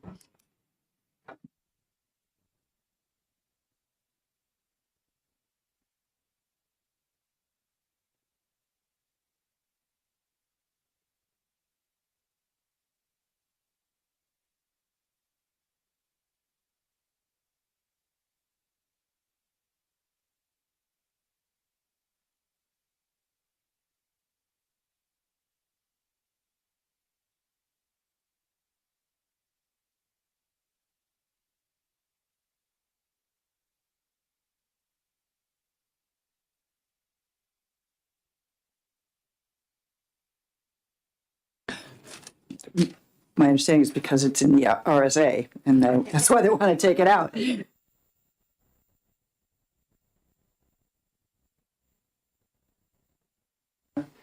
so this applies to what the fiscal committee receives rather than the education committee receives. And I'm just, since we have nobody here from fiscal, I'm just wondering, and charter schools are under the nonprofit rules of the state, and are managed by a board of directors. Shouldn't we have, I just don't understand why we have it. I had wished you'd vacated it to fiscal, but I'm just wondering why those two things don't add up, that perhaps that's why they have the reporting so often, and that it was a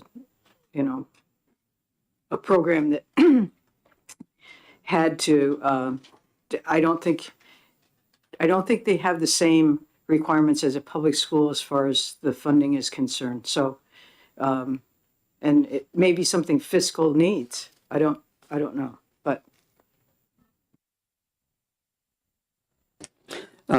Yes, I think we've been through the funding mechanism for public charter schools. But also, this goes to, my reading of it, it goes to the fiscal committee rather than finance, which is a different ballgame in itself, the fiscal committee. Could you explain it? There is a legislative fiscal committee that meets, I think, on a monthly basis. Versus the state, excuse me, versus the House or Senate finance committees. It's a separate body, it's a joint body, I believe, the fiscal committee. What's the mission of the? They approve various new funding mechanisms, grants, things that come up during the course of the year. Let me go ahead and explain that a little bit. Fiscal is a committee which last year was chaired by Representative Umberger. It was pretty well split, with Republican, Democrat.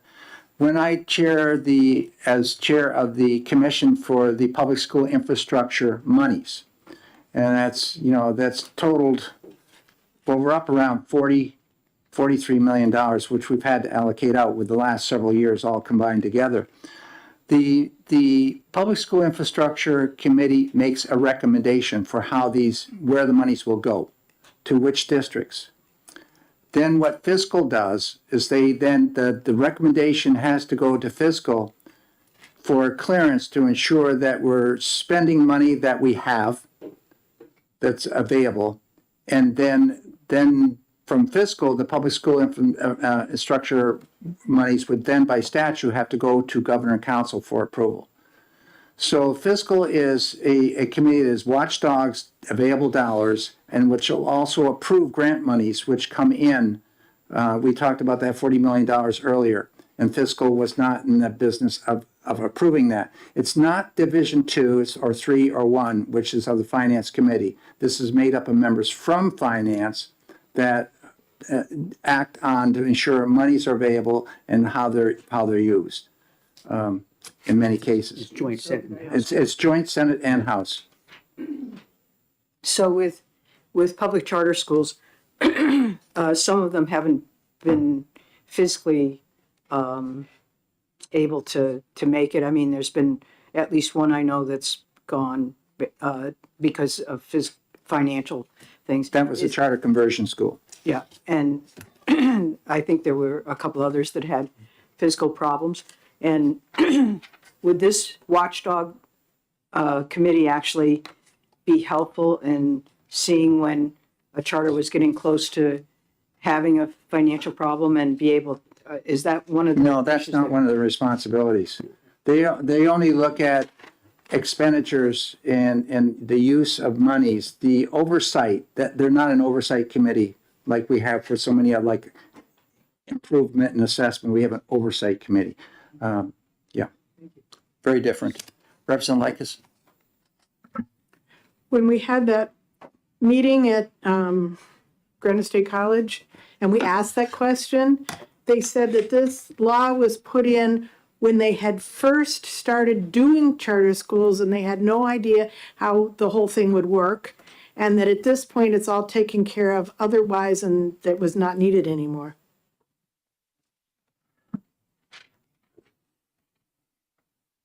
Further questions? Sure. Yes, Representative Luno. Yeah, thank you very much, Mr. Chair. So the, as the department, I think, had mentioned during the hearing, HB 71 repeals paragraph E in 194B11, 1, Roman 1.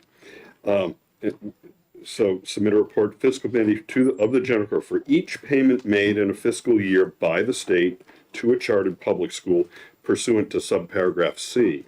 So of that same section,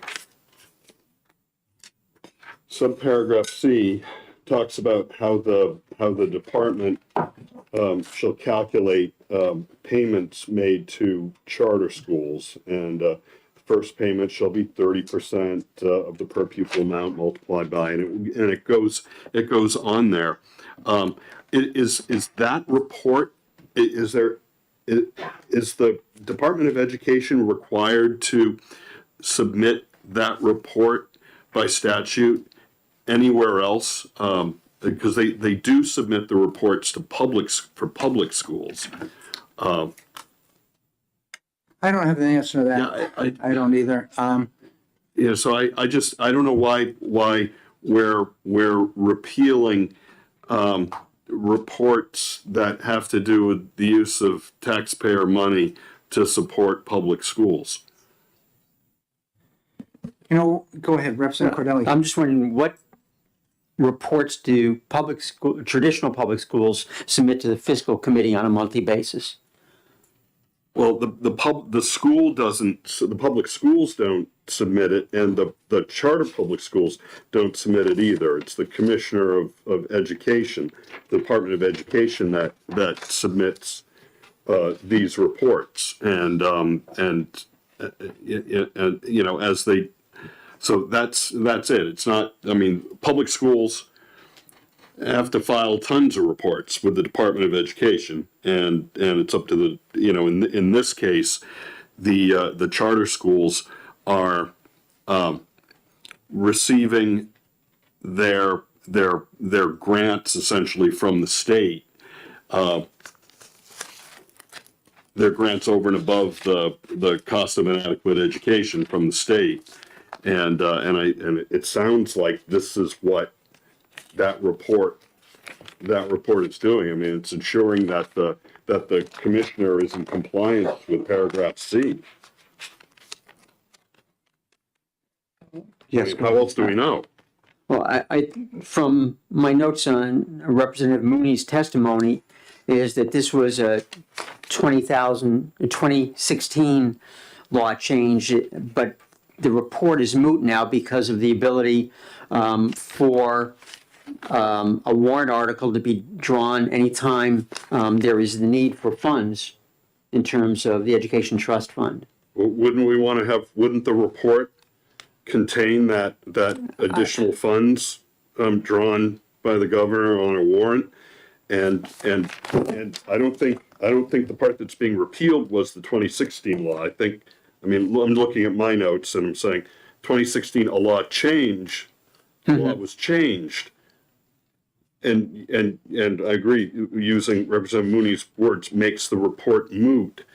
But there was no reference to what that was and what actually requires any report to be made available on the DOE website. I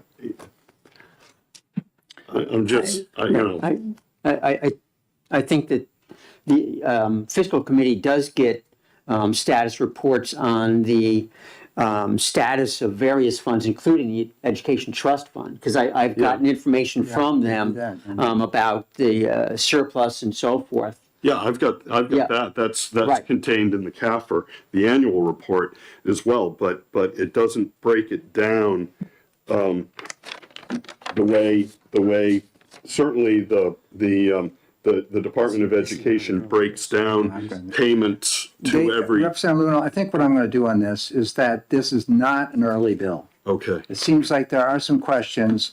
Yeah, I'm familiar with fiscal, but I've never, you know, they meet on Fridays and I don't really know that. So what we can do is we can, you know, just recess this bill, get some folks in from fiscal and DOE as well. That's fair enough. Just get some answers. It may be just very simple thing to resolve, but I too, it's like signing a check and not what we're doing, knowing what we're doing here, and not reading the fine print. So I would like to know more. So that's fair enough. So let's just recess this and not get a gut ache on it right now, and drive home in some light.